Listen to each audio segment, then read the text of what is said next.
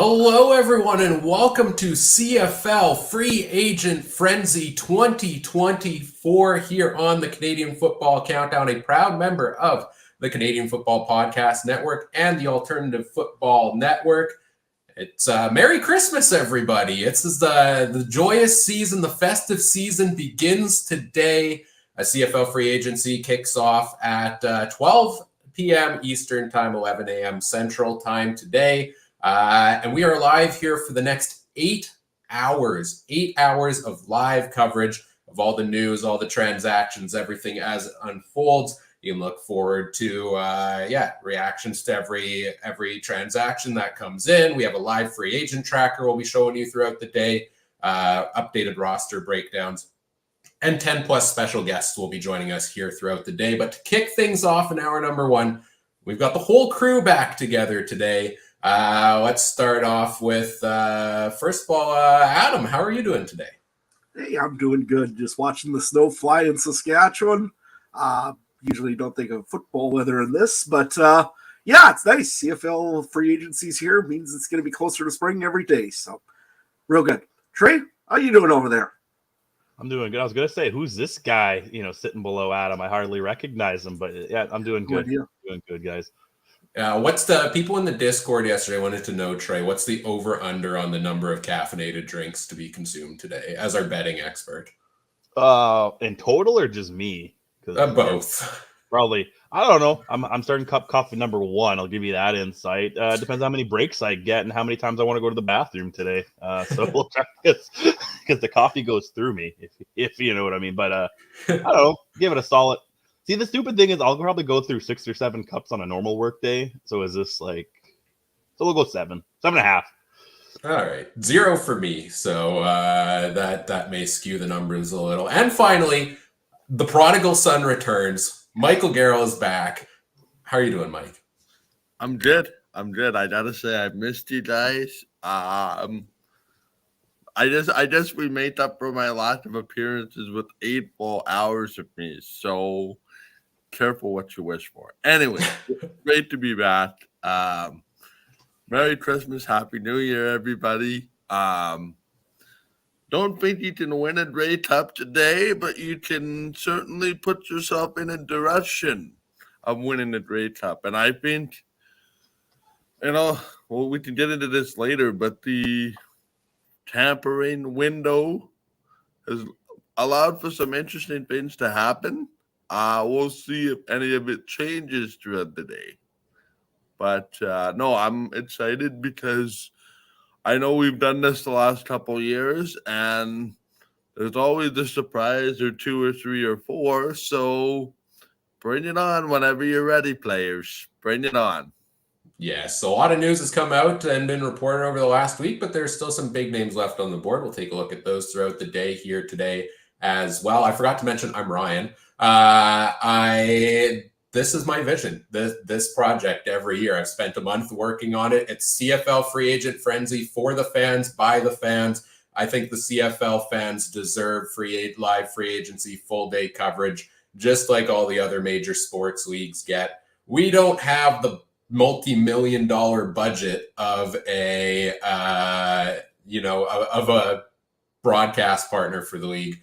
But we put a heck of a lot of planning into this, and it's going to be a darn good day. So thanks to everybody joining us here. Hope you have fun throughout the day as well. I see Chris in the chat already joining us 7 a.m. in Vancouver, up bright and early there to join us. Hello, everyone. We are live on our YouTube, Twitch, Twitter, and Facebook feeds. All thanks to our presenting sponsor, Game Time TV. You can learn more at GameTimeTV.ca or Facebook.com/GameTimeTVMB. Also, at the start of the podcast, we always want to acknowledge that the Canadian Football Countdown is brought to you from Treaty 1 territory, traditional territory of the Anishinaabe, Cree, Oji-Cree, Dakota, and Dene peoples in the homeland of the Métis Nation, as well as from Treaty 4 territory, traditional territory of the Cree, Saulteaux, Dakota, Lakota, Nakota, and Métis Nation. As I mentioned, we have live chat going throughout the day, so put those comments in the YouTube or the Facebook feeds. Everywhere. We'll have one of us kind of monitoring and chiming in the chat alongside you all day. as well. So look forward to that. And yeah, it should be a grand old time here on CFL Free Agent Frenzy 2024. If you want more interaction with us as well, join the Discord community. There's a link in the video description. It's free to join, throughout the day, after today, every day. Lots of CFL talk going on in there. Let's kick off the fun here, guys, and let's take an overall look. And you kind of teased it a little there, Mike. You talked about that tampering window, that negotiation window. I know we talked about this on recent episodes a little bit as well. But now that we've had the whole week play out, I want to know what everybody's overall thoughts are on the negotiation window. Adam? Well, if you're a fan of my team or the team that I usually cheer for, you probably enjoyed this tampering window quite a bit because there's some players that are looking like they're probably coming towards Regina today. Expect a real busy day for Saskatchewan today. It seemed like they had a pretty good tamper window, or as it's also known as the Ed Hervey window. So it'll be interesting to see all what happens here. That doesn't mean that they're particularly signed right then and there, because they did have 2 days to get an offer back from their old team. So just keep that in mind, that they aren't signed yet until the actual ink is dry and everything's done and settled, and the team announces it. Till then, it sounds like they're all done. It sounds like most of them are done deals, but you never know, right? Something could change in the next hour and a half if one of those teams wants to go and get their guy back. Trey, how was the tapper window for you? Is it a good idea? I get it from the player's perspective. Like, I think they deserve to hear every offer and not to have it be rushed. Like, could you imagine, like, you go for a job interview and they're like, oh, we need you to sign this now, and if you leave this office, the job, like, it doesn't really work that way. They'll let you go around and kind of like, oh yeah, you can go talk about it with your wife, talk about it with this, talk about it with this, and you could do it. So I like it. I think it was a little too long. I think we've kind of talked about that. Me and Ryan talked about that over the last couple of weeks on some shows, where maybe if it was 2 days, maybe over the weekend, had it Saturday, Sunday, and then, now we're here on free agency. But other than that, I don't mind it. It's a good thing for sports. It's probably a CBA thing where they fought for it or wanted it, right? Mike or Ryan, I don't care whichever one of you guys want to go. Yeah, I'll bite. It took years, but the CFL finally acknowledged that, publicly, I guess, that tampering does happen, and therefore they just said it's a legal tampering window. I don't know, guys, because if you say no tampering window, probably happens anyway. It's just the nature of the beast in every sport. Do I think it should be a week long? No. Personally, I would start the window. What is today? Tuesday? Start the window on Sunday. Allow a lot of this to filter out on the day of instead of sort of the week leading up, but beggars can't be choosers. I understand why they have it. Do I like it? Do I like it for the purposes of this show? No. But it seemed to me like the public acknowledgement that there is some form of tampering going on. And listen, the CFL is a small league. Agents taught when you're talking to a free agent of another player, it's almost helpful. Hey, your guy's a free agent in X number of days. Oops. It's sort of interesting that way. So I don't know if there's a way to ever prevent it. Do I like it? Yes, but it's too long.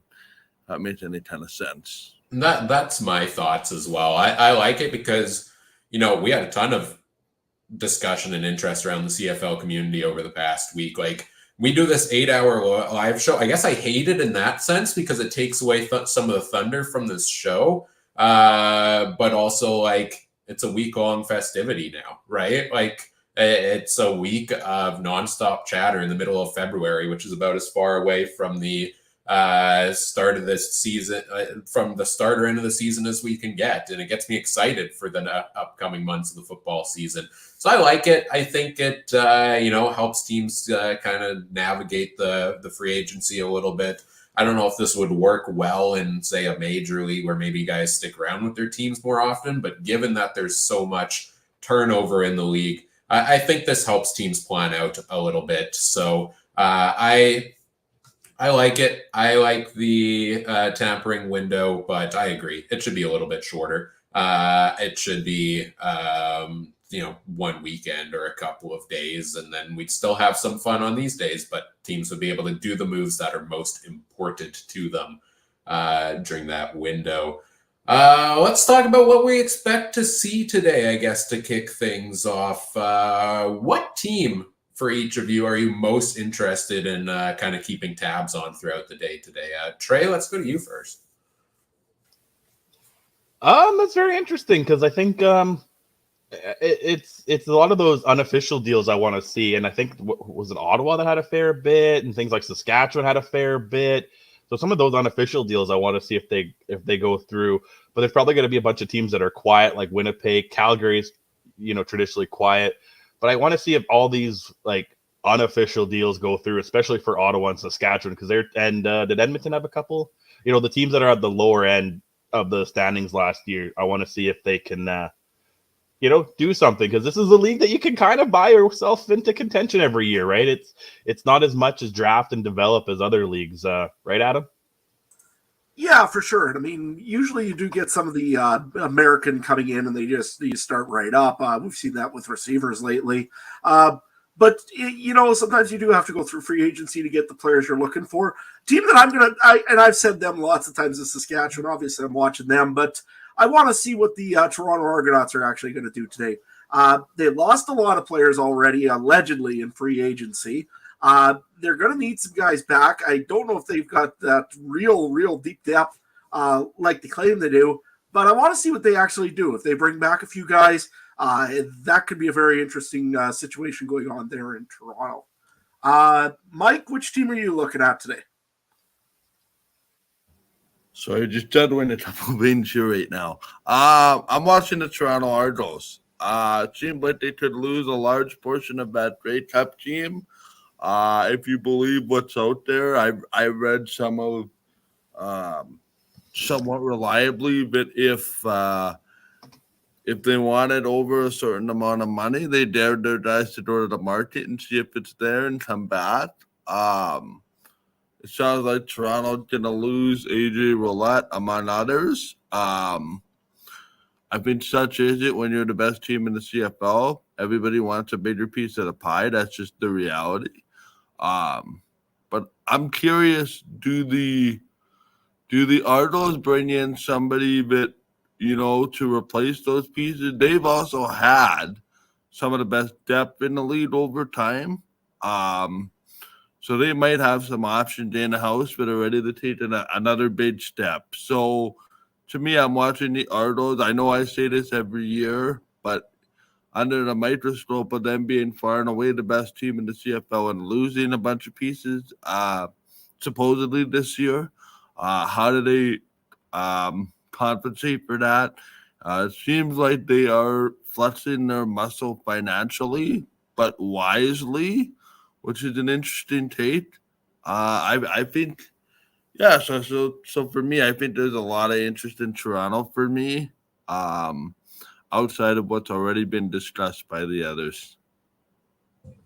Yeah, I was going to say AJ it looks like he's in Saskatchewan, because that was a pretty sweet video they just posted on the official Rough Riders Twitter accounts. I don't think they would do that if that wasn't official, but yeah, sorry, Ryan.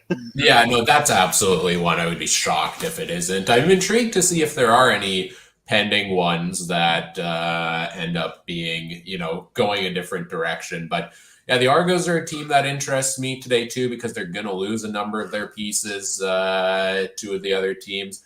Two other teams that I'm probably most intrigued about. One is Calgary, because Calgary's in a new position this year that we haven't seen from them in many years in the past. Many years it's been a very quiet free agency period because they haven't really needed to make moves. They had the success model of really good core on the team, tinker a little bit at the draft with spring camps and things like that, and then be dominant again the next year. And that's been Calgary's model. Well, this last year they struggled a little bit. So they actually need to retool their roster. And they've made some moves so far. And I expect maybe we'll actually see them be a little bit more active throughout the day today.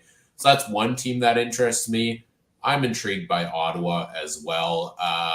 Every year we come to this point on free agency day where we talk about the winners of CFL free agency as the Ottawa Red Blacks because they've gone out and bought all the big free agents. And every single year, except that one year they won the cup or they bought the team and went to the cup in 2015.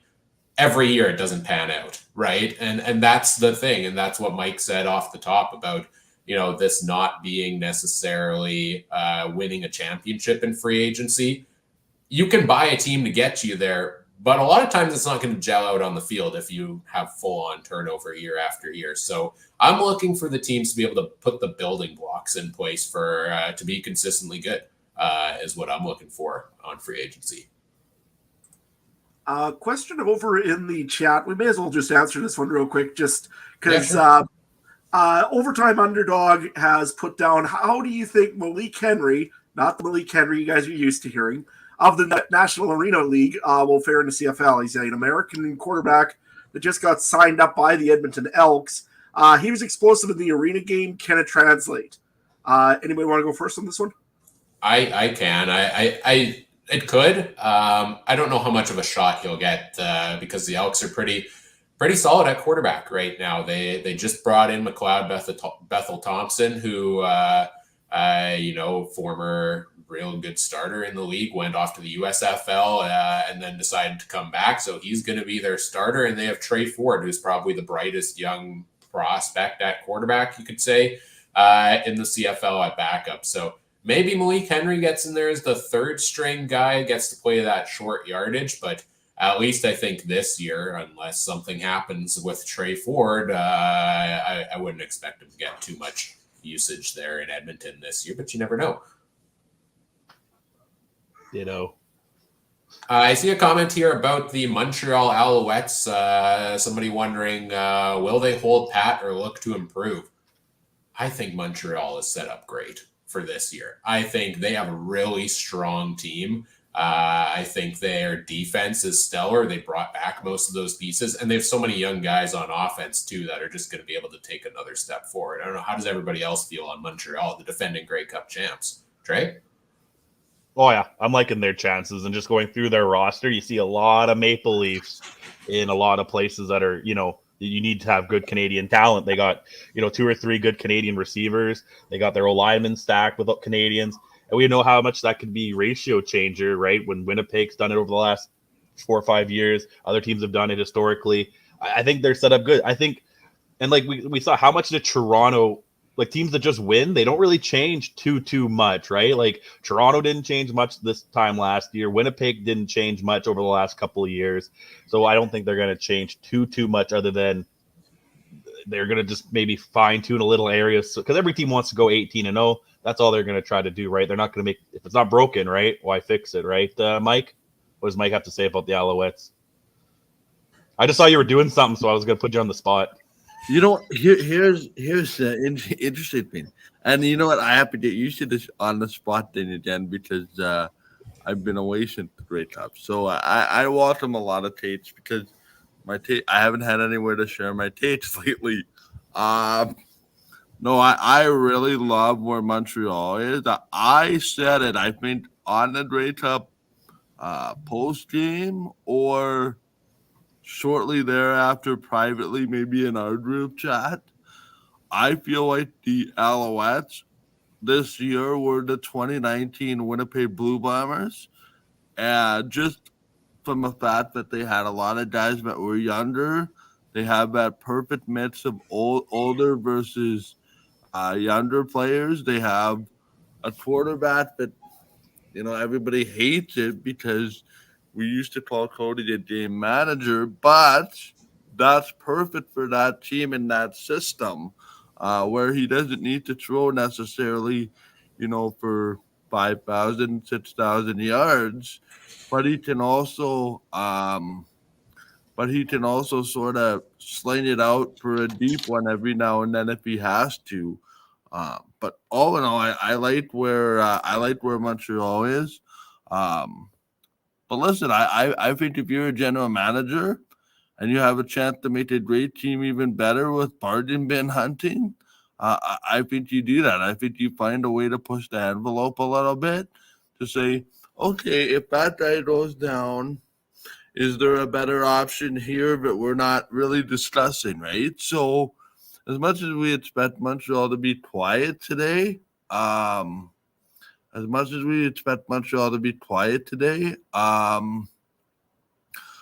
would still put them in the same case of what I've seen with Winnipeg. The last number of years, not necessarily active on day one, but let's go to the bargain bin and see what happens. And for me, guys, I hate to anoint division titles on free agency day. Just like I said, you can't win a Grey Cup, but I would be beyond shocked at this point if there's not a home playoff game in the playoffs at Percival Molson Stadium. It's going to be number one and number two for Montreal as far as I'm concerned. And I would be very shocked if we see anything different. Well, stay tuned for near the end of the show today. We'll do our full East and West standings predictions after all of today's events unfold. Let's take a look at our free agent tracker here that we'll be using throughout the day, guys. Let me pull that up. I believe this is it. There we go. Oh, I'm cut off. Nah, hang on. Let me find it. That's okay. I don't need to be on the screen. You can somewhat see me there. This is our live free agent tracker. We'll be updating this throughout the day and taking a look at the pending free agents as it goes along. So we've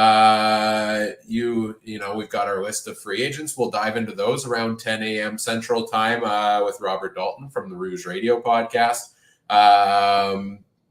And so we'll take a look at the list of pending free agents at every position. We've got our live transaction list here throughout the day that we can scroll through and see the list of transactions going on throughout it. And of course, we've got our team-by-team roster breakdowns that we'll take a look at as we go as well. I programmed this all, by the way. Got to shout that out after all the work that went into this. So, we'll be keeping tabs on everything. We'll have all the information you need. We're a one-stop shop for everything CFL Free Agency as we go along here throughout the 8-hour show.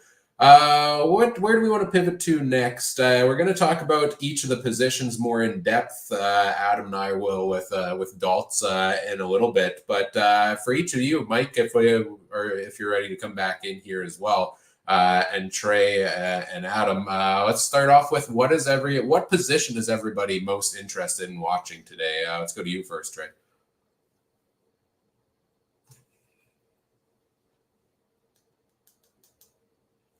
You are muted, Trey. It was going to happen once today. Most position I am interested in looking at, I guess, would be wide receiver, because there seems to be a fair bit of them out there, right? Let me see here. I'm trying to navigate your fancy tracker here, man. I'm kind of slow today. You got Tim White, Lucky Whitehead, Williams, Rasheed Bailey, Shaq Evans, Nate Behar, Luther, Hacken and Avuno. Is that the best I've probably ever said it? Jake Winicky, O'Leary Orange, Janarian Grant, if you want to count him as a wideout. There's a lot of guys out there. Greg Ellingson, I know he's been kind of meh the last year or two, but a lot of guys. And if Tim White's asking price is the $300K, what does that mean everyone else is going to get? And where the trickle down effect is all these receivers not going to get signed until he's signed, because there might be 3 or 4 teams looking at Tim White. Is all these guys going to get signed up because nobody wants to touch the $300,000 price tag on Tim White? That's kind of where I'm leaning towards. Because otherwise, I don't want to take anything else away. Quarterback, unless there's somebody's able to snag some crazy out of left field ex-NFLer, probably nothing crazy there. And same with the other positions. Adam? Yeah, I'm going to look at the offensive line, because I always say that everything's one and done in the offensive line and on the defensive lines. So those are really the two I'm looking at. In Canadian-wise, there's a pile of good offensive linemen available. Chris Van Zyl, I mean, he's a little bit older, but looks like he's wanting to go for one more season out of Hamilton. Jeff Gray, that was actually a surprise for me that Winnipeg has not signed him yet. Landon Rice, another one, also a good tackle out of Montreal, and tackle positions seem to be a little bit tougher to get a hold of.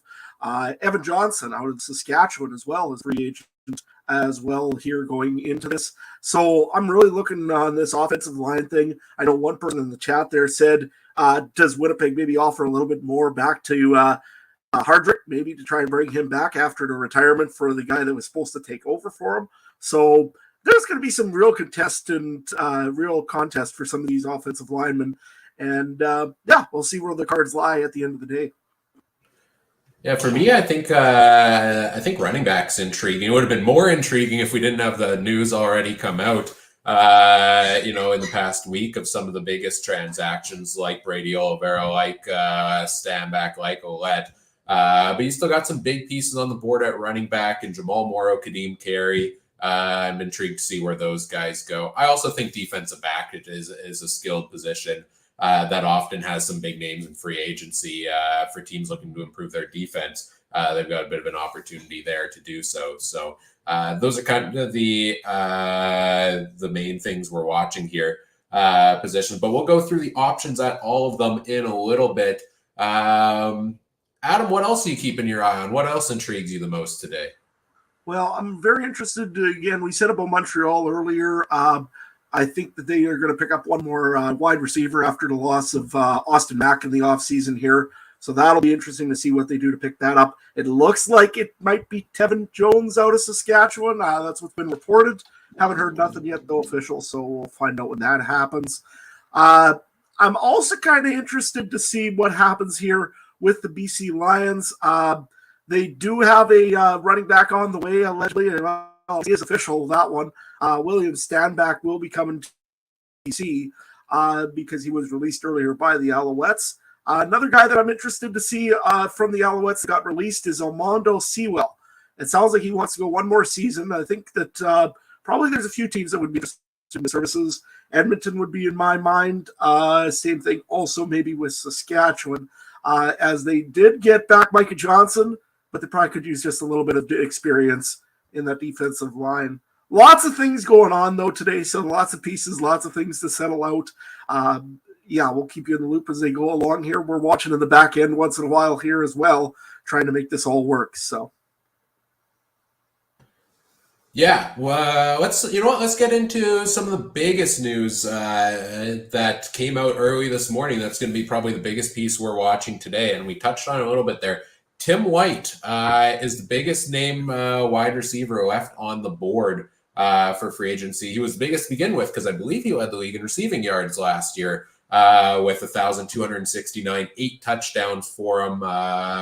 Tim White is standing pretty firm with an ask of $300,000 for this year. And I feel like the Ticats are a team that desperately needs him. What do you think is going to happen with Tim White here? You think the Ticats are going to give in eventually and get it done here, Adam? Or do you think we could see him in another uniform? I'll tell you what, somebody essentially, it sounds like whoever offers him the $300,000, he's going to. And that maybe, I don't know if Hamilton's going to step up that much, to be honest. They should, but I don't know if they will. There's other teams out in the league that are really looking for some receiver power. I would think probably BC is one of them because they did lose Lucky Whitehead earlier in the they will probably lose Lucky Whitehead free agency today. No idea where he might go. It might be Hamilton as well.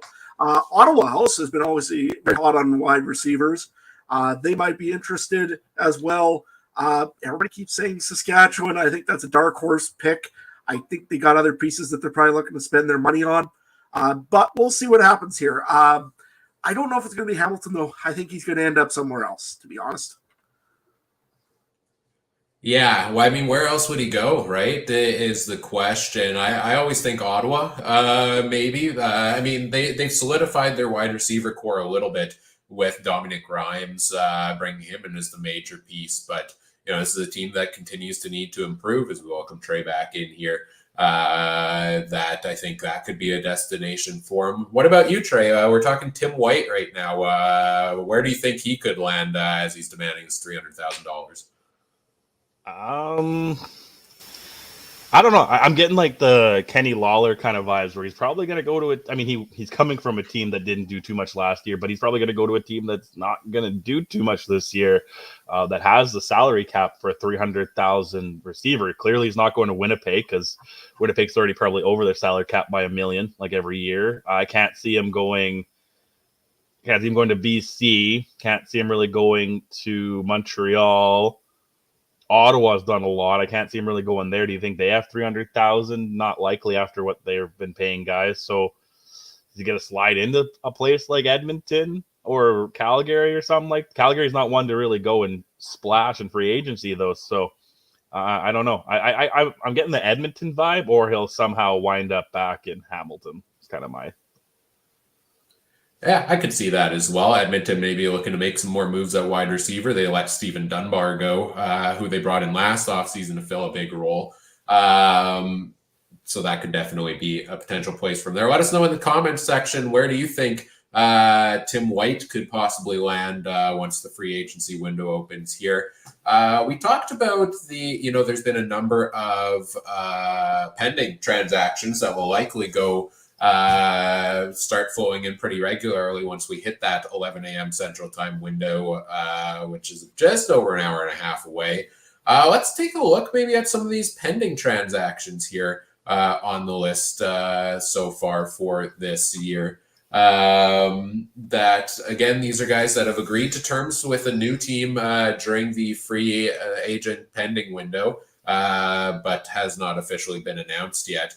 Adam, this one came in yesterday. Micah Tights was with the Saskatchewan Roughriders. Looks like he signed with the Calgary Stampeders. You've gotten a chance to watch him pretty closely in Saskatchewan. What do you think of this move for the Stamps? It's a good move. Calgary had him before. He was a good linebacker in Calgary. He had a very poor 2022, essentially, or 2023, I should say, in Saskatchewan. Kind of got outbeat by the job by CJ Rivas. The Riders decided they're going to go in a different way, essentially. Still a good young Canadian linebacker. I think he'll do real well in Calgary. He did before, and I can't see why he wouldn't now. They've got a scary linebacking core already getting going in Calgary.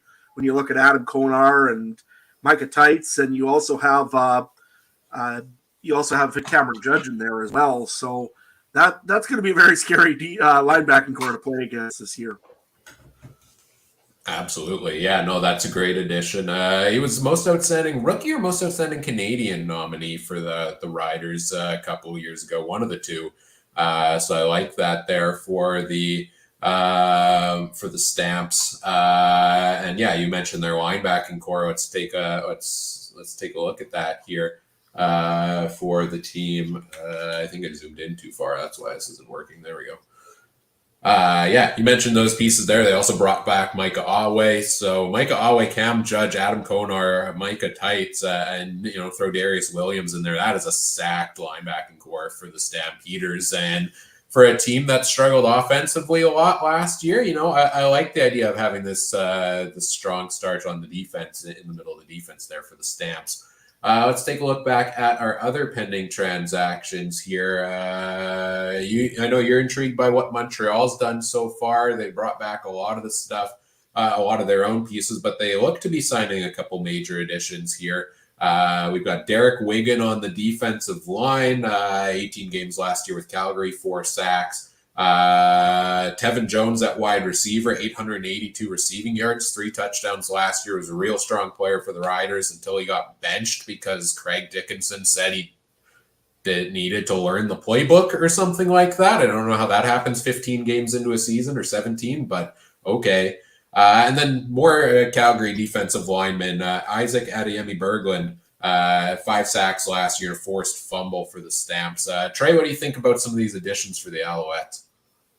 I like it. The 2 of the 3 are defensive line, and they had a pretty scary defense last year, right? If you look at what Sankey and Lemon and some of those other guys brought in, what they were doing. And I mean, I think it's just to get a more rotation in there, and I don't mind the new receiver. I mean, as long as he learns the playbook, I guess he will be fine because, like we just said, Montreal's running or wide receivers, they're pretty.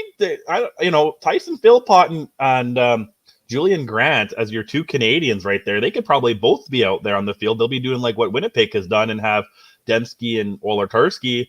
So you kind of need to start getting some American guys in there, and Tevin Jones definitely is a guy who could fit into that, and as a veteran presence, like, well, he's wait, quick look here. Oh yeah, he's the oldest receiver on the roster, right? But for coming in right now, so somewhat of a little veteran presence in there to help guys like Sneed, Philpott, even Grant, who are all in their mid to late 20s, right? Yeah, I love the addition of Tevin Jones. He fills it. He lines up at left wideout. That's the exact spot that Austin Mack was in last year, so he fills the direct need there. He has experience with Cody Fajardo, with Jason Maas from the 2022 season with the Riders. I think he's a strong breakout player, even though, like you said, he is the oldest wide receiver on the roster. Maybe brings a bit of that experience to a relatively young crew. Can I say one more thing about Montreal? I just realized if you go to the subtractions, they only lost one guy so far. You know what I mean? They've got a couple of pending free agents. I know. I get that. But if you still go to the other teams, they've already, I guess BC's lost. I get that. But there's other teams that have lists, right? Like you got to scroll when you see those subtractions already. And Montreal's only got one to this point.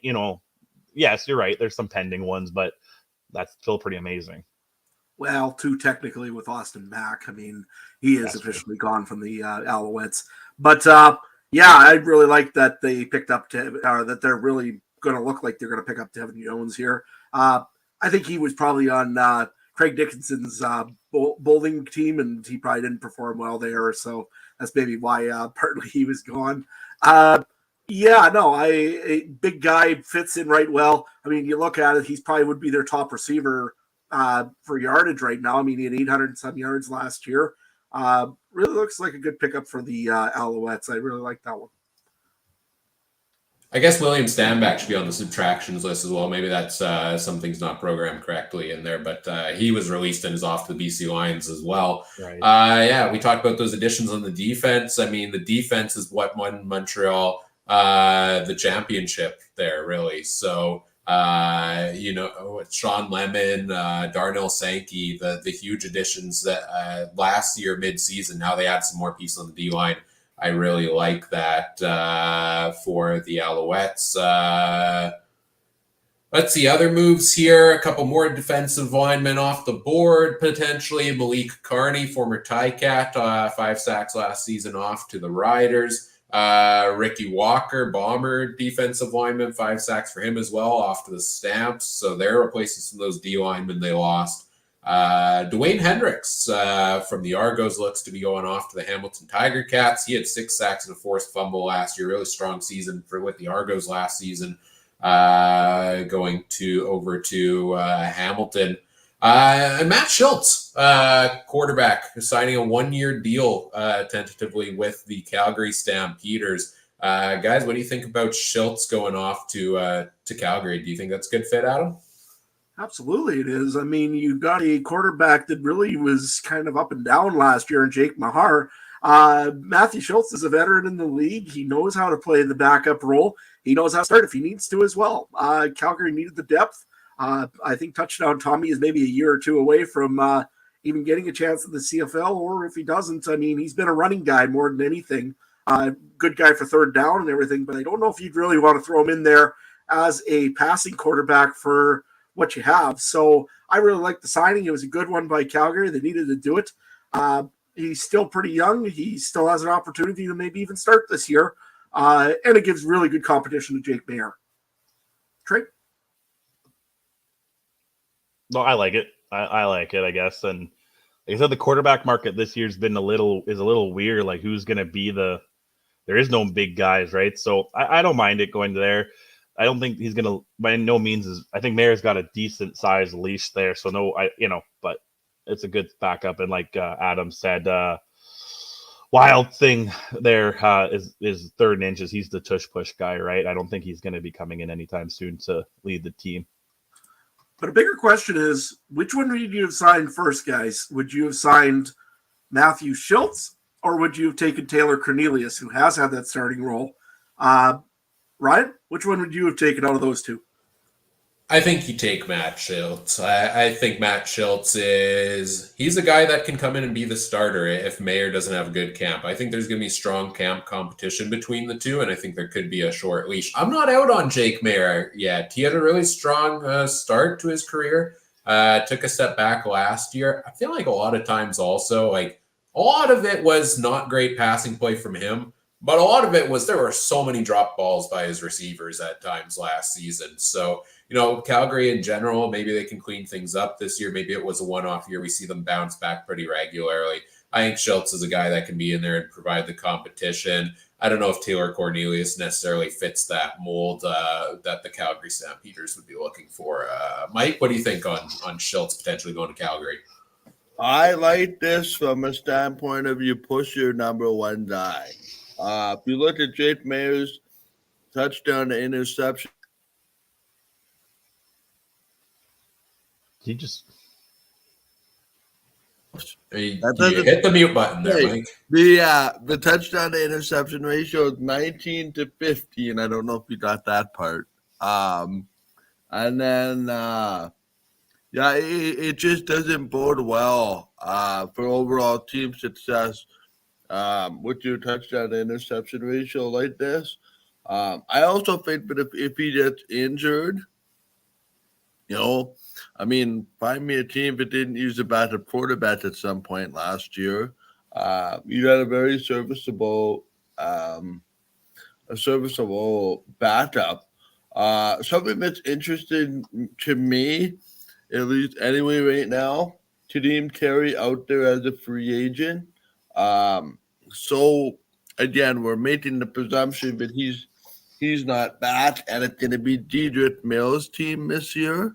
So it's interesting to see Calgary move money around. But, Matthew Schultz probably said to himself when he went to the market, where is my best opportunity to be a number one while being a number two? And I think he settled in an ideal situation for himself. Now, I could have also seen him go to Saskatchewan and behind Trevor Harris. It's fine. That might be option number two for me, but I think he did very well for himself. And Calgary to me seems very set at quarterback now with Mayer, Schultz, and Stevens. And then that's one of the items that, you need to be 2 or 3 deep in this position in the Canadian Football League. Just looking at a couple of chat comments here. Keep those coming, folks. Craig will never live down that bowling thing, huh? No, absolutely not. We will make fun of Craig Dickinson's bowling events endlessly. Maybe how many times? What's the over-under in the 8-hour show? I guess depends how active the riders are today. Number of bowling jokes or number of It's Fine jokes? Which one's going to be higher, Adam? I would think probably there's going to be a lot of the bowling jokes today. I'm sure we could throw a couple strikes in there and a few other ones that we could use in there. But I don't know. It's also a pretty fine day, so there definitely will be a few of them. So, how many McRibs? Scott wants to know did everyone order for lunch today? Anybody try the McRib yet? Yeah, I tried it, but I'm 45 minutes away from anywhere, and they don't really deliver out to the country. It looked. I don't want to get sued for slander, but it looks like the most disgusting thing on the billboard, man. Like, I'm not a big McDonald's guy in general. I just think they're like, after I saw that how they make McNuggets, I've just, honestly, man, the worst things on the McDonald's that look the worst on the McDonald's menus are the tastiest. That's all I'll say. I haven't eaten there in quite some time, but not gonna lie, the McRib did catch my eye on the board. Bacon portobello mushroom from Wendy's. That's the play, boys. Yeah, that's the play. How do we get a Wendy's sponsorship? Guys, rib me. Mike, what is happening with your microphone? You're off and on. I have no idea. I keep hitting it with my mouse, with my finger, I guess. Yeah, no, the McRib made certain people of a certain vintage, i.e., my parents' age group, have a bit of a childhood moment, even though I can be of a certain younger age and remember the McRib, but you can't interest me in the McRib. I'm happy for those that have been a big fan. Um, to me, I think I'd rather stick with pork on a bun. Ooh. So that's what that is in my mind. But no McRib here today. Yeah, and these are the things you can look forward to over the course of the next 7 hours here alongside CFL talk. We'll throw in some food talk here and there. We all like food. Can't interest you in a McRib. Maybe it could interest you in some more pending free agent signings here, Mike. Linebacker Jameer Thurman looks like he'll be signing a 1-year deal with the Saskatchewan Roughriders. 98 tackles, 5 sacks, a couple of interceptions, and fumbles for him last year. Hamilton making another move on the D-line. Brandon Barlow, Argo had 9 sacks last year. I believe was first or second in the team in that department. He goes across the road to the Ticats. Demario Houston, Bomber defensive back, one of the stamps. So he led the league in interceptions last year. 7 interceptions, 3 fumble recoveries. Big play guy, Demario Houston. I'll round out the rest. I'll run through the rest of these and we can touch on which ones interest you guys the most. Running back returner Javon Leake looks to be signing a 1-year deal with the Edmonton Elks. Former Argo was the best return man in the league last year, over 2,000 return yards and 4 touchdowns. Jamal Peters, being paid one of the highest defensive backs in the CFL, looks to be going to the Ticats. So some more Toronto going to Hamilton, Hamilton going to Toronto, a little crisscross action there. And then your Riders going to be very busy once that window opens there, Adam. We talked about AJ Ouellette, over 1,000 yards last year on the ground, 10 touchdowns in total. And Jamarcus Hardrick, one of the top offensive linemen available in free agency, looks to be signing a 2-year contract unless things suddenly change. AJ Ouellette and Hardrick's touchdown celebrations better be legendary. Is all I got to say, right? Those are gonna be so good. Those are gonna be so good. Adam, Jameer Thurman, Ouellette, Hardrick. What do you think about these additions for your Riders? Actually, I was just going to talk a little bit about Jameer Thurman, actually, and the other two are really big. I mean, no question. The offensive tackle, that's been a sticking point for the Riders for quite a little while. Plus, you also get to remove them from a rival team, so that always feels a little better as well. But Jameer Thurman, the linebacker, I believe he was with Hamilton last year, had an amazing season. He's probably get paid a little bit over what he should, maybe. That's hard to say. But you've got CJ Revis, you've got Jameer Thurman right now. You've got a really good linebacking core also beginning in Saskatchewan. However, that's going to cost us one guy. I'm sure it's going to be Larry Dean. That's the odd man out, which is unfortunate because Saskatchewan's leading tackler last year was Larry Dean. But we'll see what happens here. I haven't heard a whole lot on Larry Dean yet. So we'll see where he goes also. That would be interesting to see. So. The move I like the most, one move I really, really like in this mix is Javon Leake going to the Edmonton Elks. He was the top return man in the CFL, and I talked about this on a recent podcast episode, but I'll rehash it here quickly. Last year, late in the season, Deontay Alexander scored the first return touchdown for the Elks since Kendall Lawrence in 2015. This is a team that has been starved for successful return game for basically almost a decade now. They go out, they spend the money to get the biggest name on the board. I think it was like $125,000, one of the highest paid special teams players in the league. I like him going over to Edmonton to fill that return role. I also think his speed and his dynamic ability to break tackles that he's shown in the return game is absolutely something Chris Jones is going to try to exploit on offense there as well, right? Mix him in here and there with Kevin Brown, maybe a couple of dual running back plays. I think Leake could have a fantastic season here with the Edmonton Elks. I'm really excited for him fitting in there. What other transactions interest you here that we've gone through, Trey? What interests me? Not much else that we've talked about. Like I said, the subtractions from teams like Winnipeg and Toronto have really made me think about some things, But DeMar in Houston to Calgary, I like that one. Calgary, like we were saying, I think you were saying before, Calgary's lining back core is pretty solid. Well, that just adds to their defense in general. And I mean, if you want their offense to get better, I guess you also kind of need their defense to be better. It gives them in better field position, right, and stuff. And that was one thing I felt Calgary just never could get good field position, and then you're getting a kind of an inexperienced quarterback having to march the field. Not everyone's Patrick Mahomes who can score, with 30 seconds and go 100 yards, right? So I think Calgary's doing the right things, and that might even be their biggest signing of the free agency, right? Because like him and Schultz, right? Because they don't really go splashes, so I like it. Yeah, and it's going to be wild if all of a sudden Calgary is the biggest player in the market today. I've been scrolling through the social media, have not seen any new news coming in over the last hour. I don't know if you guys have seen anything coming in there. I don't see any new updates. We have people coming in every half hour, basically, throughout the rest of the day from here on forward to help give us some insight into the teams they cover or just talk about the league as a whole. And we'll go through that all with them. The only team, unfortunately, we weren't able to get someone, the guest kind of fell through on that one, was the BC Lions. So, you know what, before we bring in our next guest, our first guest at 10 a.m., maybe we'll just get the group's takes here on the BC Lions. Let's see where they're at.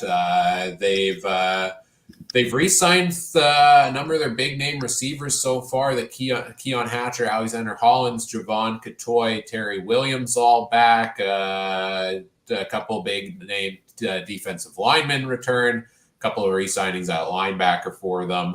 And Marcus Sales back at defensive back. And can't forget the punter, Stefan Flintoff, returning for the Lions. They've been busy. The most notable addition so far, William Stanback at running back for them, coming over from Montreal. He'll play a role there, probably a 1A, 1B with Taquan Mazzell. A couple of other, Lawrence Woods, a defensive back. Looks like none of his stats populating here, but was with the Ticats previously, filled a return role there. Dane Evans has retired. Kieran Burnham, backup kicker, I think is off to Hamilton, I believe it was. And they've got a couple of pending free agents still, most notably Lucky Whitehead and Matthew Betts are the two of the biggest names here. Jalen Edwards-Cooper should be going over off to the Riders. I think that's another one we forgot to put on the transaction list that'll get fixed up here shortly. But give me your takes. Let's go to you first, Mike. What do you think of what BC has done so far and where BC needs to go today? Yeah, I really like what BC's done over the general course of the last 2 years.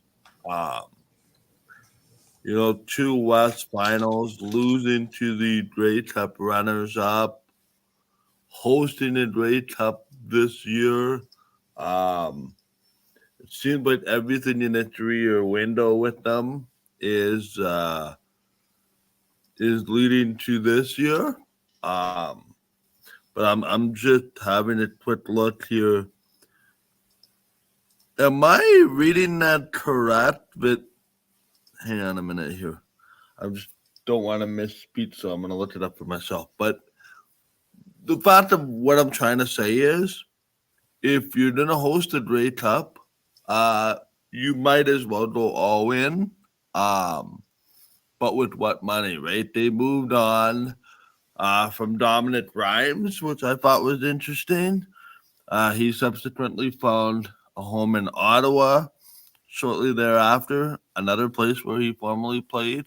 I think it's time for some of those young receivers to maybe take another step. It appears like they're going to lose Lucky Whitehead. And potentially Matthew Betts now to the NFL. Sounds like Betts is going to sign a futures deal. I know that's been out there. I'm not sure if it's been discussed in these mediums, but that's a fair amount of change for for one football team going to host the Grey Cup. So, but again, it's this co-general manager, Neil McAvoy and Rick Campbell. It seems to be with them that like smooth and steady wins the race. And, I think right now BC is the second best team in the West. Going off of what we ended last year with. And they still need to find a way to make that next step, right? Take that next step. And no better year like the present to do so with a home Grey Cup. Absolutely. Trey, quick thoughts on BC for you? As a Bomber fan, I'm scared. I think that they're looking pretty good this year. I was high on them last year, if you remember that. I think I maybe had them winning in our preseasons. I definitely had them winning the West, and I kind of in that same boat again this year, which we'll talk about later. I'll have to think about it, but yeah, I'm liking what they're doing. Maybe another backup quarterback would be nice because we know Vernon Adams at 31, I think he is, right, or 32. Definitely likes, has spent time on the IR. But other than that, look at the running backs, Stanback and Mazzell, receivers. Yeah, they lost a couple guys like Rhymes and Whitehead, but they're still pretty juiced up in their receiving core. Their offensive line, they got some great Canadians. I'm still pretty psyched on BC, and just watch Nathan Rourke make a September comeback or something stupid, right? He gets cut by New England or whatever team he's on, and he makes a September comeback and charges BC to a win at home in Grey Cup. That would be wild if that happened. I don't know that you'd have to go that direction if you're BC and at least entertain it, but that almost seems like a disservice to Vernon Adams a little bit after. I was only most meaning if he has like a season-ending injury or something, or what I mean, or maybe because it's always around Labor Day. There's always how many quarterback injuries do we have last year by Labor Day, right? All of them. Like so, and don't tell me that BC if Vernon Adams goes down for anything more than 6 to 8 weeks that they're not calling Rourke and being like, "Are you done with this NFL thing yet?" The big thing with the wide receiver, you talked about missing some pieces. We have Keon Hatcher in the list, and I see we have our guest waiting in the wing. We'll bring him in shortly. But we have Keon Hatcher on the list. He's not going to play till October, though, because he's out with an injury, right? So BC could be a team that's maybe in the market for a wide receiver. One of those big names still out on the board. Adam, super quick thoughts from you on BC here to wrap up the Lions talk. Yeah, most times I'd be panicked about losing a guy that's got 18 sacks on his name from last year in Matthew Betts. However, they do have another Canadian waiting in the wings in Cherry. I think he'll be probably just fill the spot up quite well. So I wouldn't be so worried about losing Matthew Betts at this point. They do, I think, need an experienced receiver, and boy, is there a good one that used to be a BC Lion on the board today. Maybe they bring in Matty Arsenal for one last run. As a very cheap option, just as a wide receiver until they get healthy. Yes, that's an intriguing option as well. We'll take a look at all the wide receivers, all the players at each position on the board here. We'll send Mike and Trey backstage here. One of you is going to be hopping in the live chat with the folks, I believe, and one's going to be keeping tabs on the news as we're 1 hour away from the kickoff of CFL Free Agency. And let's welcome in our first guest of the day here. He's the host of the Rouge Radio podcast, a lover of jorts and of dad jokes. It's great, Robert Dalton of Rouge Radio. Daltz, how you doing today? Hey, not too bad. Just to let you know, Adam, I was on board. I was actually, if we were going to bring it up, I thought Manny Arsenal would have been like a so underrated signing if you're a BC Lions fan. Wow, I mean, he's got the popularity there, and I mean, the contract would be pretty well minimal or very little for a big veteran. So it's kind of almost, I'd be surprised if it doesn't happen, to be honest. I see it as a depth play, but I don't know positionally, does it fit, right? Doesn't he normally line up at kind of that Javon Cotoy slot back spot? I mean, they can move the guys around surely as well, and if you're a guy like Matty Arsenal, you can play any spot, but... Yeah, I mean situational. I mean, yeah, it's they can move him on the boundary on the wide side. They can put him in the slot back. I mean, the good thing is Jordan Maximic is so good at his job that he can figure it out. And if you're only going to use him for once or twice a drive, then I have confidence in that group that they can figure it out. All right, let's take a look at the free agents on the board. First of all, in general, overall, what are you watching the most today, Daltz? What's got your eye? I mean, our friends at the Podski Wee Wee podcast they're sitting there. I think the big name on the block right now is Tim White, and see how long is he going to wait as a free agent to get that $300,000 that he's waiting for. And the rumor is from Justin Dunk of Three Down Nations that he's not going to budge on it. He's going to get that $300,000. If you ask him. I'm also surprised that we haven't seen that much or heard much of Sean Oakman.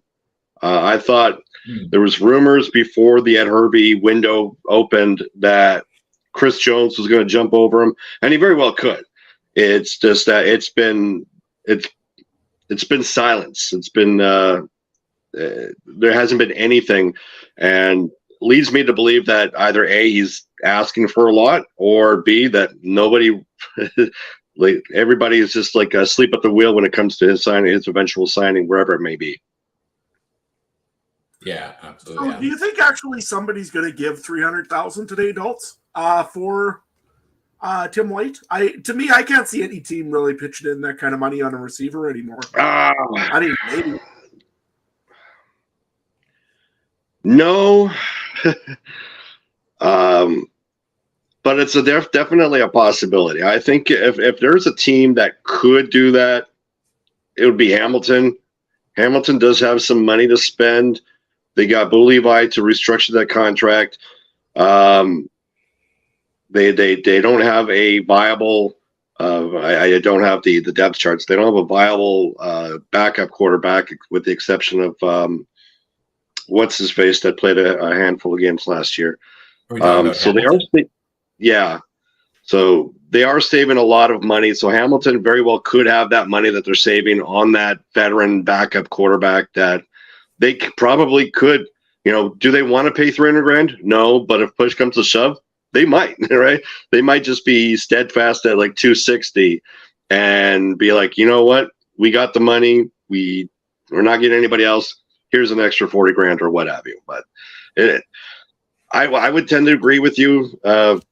Nobody should be paying $300,000 for a non-quarterback, specifically an American receiver. But never say never with CFL general managers. They are their own worst enemy when it comes to free money. Yeah, we look at the Ticats here. Taylor Powell, the backup you were talking about there, together with Bo Levi Mitchell. At wide receiver, they're a team that they just brought back Terry Godwin. I thought that was a crucial one for them as well, because especially if they're losing Tim White. But then not a ton of experience here under contract currently at wide receiver. Keandre Smith's going to fill that Canadian role. I was surprised to see he had 701 yards. I feel like he had a quiet year, maybe turned it on strong late in the season.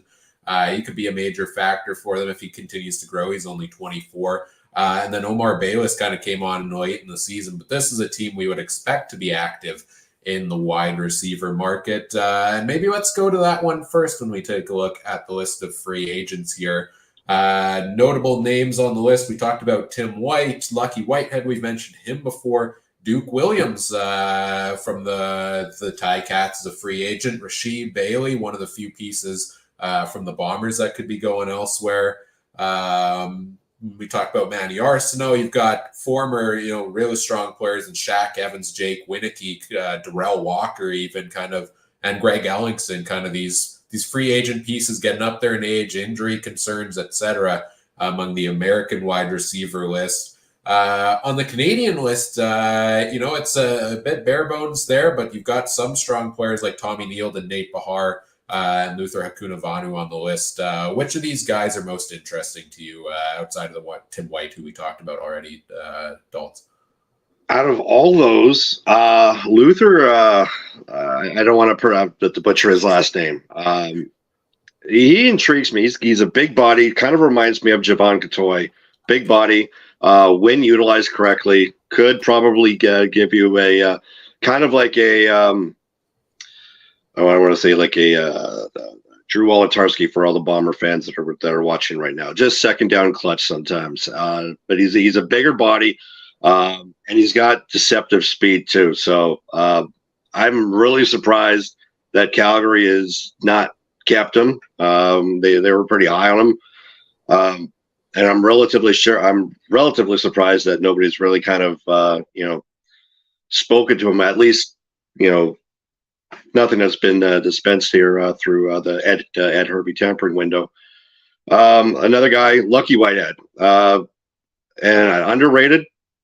An underrated signing coming up. Prediction: I predict that maybe he comes back to Winnipeg. Winnipeg expected to lose Janarian Grant. Greg McRae isn't back yet. They also could be without Rasheed Bailey. So there's 3 jobs that could be taken by Lucky Whitehead just by himself right now. I know he's had some injury concerns, but it fits. He knows the system in Winnipeg. He knows the locker room. Not a bold prediction, not a hot take, but it would not surprise me if Lucky Whitehead will return back to Winnipeg. But the big name is Luther. I really like that fit, especially if they can't bring back Rasheed Bailey. And for a team that somehow managed to fit in Oliveira and Schoen, getting to do 3 positions with one guy might be a decent way to get some cap savings. Adam, what interests you most at wide receiver? I'm looking at Nate Bahar, actually. Ottawa released him earlier in the offseason here. I would imagine they might be one of those guys after Luther Conavanu. I could also see Tommy Neal going somewhere today. He looked pretty good when he was on the field in Toronto. He didn't get a whole lot of snaps and a whole lot of games in, but they're pretty solid with Unger and a few other pieces in Toronto. I think the Tommy Neal will be on the move today. And I'm surprised, actually, also people haven't talked to him as well. Yeah, Nate Bahar being released by the Red Blacks is still so surprising to me. I don't know if it was a cap cut was the whole reason, but I don't think there's a better Canadian receiver out there on the market for them. Maybe they look internally with a guy like Keaton Bruggeling, who kind of played a backup role in the lineup last year. But I think Nate Bahar is still one of the top options out there. I have to ask about Jake Wieneke. Adam, he came over to the Riders last year. A lot of expectations for him there. It didn't work out. He ended up on the bench late in the season. What do you guys think? Is there a resurgence here for Wieneke out there somewhere? Hopefully, he's a good receiver. It's just that Saskatchewan ended up with a lot of their draft picks actually stepping up, like Sam Emilus. So it sucked for him. I mean, he got a good payday out of it. But in the end, he was released because, there's just no place for him in Saskatchewan at the moment with good receivers coming off of the draft that Saskatchewan has on contract. As per where he goes, that's a good question. Like I say, I could see maybe Ottawa because they could use a Canadian receiver, but otherwise,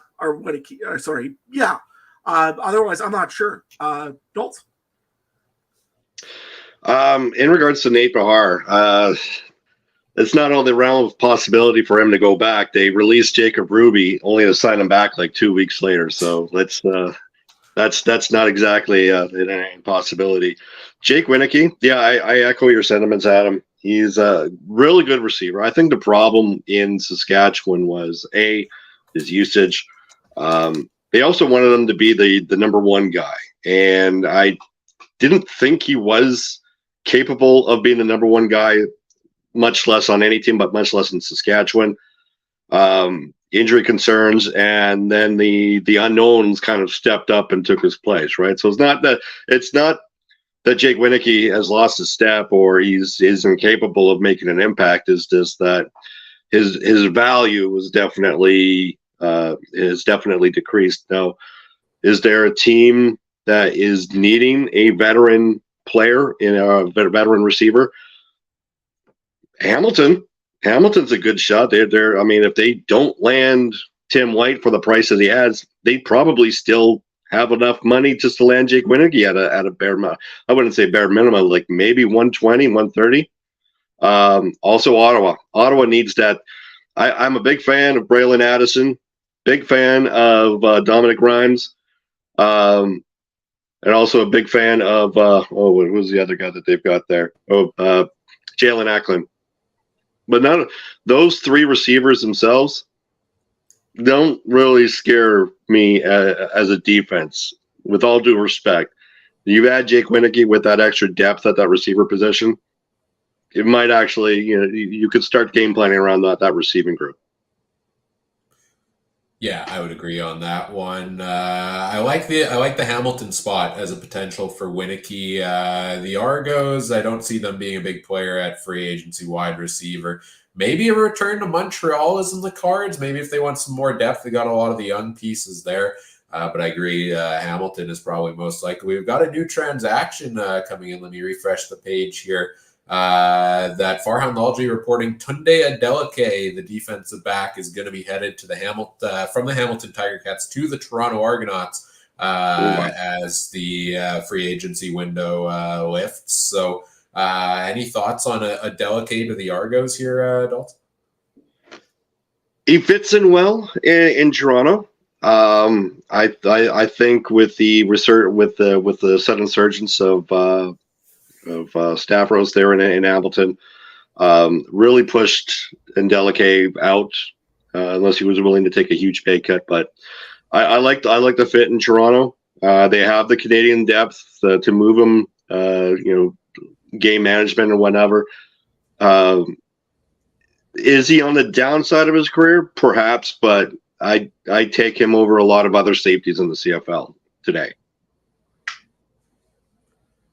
Yeah, I would. I think it's a great signing for the Argos, especially as a team who's going to lose so many defensive pieces. Today, we've seen a lot of their defensive backs going off to Hamilton and Ottawa and whatnot. They're going to need to rebuild that defense. And no surprise, Adeleke, wasn't he in Calgary before? So it's a former Calgary connection going over to the Argos here yet again. Let's take a look at the defensive backboard here in the free agent tracker, since we were just talking about that position. Looking at the list here on the screen, Adam, any of these jump out to you as the biggest names on the board? Well, Robertson Daniel, I think, is the biggest name on the board right now.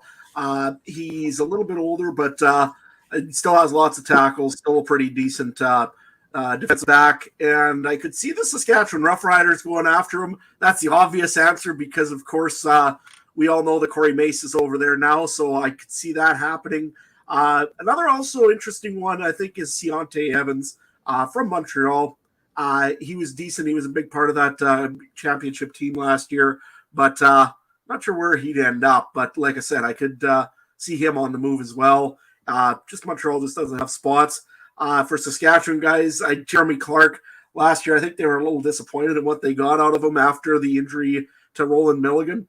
I think that he probably is going to be one of those guys that'll be leaving Saskatchewan this year as well. Doltz, what do you think?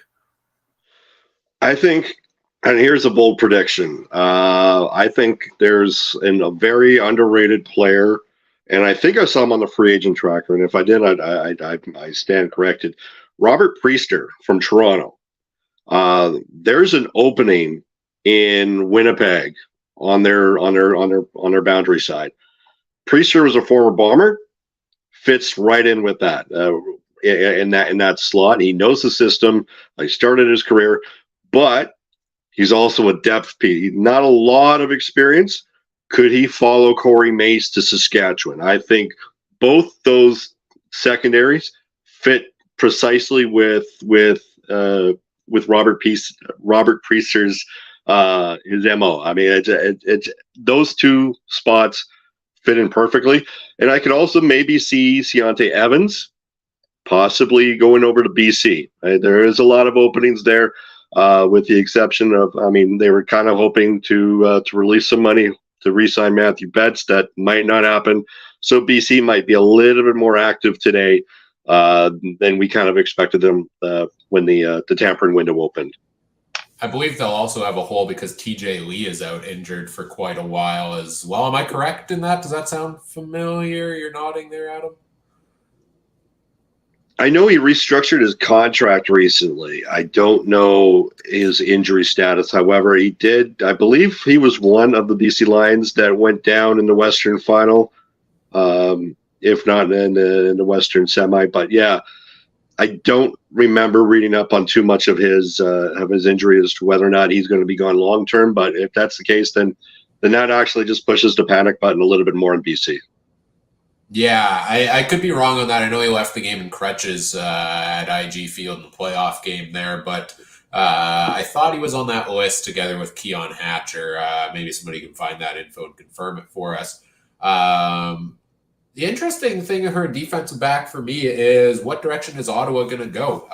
Because we know they already are going to be bringing in a Darius Pickett to fill that kind of Sam linebacker role. That's kind of the linebacker defensive back hybrid.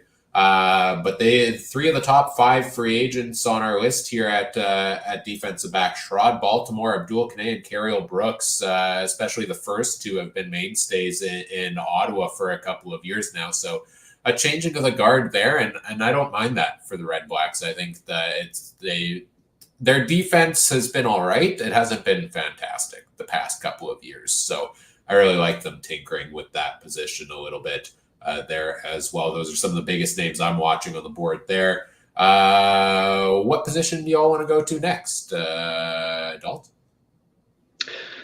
Just because I brought him up early, let's go with a defensive line. I'm just curious about what kind of competition Sean Oakman has. Yeah, we'll take a look at the list here. I mean, Matthew Betts is the big one, the big domino we're still waiting to fall. Does he come to CFL, back to the CFL? Does he go to a different form of Lions in the NFL? There's rumors there. AC Leonard of the Edmonton Elks, that's a big one still out there on the board. Woody Barron was just released by the Lions. Sean Oakman, you touched on him a little bit. There's some of these guys that are getting up there in age, like Ted Laurent, Armando Sewell. How many years do those guys have up there still for them? Dylan Wynn seems like he was hinting that he's going to be looking elsewhere. And if you want to make it to the Grey Cup, you have a statistically high chance of doing so if you sign Jagarrett Davis. It didn't work out last year. It was the first time in his career that he did not make the Grey Cup, which is insane. But he is a free agent on the board, although he didn't have a significant role last season. So these other names on the list, who interests you most? Outside of those ones, I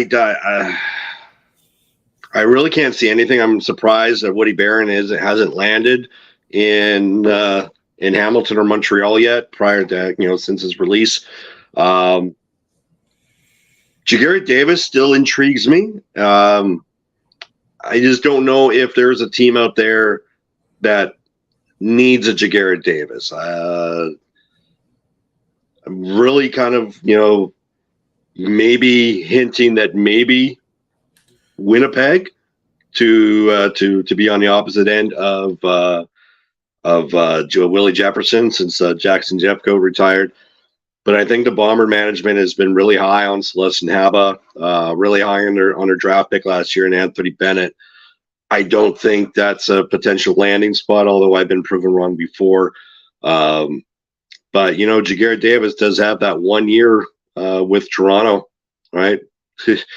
Landing in Saskatchewan. Saskatchewan's got like a plethora of defensive linemen that could just kind of be rotated in and out at will. So it wouldn't surprise me for him to land there, but at the same time, Saskatchewan doesn't need it. But you know what? When you're pushing to make the playoffs for the first time in 3 years, sometimes screw need. You just want to do it. Just to jump in here before you, Adam, I finally found it when talking about TJ Lee. Derek Taylor tweeted out February 6th. It was an Achilles injury for him in that game, and if that takes the average time to return, it's week 19 this year for TJ Lee. So like we said, that could be a big hole there for BC. Sorry, back to you, Adam. The guy I'm actually looking at here is on the Winnipeg Blue Bombers is Theatric Hansen. I believe, if I'm not mistaken, he's a global player, isn't he? Yes. Yeah, so that's actually a big piece to have. He could start, I believe, in this league. He's good enough. And again, it's a lot of depth missing there for the Winnipeg Blue Bombers if they don't use him. Because you're right, they did lose you did lose Jackson Jeffcoat over there in Winnipeg. So it'll be interesting to see what they put on the other side of Willie Jefferson. He might come back, but it'll be interesting to see what happens there. AC Leonard, I mean, he was in Saskatchewan before him in Edmonton. He's a big piece. I kind of am surprised that Edmonton hasn't signed him back yet, especially after they traded away Serezna to Toronto, just to see what happens there. That'll be interesting to see what they bring in to fill for Edmonton as well in defensive line. Yeah, AC Leonard, definitely a hole there. I agree. I've seen talk everywhere that Sean Oakman to the Elks just makes a ton of sense. I wonder where Leonard would go. Hey, maybe he'll line up at receiver for the Ticats. He had some experience in that role last season. But yeah, I think defensive line is one of those positions, definitely has some of the biggest names out there on the board. And I do like some of those underrated ones like the Theatric Hansen that you were talking about there. So we'll continue to see where those guys go. Let's flip over to the offensive line side here. Not a ton of stats to go off of with the O-line. Unfortunately, they're hard to come by, but at least for the free agents here, we can take a look at number of games played and started in their careers. If you want a veteran guy, Hunter Stewart started 92 career games, was with the Ottawa Redblacks last year. Couple other veterans on the list: Evan Johnson, Chris Van Zyl, Colin Kelly. All these guys have played 70-plus career games. There are a lot of Canadians out here on the market as we scroll through them. I know you're particularly fixated, Adam, on the offensive line always over there in Saskatchewan. Any names jump out here to you? Jeff Gray, pretty straightforward. I mean, he's got experience. He's a young guy, but he's a Manitoba native. I can't see how Winnipeg would ever let him go, especially after they just very likely lost Jamarcus Hardrick to free agency. I can't see how they would let him go. But if they do, that there would be a huge signing for a certain team in the green and white to get him in. Doltz, who do you got offensive line? I'm looking at Landon Rice. If I'm correct, he's still listed as a free agent. National title, plays the tackle position. Does he leave Montreal? Is Montreal kind of gunning to re-sign him? That national offensive tackle position is really hard to fill, and that's a ratio breaker right there. Just similar to, I think the Bombers really had a succession plan. Losing Hardrick in a vacuum doesn't hurt them as much as I think a lot of people was. What really hurt them is that their succession plan, Drew Richmond, retired. So does Landon Rice land in Winnipeg to fill that? Hey, we've got this offensive tackle position needing to be filled. They brought in Chris Ivey, who was with the team last year on the practice roster. Do we get someone with experience to come in and play? The problem is, because he's national, he's going to require a pretty penny. So maybe I just talked myself out of that situation happening. But Landon Rice is a player that I'm going to keep an eye out, because he was integral for Montreal down the stretch in that run. Yeah, and kind of an interesting situation with the Winnipeg offensive line too, because it's been such a mainstay for the last couple of years. And we'll talk plenty of Bombers later this afternoon with Joe Pritchard from Rouge, White, and Blue is going to come in later in the day and talk about it as well. But your quick thoughts, I guess. You mentioned Drew Richmond. We've talked about Jamarcus Hardrick potentially going over to Saskatchewan. Stanley Bryant's back for another year, but how many more of those another years are left in him? Is this a changing of the guard situation for the Bombers offense? I mean, I'd love to say yes. When the Bombers ended their drought in 2019, I thought everybody was going to retire, right? Like you could have a career, of ending that 29-year drought, and then they just brought back everybody every year after year after year. So I've given up on thinking that this year is the last year with those certain veterans on this team. But at 38, you could tell that the slip in his career, has been happening, if not last year, the year after that. But the problem is he was just still competing at a high level when compared to other offensive tackles, right? So you just never know. But I mean, it looks like that the changing of the guard literally on that offensive line.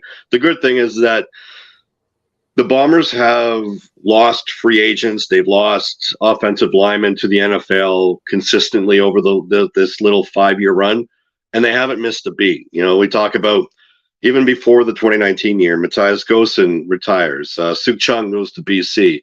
Boom, they bring in Jeff Gray and Drew Desjardins. Desjardins goes to the NFL, and boom, they bring in Michael Couture to develop him there. Couture goes to BC. Boom, they bring in Chris Kolinkowski. They haven't missed a beat. So that's just why I'm kind of leading to believe that the loss of Hardrick itself doesn't hurt the Bombers per se. It's just that succession plan just happened to not be there. That's all. Let's move over to quarterback next because I see a comment in the chat. By the way, anybody new hopping in to tune in, if you want to join the live chat, head over to the YouTube feed if you're watching on X. I see a couple of people watching on X. Unfortunately, it doesn't have live chat there, but hop over to the YouTube feed. You can find it on our linked on our X account there as well. Let's talk about quarterbacks because there's a question here from John about do the Ticats get another quarterback if Mitchell gets injured and they only have Powell, really? Yeah, I think they could be a team in line for maybe a depth quarterback piece here today. But there's not very many options still out there on the quarterback market, guys. 5 names here on our list currently: Jake Dolagala, Nick Arbuckle, Dominic Davis, Dakota Prukop, Kyle Loxley. And I guess Taylor Cornelius should be on the list too. He's missing from the list currently, so we'll need to add him in there. But adult switch, not a ton of options here at quarterback. Which teams do you think could be active in the quarterback market, and are there any names here that intrigue you? No, there's no names that intrigue me off that list. But I mean, you mentioned Hamilton. They need. They're spending all that money, apparently through free agency, just to get them over that hump of that, just to get them back into the big game. And they don't have a bona fide backup quarterback at this time. And I mean, I guess they can pin their hopes on Taylor Powell. I mean, he performed at him, admirably last year. So I mean, who knows? Maybe Scott Milanovic has that quarterback magic with Powell.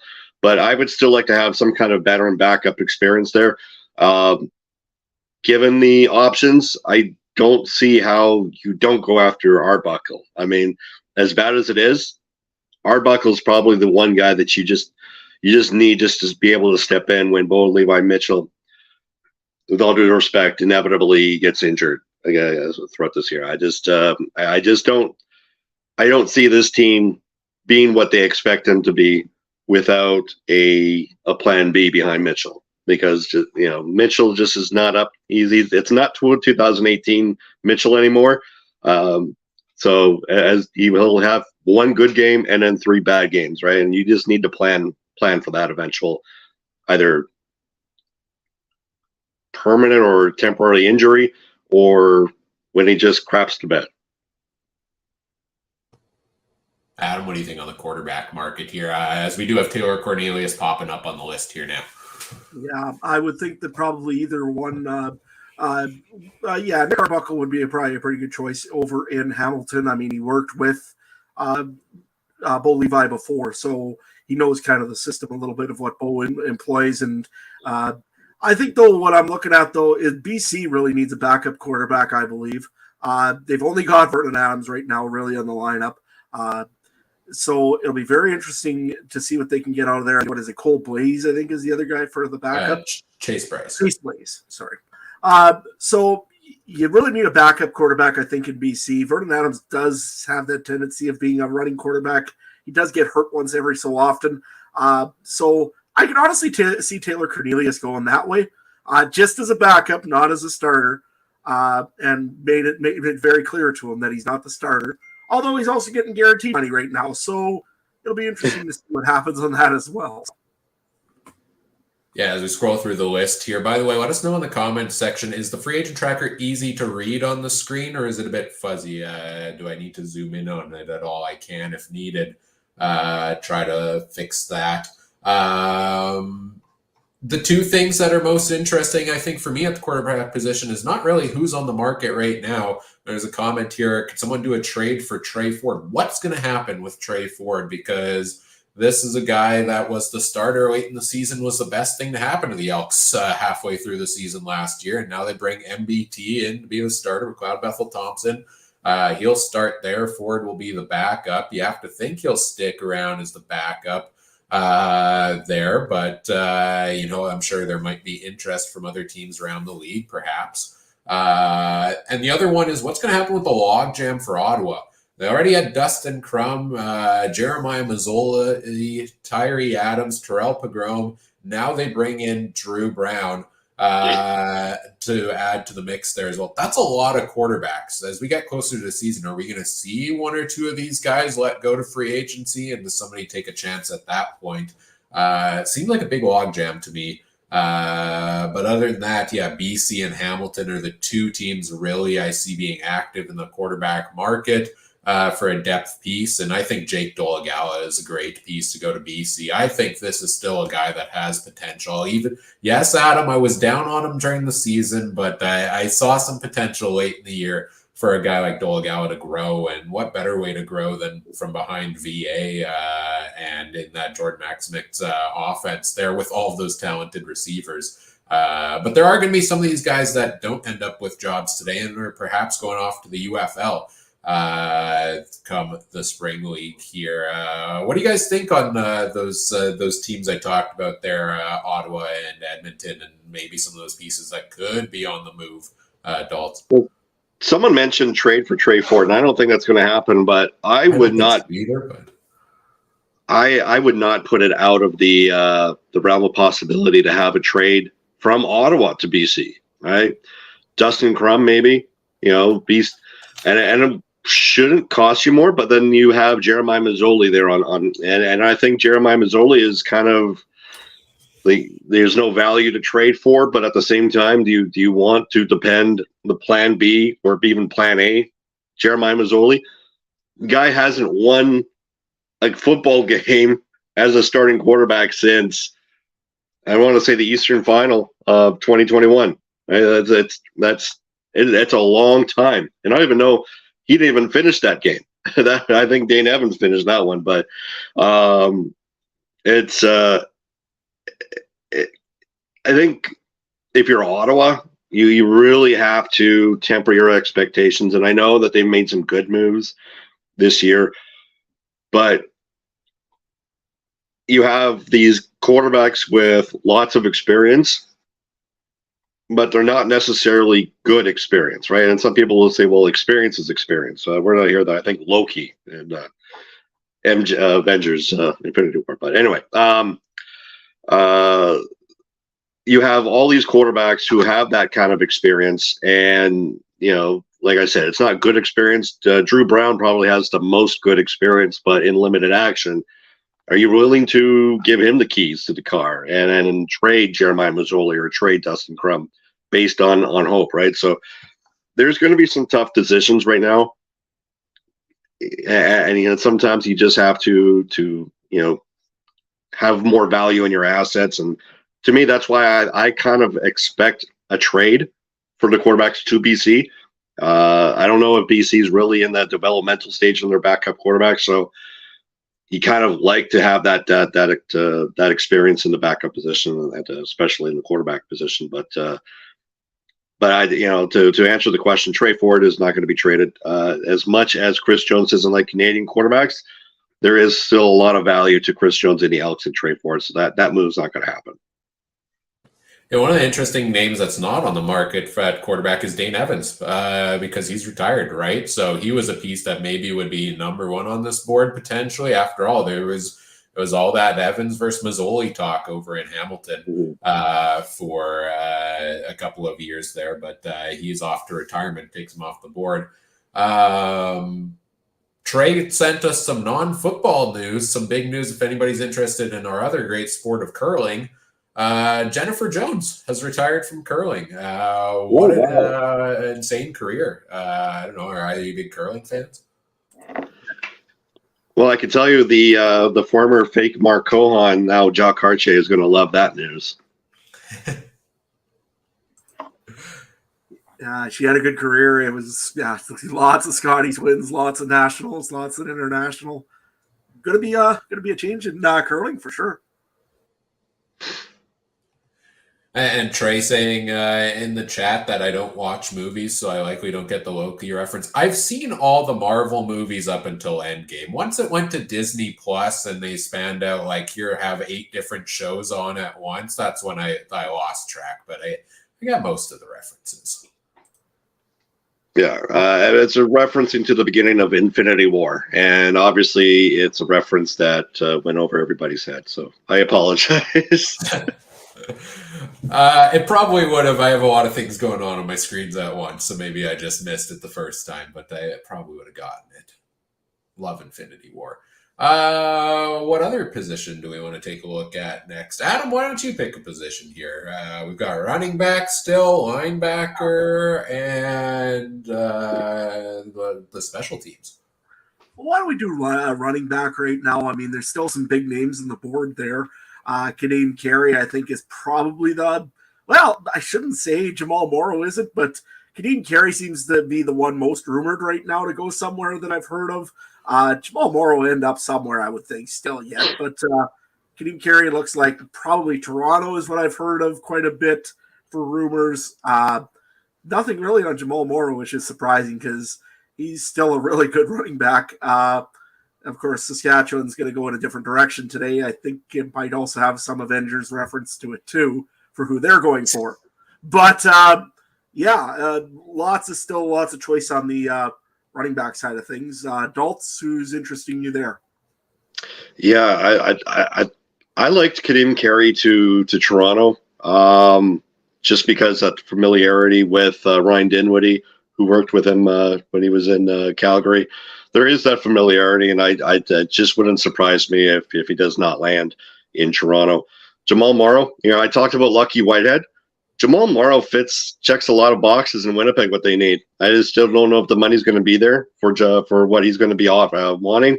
Again, Jamal Morrow stepped into the CFL as a returner, made his career a little bit longer as a running back.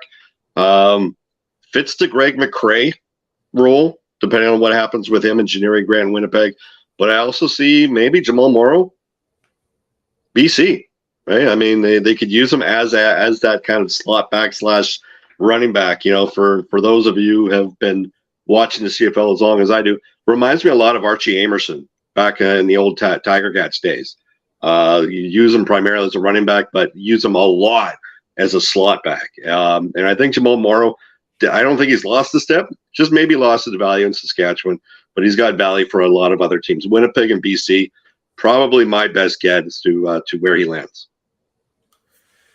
Morrow to me is honestly a guy I have pegged going off to the UFL, and I don't know if that's something that interests him, but I feel like he's a heck of a player. I think he is a guy that has starter quality and should still be a starter in this league. I just don't know if anybody has the spot that's willing to pay him the starting role he's looking for right now. If we look through the guys under contract, BC, I mean, Stanback and Mazzell, you would think they're probably got their 1A, 1B situation over there. Calgary seems confident in Dedrick Mills and Peyton Logan. Maybe they add Morrow to the mix and want Logan, going off to just handle the return jobs. I could fit in Edmonton if they want to do that dual back system there as well. Kevin Brown's going to be the starter there, you would have to think. Hamilton, James Butler's your main guy there. I was having a bit of back and forth on Twitter with Josh Smith from Potsky Wee Wee. Just this last week thinking, maybe Morrow was a good fit in Hamilton, but he pointed out the Ticats really don't ever bring in a second American running back. I mean, Butler was the only running back on the depth chart for the most of the last season, unless Sean Thomas Erlington was there. Montreal seems fine going with Walter Fletcher and Jeshran Antwi in a 1-2 combo there. And Ottawa just brought back their guy, Devontae Williams, on a 2-year deal. This year, Saskatchewan just brought in AJ Ouellette, the Bombers, Brady Oliveira. Toronto's an intriguing one because they lost AJ Ouellette. They lost Andrew Harris. We have Andrew Harris is on the free agent list, but really he's retired, right? Like really we should probably take him off the list because unless he decides to randomly make the comeback. So what do the Argos do? Are they a team that, like we talked about, Kadeem Carey maybe going that direction? Do they hand the keys over to Daniel Adeboboye at this point in time, or Deontay McMahon? I think they're one of the teams that is most likely to jump on one of these big name running backs. Yeah, like I mentioned before, Kadeem Carey seems to be like the sure bet to land there. Familiar. Yeah, he's familiar with Ryan Dinwiddie's offense that he likes to run. He runs a little bit more fluent than AJ Ouellette, but he has a similar running style, like just run right through you too as well. But I think he fits. I think he checks the boxes what they need at that primary running back position. I almost forgot about Adeboboye as far as his potential. They may operate as him as his primary the primary running back and just say, you know what, we got faith in you. We'll upgrade somewhere else. But I mean, sometimes you just got to get that experience back there. And Kadeem Carey has it, and you're probably going to gain a lot more experience because he's familiar with that Ryan Dinwiddie offense. Yeah, he seems like a perfect fit there. Something that Adam threw out to me last night that I thought was insane was Kadeem Carey 0 touchdowns last season. From going from the year before being the leading running back in the CFL to the injury struggles, only played 9 games last year. If he can get back to his true form, I mean, that's a huge boost for a team that just lost arguably one of the biggest pieces in the running back market in the Toronto Argonauts. Other depth running backs on the board here, Greg McRae, kind of that utility role with the Bombers. Shannon Brooks played 175 rushing yards, had a couple nice moments when he was in the rotation with the Elks. I think these are guys that could be depth pieces. And then some Canadian running backs and fullbacks here. Sean Thomas Erlington, Keenan LaFrance. These are both names that have had hype in the past that, kind of fizzled out over time, but could be a depth addition. And then not too many fullbacks available. James Tuck and Albert Awachi, the only two on the board there. Any interest in any of those depth guys for you, Adam? I know we talked about the big one in Carey and Morrow. Yeah, those are tamely the two big ones. I mean, Javon Leake was a big one as well that was on the board there that went to Edmonton. Great return, and you could still use him as a running back to maybe get Kevin Brown a little bit more looks if you could maybe rotate him through. That one will be a pretty big one going forward, and I think that's more on the return side of things. But we'll see how that one goes as well for depth. Let's take a look over at, I think I saw a comment in the chat just a little bit ago. Everybody in Hamilton wants to know, where the heck is Simone Lawrence going? Is he coming back? It's been all quiet. The biggest news around Simone Lawrence in Hamilton has been the naming of the snowplow after him over there this week. He's probably one of the top ones on the board. Same thing, Larry Dean, Avery Williams are kind of the three biggest pieces here, the linebacker board. But there's some other intriguing names on the list. Daltz, what are you thinking at linebacker? Are you surprised Simone Lawrence hasn't re-signed with the Ticats yet? This might ruffle a few feathers, but I'm not. I thought that they should have moved on from Simone Lawrence the second year that they lost to the Bombers in the Grey Cup. He kind of proved me wrong by having a very good season in 2022. But I think Simone Lawrence's time in Hamilton should be done. There should be money spent elsewhere. I thought when they lost Jameer Thurman, might have actually probably opened up a lot more money for Simone. I think if they didn't re-sign him now, they don't plan on in the near future. But I could be proven wrong. It's really going to be hard to see Simone Lawrence in a different jersey outside of Hamilton. But I thought the time is coming, and we probably are at this point where Simone Lawrence goes elsewhere outside of Hamilton. Adam, you think there's room for Simone Lawrence in the green and white? And what kind of disaster is that going to cause? I mean, there'd probably be a riot somewhere down Victoria Avenue in about 3 hours if that was the case. You know what? Honestly, they shouldn't re-sign him, though. That way there, maybe our quarterback will stay alive during the first game of the season every time. Nevertheless, you know what? No, I don't see him coming to Saskatchewan. We've got a good linebacking core already starting up here. It's going to be disappointing that we're going to lose Larry Dean over it because he was our leading tackler last year. And if you look at the numbers, he might be 35, but he plays like he's 25 still. He's a good piece for somebody that's looking for a linebacker today. I could see Toronto maybe going after him, or maybe even Hamilton. I don't think Hamilton just because of the age, but who knows? Yeah, no, Simone Lawrence, I'll have to go to like somewhere else. I don't know where yet. I can't really think of a place that would need a good linebacker right away. Again, I said Toronto. But that being said, yeah, I really don't see a lot of room there for him anywhere, really. Well, unless he wants to take a bench and teach you guys how to take out players in Saskatchewan. Well, let's take a look at the guys. Go ahead. If you want to talk bold prediction for linebackers, Micah Tights going to Edmonton to join Jason Shivers. That could be an option. You're a little late on that one. Pending contract with the Stampeders, actually. He doesn't switch it up at the last minute, but yeah, let's take a look at who's under contract or about to be under contract for each of these teams. With at the linebacker position, BC re-signed their two biggest names: Ben Hladek, Josh Woods, Bola Combo. Stats aren't populating here. I probably have a typo in there. I'll try to fix that up shortly. Those are the three big ones at linebacker for BC. Calgary, we talked about earlier, is stacked now. Awe, Judge, Konar, Tights. That's a pretty good crew there. Edmonton's a team that maybe could be looking to make some moves there. Niles Morgan, really the biggest one on the list, and they re-signed Tony Jones most recently there for Edmonton. I mean, Hamilton's looking bare bones right now. The most tackles at linebacker last year outside of Jordan Williams, who they just traded for, is Kyle Wilson with 11. So a lot of their veteran pieces at linebacker could be potentially moving around there. Montreal might be the most stacked team in the league with Tyrese Beverett, Darnell Sankey, and Tyrell Richards as three guys likely to start at the position. Ottawa's re-signed a couple of their guys, and Frankie Griffin, Javon Santos-Knox, Tyrone Verede. The Riders, like we said, Jameer Thurman's going to be their major addition, but and Adam O'Clair, but they've lost a couple of pieces at the linebacker spot as well.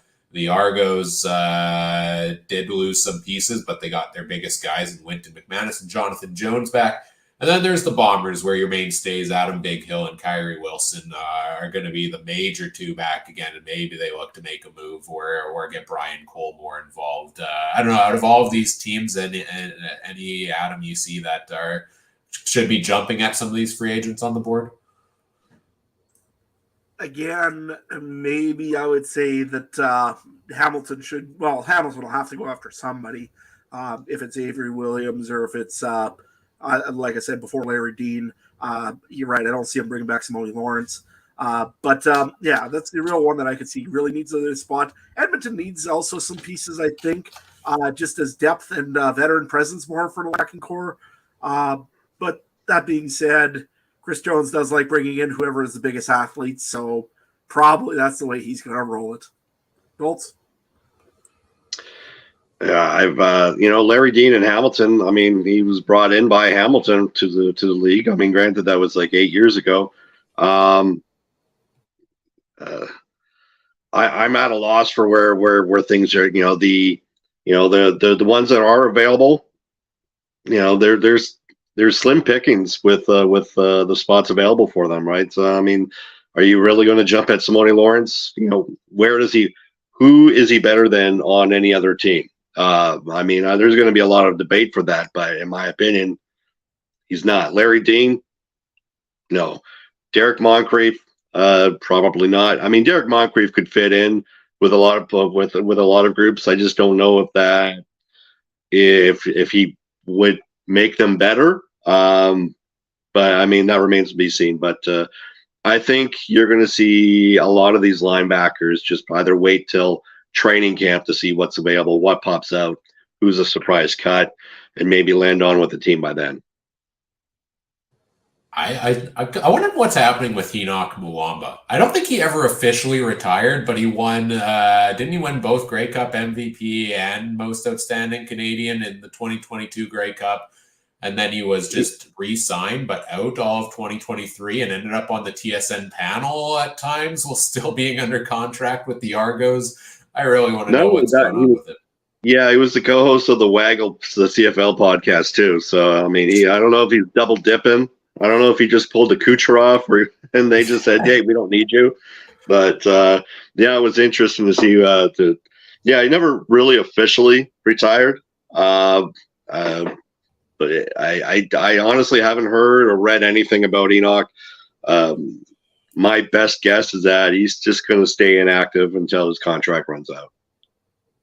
Yeah, that makes sense, right? And fun seeing him on the podcast and on TSN and stuff. I love seeing the former players give their insight there as well.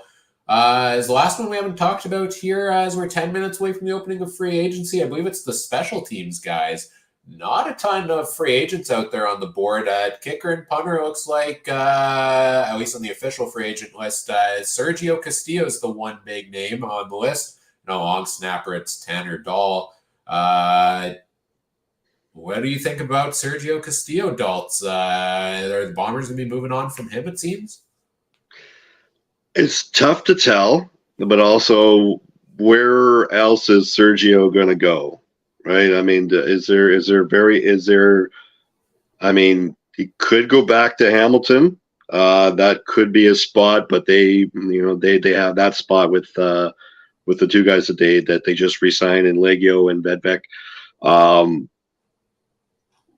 Winnipeg kind of wants to go cheaper, possibly, but at the same time, they have been in talks with him. So my best guess is that he lands back in Winnipeg. Maybe not today, not tomorrow, but maybe in the next couple of weeks.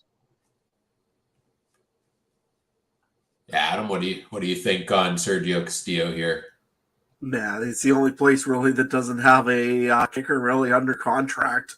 I mean, unless they're going to go and try to line up Paul McCallum and bring him out of the nursing home for one last run, or Troy Westwood, I don't think it's going to happen. So I'm going to go with probably end up back in Winnipeg. He'll have some competition behind him because probably they want to put a little bit of pressure on him to make sure that he's worth his contract. But 91% accuracy last year, I mean, you can't really just give that up and expects a rookie kind of to come in and do it. So I would say that he'll be back in Winnipeg eventually.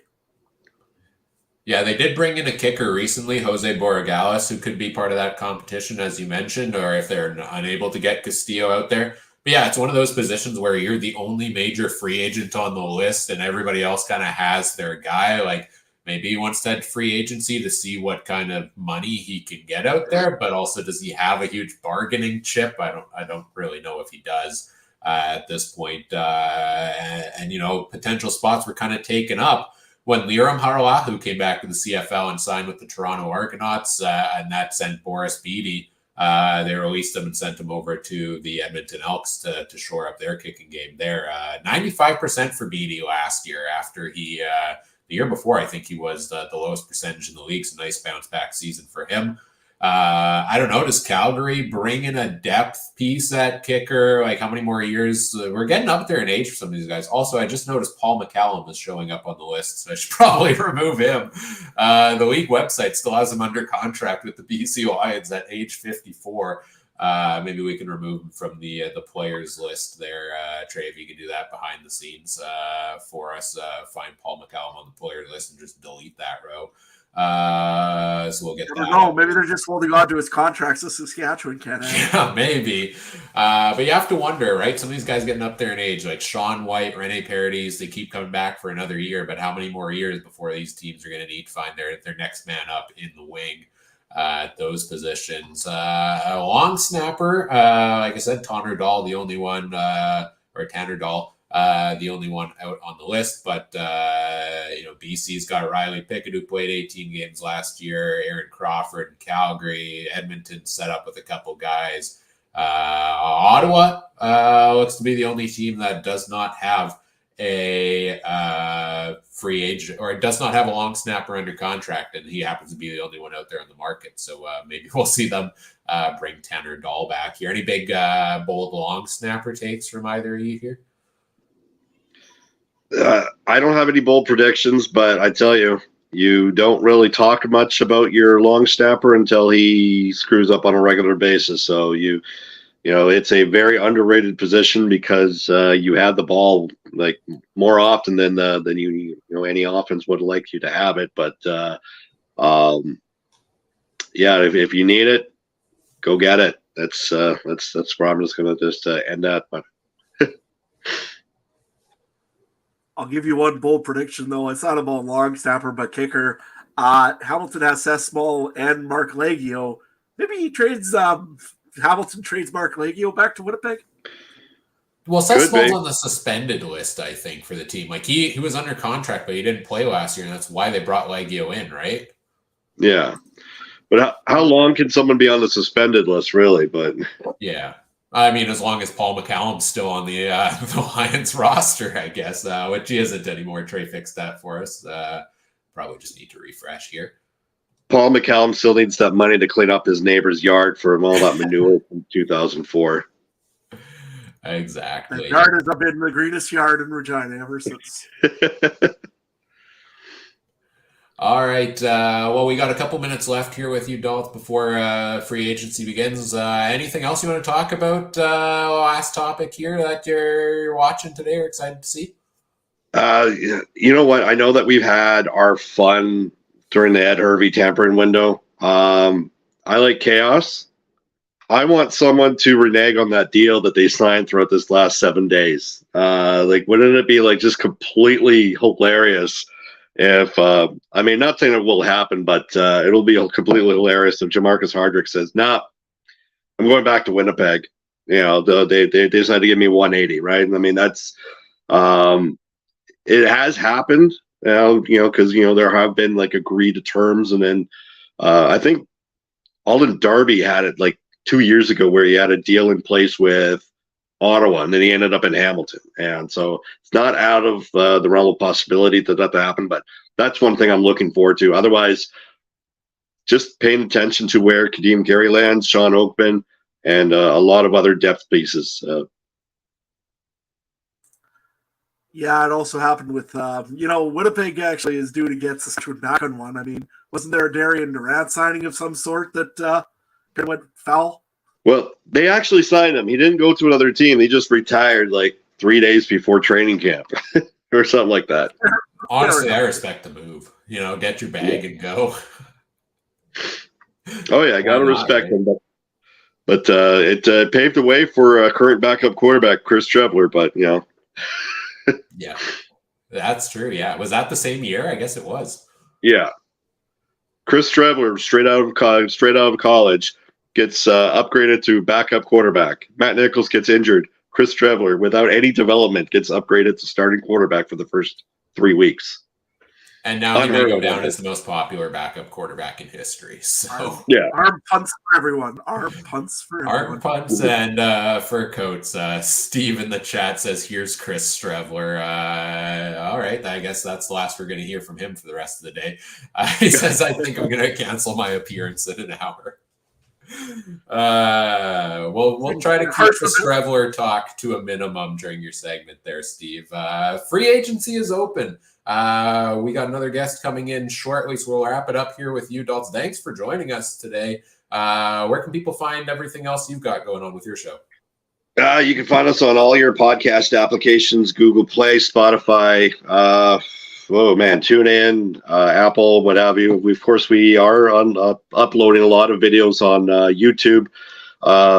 Got a trade tree coming up in the works, and I've also got coaches or coaching trees in the works. I wasn't able to do it because in the last couple of weeks, just because I've been busy with being a parent and being sick.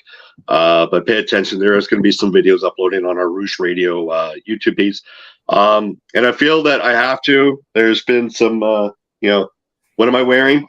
I don't know what the rating is for the Canadian Football Countdown podcast is, but brought out the jorts. The jorts are out for free agency. So yeah, I know a lot of people probably tuned away as I got down the camera, but yeah, just tune in, search in for I know that actually if there's a lot of people who still can't find it, for some reason, if you search the New Rouge, then you'll find our podcast on everything. So Spotify is even on Spotify. So have your way, let us comments, and yeah, and we're actually, Tony and I are going to get back on the grind and get back on the mic on Thursday to talk about everything free agency that happened today and possibly tomorrow. Right on. Well, make sure you check that out, everybody. And thanks for joining us again today. Love that you brought out the jorts. I think the ratings, the viewership spiked the second you did that. And we'll talk to you again soon, hopefully. Thanks for having me, guys. Good luck for the rest of the day. Sounds good. Take care. Yeah, take care. All right, that was Robert Dalton from the Rouge Radio Podcast joining us. Let's bring Trey and Mike back on here. Free agency is officially open now. We're here. It's begun, so the moves should start coming in more shortly. You're wondering what are jorts? They're jean shorts. It's the classic jorts. We've got. I wear shorts, but I don't wear jorts. I don't think I could pull that off. Yeah, I'm not a huge jort. I'm a cargo shorts guy. I don't know what that says about me, but that's who I am. Anyways, free agency window is open. We've got Ryan Ballantyne from the Go Stamps Go show joining us in just a couple of minutes. We're going to talk some Stamps who are actually going to be active, it seems, in free agency today shortly. But in the meantime, until he gets here, you heard Adam and I for the last hour or so talking through all the free agents out there on the board. Any new thoughts from you guys on anything we talked about there? Trey, let's go to you first. Or anything you're excited about right now as the window officially opens? No, I'm choked about Jennifer Jones, man. I'm a big curling fan. That's about it, man. That one was a dagger to the heart. But like Mike said, Mike told us that still playing. She'll play mixed doubles with her husband, right, Mike? That's what it sounds like. So that's still good. But yeah, other than that, football wise, one little signing we had there with a Delicate, Farhan noted. Other than that, I'm just ready for things to just kind of kick off here, aren't you guys? Well, we've got this breaking news right here, right?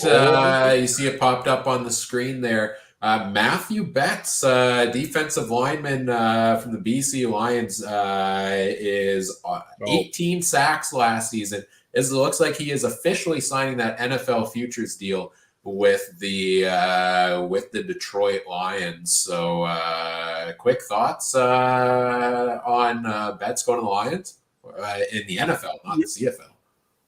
Yeah, he's off to the Detroit Lions. Farhan Laji just reported it. Apparently Hamilton and BC were both the two teams really hard after him.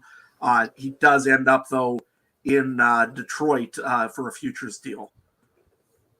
Not really much else to say. Lots of loss for the CFL in a way because that was your sacks leader, Canadian. Big thing for them. See how he does in Detroit. He might become free agent afterwards.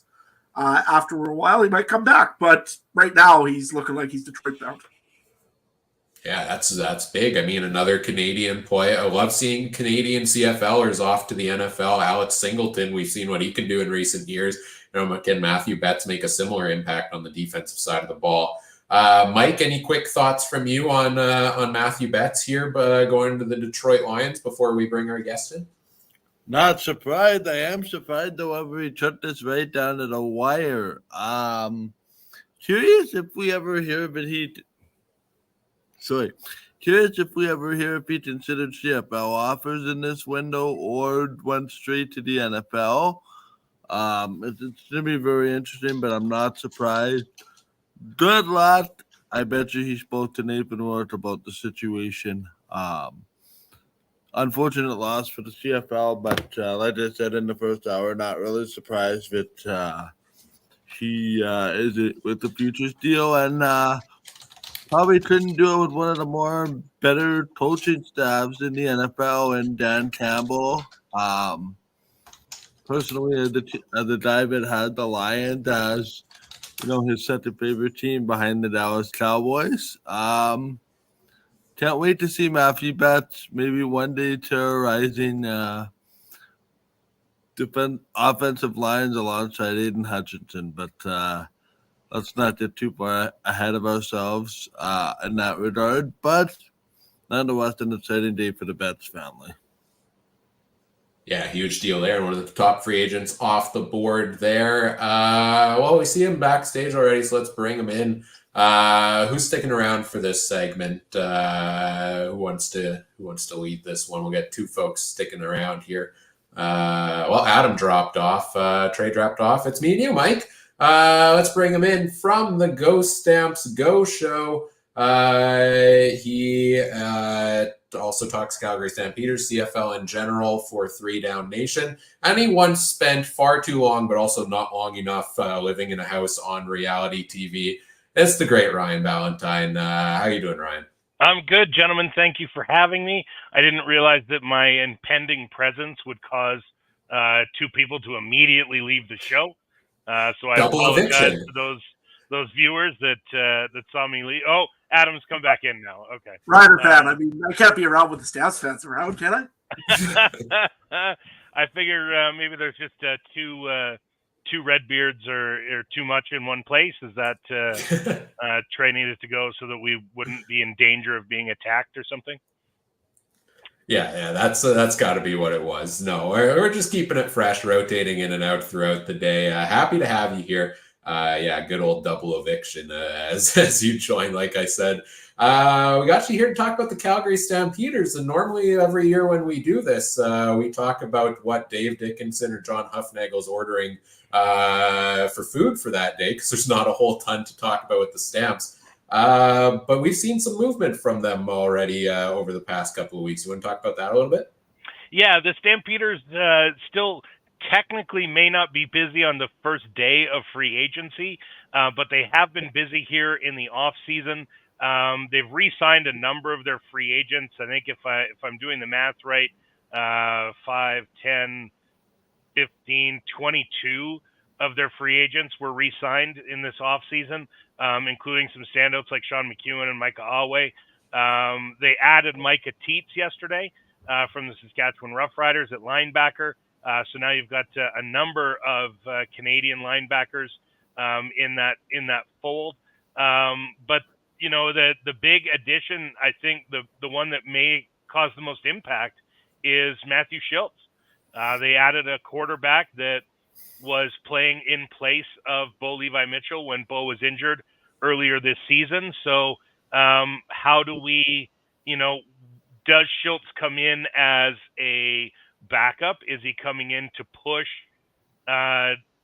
Jake Mayer for the starting job? Will it be an open competition at camp to see who gets the job? Bringing back Tommy Stevens. They had Caleb Reynolds and Logan and Bonner on the roster last year for the entire season. It looks like they're not going to be there. So the Stamps have 5 quarterbacks coming into camp under contract. All 5 of which were on CFL rosters last season. So that will probably be the most intriguing battle of the free agent or of training camp as a result of free agency. Ryan, just to follow up to that, is Jake Mayer's job in jeopardy? I think he restructured his contract to take less money in this offseason so that the Stampeders could go out and spend a little more elsewhere. I think I'll have a better idea of that after 1 o'clock today or 2 o'clock Central because Dave Dickinson's holding a press conference where I'm sure that will be a question that gets asked. Is it going to be an open competition in camp coming in with 5 QBs on the roster, or is it going to be Jake's job to lose, as it was last season? I think Jake underperformed last year versus what he had done the year before, but one could argue that he didn't get near the protection he was getting the year before. And so if you're not going to get the protection, you're not going to be able to deliver as a quarterback. And I think as a result, now you're looking at I never say never, but it would surprise me if Jake Maier is not the starting quarterback in week 1. Yeah, I agree. I think he's still the starting quarterback. I think it's good to bring the competition in, though, right? It doesn't hurt to have that competition. If he got, I mean, he was the only starter to stay healthy all year last year across the league, so Correct. he's got that going for him. But that's never a given back-to-back years. I think Schultz was the one of the top veteran options you could get out there in the quarterback market. Really like that deal for them. Changing the guard at the running back position, maybe a little bit here for the Stamps. They bring back Dedrick Mills. They bring back Peyton Logan. Kadeem Carey was the leading rusher in the CFL 2 years ago. He had that injury last year, only played 9 games, and struggled a little bit when he came back in to pick up the same groove as before. What do you feel? What do you think about the way the Stamps are rolling at running back now? Is this what you kind of expected them to do? Yeah, I mean, I think age is the determining factor here. Both Mills and Kadeem Carey had similar stats behind the offensive line last year, but Dedrick Mills is 5 years younger, and so I think that's what made the difference for the team. When he was very effective last year. He doesn't make guys miss as much as make guys into missed when he hits them and runs through them. So I think Dedrick Mills is a good piece. You can see now Peyton Logan will probably be that change of pace, scat back, if you will. So you'll have that true thunder and lightning. Kadeem Carey had the ability to be both thunder and lightning. I think with Mills and Logan, you have thunder or lightning. But given what Kadeem Carey's contract was, he was the highest paid American running back in the game. And I think that the Stampeders decided that they were best spending that money elsewhere. Follow up sort of off the field, we've seen the transition of John Hufnagel to more of an advisor role from being the president in the market. Was that a surprise? No. I think if you took a look at what the president's job is, primarily within football, the president's job is to fill seats, and that wasn't happening here. We didn't see we saw the Stampeders' attendance decline over the last couple of years, and it was very clear when you talked to Huff that he was very involved in the day-to-day of the football team. I don't know how involved he was, and I can't speak to how involved he was in the day-to-day of the business side. And so this being a business, you've got now Jay McNeil, whose primary goal will be to getting, asses in seats at McMahon. And that's what it should be. And you leave the football team to Dave Dickinson and the football people, and you allow Jay McNeil to focus purely on the business and not on the football team. Taking another look at some of the roster changes there. There's a number of wide receivers out there on the market. Calgary, to me, seems like a team that probably wouldn't be involved too much in there. Is it safe to say the biggest free agent addition they might get would be the return of Malik Henry once he's healthy, right? Our early season last year only played 3 games before the season-ending injury. Yeah, assuming Malik Henry is healthy, Malik Henry is the biggest addition they could make, in my opinion, in the free agent market. With respect to Tim White, we've seen what Malik Henry can do when he was healthy, and he was one of the best receivers in the Canadian Football League when he was. So if you're able to get a healthy Malik Henry, and for that matter, a healthy Clark Barnes, when you look at what Barnes was doing in the receiving game before he went down, there was talk about Clark Barnes being a potential Rookie of the Year nominee, and he got injured and missed half the year. So I think if you take a look at their receiving core, and if you get back Malik Henry and you get a healthy Clark Barnes, I think this is a very good receiving core. Not to mention Jalen Philpott too, who didn't get a chance to play last year, right? Well, and that's another Canadian that didn't even play last year. So you had Philpott, who is a dynamic receiver and was going to be a large part of the Stampeders network. and then yet another receiver with Malik Henry and Clark Barnes. Sorry guys, I got a note here. They finalized the contract for Demario Houston. It's Okay. now official. Demario Houston is officially a Stampeder, signing a 2-year deal. But yeah, I think when you look at the Stampeders receiving core, they're solid. The quarterback just needs to have time to get it to them. Yes, absolutely. And Demario Houston, one of those pending deals that we talked about being, during that negotiation window that now is actually official. So big 2-year deal there for Demario Houston. I guess let's move to the defense a little bit, talk about some of the changes there. We touched on them briefly, but Ricky Walker from the Bombers coming to the defensive line on a pending deal there. Adam Konar, Micah Teets at linebacker, and then Demario Houston at defensive back. What were your thoughts on the defensive play of the Stamps last season? I know a lot of talk was on the inefficiency of the offense, but well, and one leads to the other, right? Because when the defense is on the field that often, it doesn't matter how good they are. I tweeted earlier this week that Micah Awe set a franchise record for tackles last season, and was nearly setting a CFL record for tackles in a season. I think he put together the 3rd highest tackle total of all time. But what that means is that you're on the field enough that guy can rack up that many tackles, and you're on the field too long. I think they're shoring up the defensive backfield by bringing in Demario Houston, and I'd be curious to see what that means for Trey Roberson, who seemed to fall off a little bit last year, coming back from another injury. So we'll see what that is able to do. So a lot of opportunity there within the defensive backfield, but I think at linebacker, the Stampeders are as set as any team in the league. When you look at Awe doing what he did last year, and then you've got Cam Judge, and then they go out and add Konar and Micah Teets, they add Konar and Teets. I think it's a great Canadian depth at linebacker as well, so you're not necessarily worried if Cam Judge were to get some sort of injury or something else. Just a follow up, knowing what we know now, is this a step away?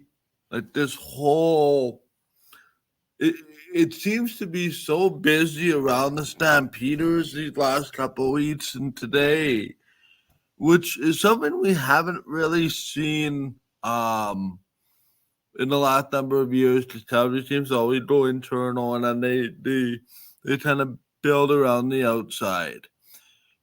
Is that a necessity based on the record last year in your mind, or are we seeing a different approach with a different general manager that believes maybe going into free agency a little bit more than we have in the past might serve the team better? Because personally, I can't remember Calgary ever being this busy. How much of it is record related last year versus perhaps a new philosophy, perhaps under new general manager Dave Dickinson? Well, it's crazy. It's kind of crazy to say, we've never remembered the Stampeders being this busy, and they've signed 4 guys.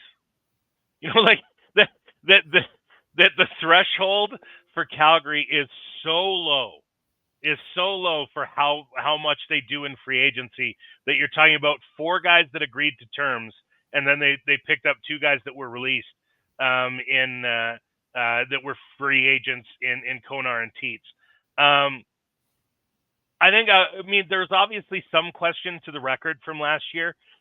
Yes, they made the playoffs, but they're also the 3rd worst team to ever make the playoffs with their record last season. And so that's obviously not going to be good enough for Dave Dickinson and company. They're going to want to see an improvement there. But they also felt like last year they were very damaged by injuries and limited by how many players that they could have because of the injuries they did have. They lost several players for a long time.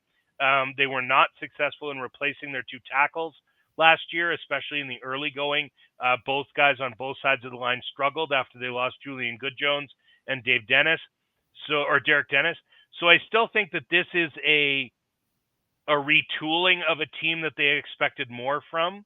And you see, some of the guys that are potentially leaving, and Ryan scrolling through the free agents still left on the list. I don't know that we see a lot more movement, in the Stampeders camp. The old saying around here is you never get a bargain on day one of free agency. The Stampeders are typically involved in day 2 or day 3. And I think this legal tampering window, or the Ed Hervey Memorial communication sessions, have led to Calgary being able to get their day 2 or day 3 bargains on day 1.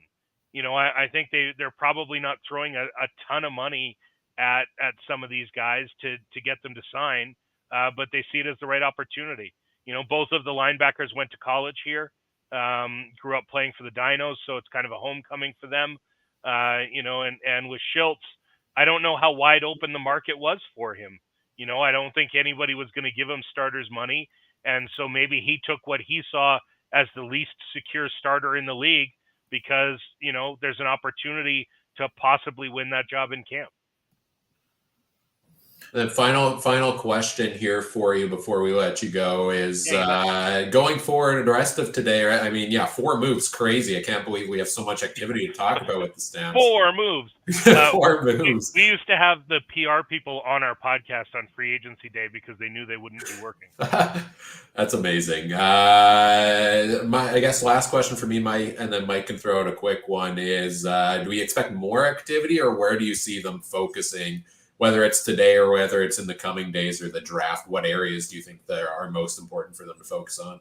Well, I think as you look around, is there a starter's hole on this roster right now that they don't feel like they have a comfortable starter in? Maybe on the D-line, and the D-line is a pretty talent-rich environment right now in the CFL. I think there's opportunity to find people in that defensive line, but they were obviously unhappy with their D-line play last year. Mike Rose being really the only guy they brought back. And you do get James Vaughters back as well, who also missed the back half of the season last year. So I think there's a lot of opportunity for the Stampeders to get better just off the injured list. If they can get guys back, and they can get guys back, they can get people up and running again, and get them to the level which they're capable of playing. This Stampeders team is a lot better than their record last year showed. Just one on the way out, and Adam kind of stole my thunder on the way out, so I have to ask the question, and it was kind of an interesting one. So, given all that we know, Ryan, how are the Stamps going to go 18-0 this year?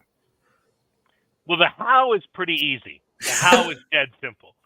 The how the Stampeders go 18-0 this year is by scoring more points than their opponents in every single game. If you're able to do that, then you've got a really good chance of being undefeated. If every single week you go into a stadium and you score more points than the other guys, you're going to come off with an 18-0 record. What I think might surprise people this year is, and the biggest question for me is still at tackle, is do you have tackles that can give the protection needed to whoever is playing quarterback? If they can, the Stampeders have an opportunity to be dynamite. If they can't, we'll see, barely clinging onto a playoff spot again this year. All right. Well, I love the bold prediction every year. Seems tough, but maybe this will be the year. As we let you go here, where can people find everything else you've got going on in all your Stamps and CFL coverage? Yeah, look for the Go Stamps Go show wherever podcasts are listened to. It's been a not very busy off season for us. We haven't done a lot of shows lately, but our historical shows are there for you to listen to. You can find me on all social media platforms at BBCanRyan. I am most active on X, or Twitter, as it's just properly named. So you'll find me there more often than not. But yeah, all those platforms at BB Ken Ryan. And of course, you can check out 3 Down Nation as well, where I am on the Stamps beat and the occasional offbeat article about, the 10 Christmas desserts that represent your CFL team. Those kind of things are where you can find me. Love those articles every year. All right, Ryan, thanks for taking the time to join us, and enjoy the rest of the day and whatever activity actually comes. Yeah, appreciate you, gentlemen. Dave Dickinson will be live here in about 2.5 hours. I'll be down there at McMahon carrying it. If he says anything of import, I'll rush home to talk to you. Sounds good. All right, take care. All right, as we say goodbye to Ryan, let's swap it out here. Mike, we're going to send you backstage here, and we're going to bring Trey on with me here. Oh, sorry, Trey, I forgot you can do it yourself now. Trey, welcome back in here, and let's move right into talking about our next guest. First of all, any other news updates come out while we were chatting there with Ryan? No, nothing that hasn't been said. Just Betts is official to Detroit. Detroit Lions, and Houston is officially signed. And then just officially the Jesse Briggs retirement papers have been filed, was all that I saw. Right on. All right, let's go right into our next guest here. Who can do a free agency show without somebody calling in from the airport? We appreciate him making the time for us here throughout the busy day of traveling. The great Andrew Hoskins, host of the Turf District podcast and Elks contributor for 3 Down Nation. Andrew, how's it going? It's going all right, dudes. Thanks for having me, as always. I'm glad to join you for the annual trek into free agency. Yeah, a long trek, flight even today. What the? Yeah, you're not in your usual location. No, I was out hanging out with a bud in Vancouver for the weekend, and just ready to head home today because we have to record our own show this evening, and figured I'd join you now. Oh, yes, of course. Everybody's got their free agency coverage. We'll talk Elks in a second, but I also know you're one of the people hosting a big Elks-related event this coming weekend. You want to talk about that a little bit? Yeah, absolutely. It's part of the CFL Fans Fight Cancer kickoff, and it's going to be at First Round downtown at 5 o'clock, and we've got some guests coming. We've got some, we're going to hang out, have some boozy cupcakes, as always, because Janelle's amazing, and get a chance to talk about all of our free agent signings and where the CFL is at. And of course, we will have a few giveaways as well with stuff from the podcast and a few other things. So pretty excited to get everybody together again in the off season to chat some football and get some kickoff to a great cause in the CFL Fans Fight Cancer. All right, let's get into talking about the Elks news here. Nothing really from them so far today as free agency window has opened, but they've been busy over the past couple of weeks, and arguably two of the most notable moves being McLeod Bethel Thompson brought in at quarterback and the Jake Seresna for Curly Gittins Jr. trade. You want to talk a little bit about those two moves? Yeah, absolutely. I think the McLeod Bethel Thompson one was an interesting move, and I think that it's one of those things that on the football ops side, I get it. On the marketing side, it's a little you're not really sure how that's going to run. Although McLeod was in in Edmonton over the weekend, was at the are we allowed to say that? Superb Owl party, and he was interacting with a lot of fans and doing things like that. So obviously they're kind of grabbing on him to do some of that marketing side. But I'm excited for him to do some of the teaching. We know that he's a good leader, veteran leader. I think that could pay off in spades for Trey Ford. Now the question is Trey Ford happy about that? And we're not really sure yet. So I guess training camp should be a very interesting few weeks for sure for us to sit in the stands and see where things are at. As far as the Curly Gittins Jr. trade goes, I think that's one of those trades that it hurts because you really like Jake Seresna. You really like what he brought to the team. You like what he brought to the community. But you got to trade good to get good. And I think that's actually one of those trades that will work out for both teams. It doesn't seem so one-sided when you have a 1,000 yard Canadian receiver coming back that worked with the quarterback that you have. So I think both very big moves, both could be very, very good as far as on-field play. No, kind of sticking with the quarterback side. Do you think Bethel Thompson's going to be day one starter, or and that's kind of the route they're going to go? Yeah, I 100% believe that's going to be the case. I would be shocked if he wasn't. It would have to be like Trey would have to have an amazing training camp, just because the amount of dollars that are going to MBT. So I'm thinking it's pretty much a given that he's the starter, unless something goes sideways. So my big thing, and what I'll be curious to watch and possibly ask Darius Jackson about, is what's that quarterback room like? Does it make it stronger, which I think it could? And do they, learn from each other to build up? And we're bringing in like 1,000 quarterbacks, so there's going to be lots of competition for the third spot for sure. Yeah, Chris Jones always likes to bring in as many quarterbacks as possible and then rotate through them. They last for about a week and a half while you have the 150 guys or whatever it is, just so that you don't kill anybody's arm, and then they start sending out.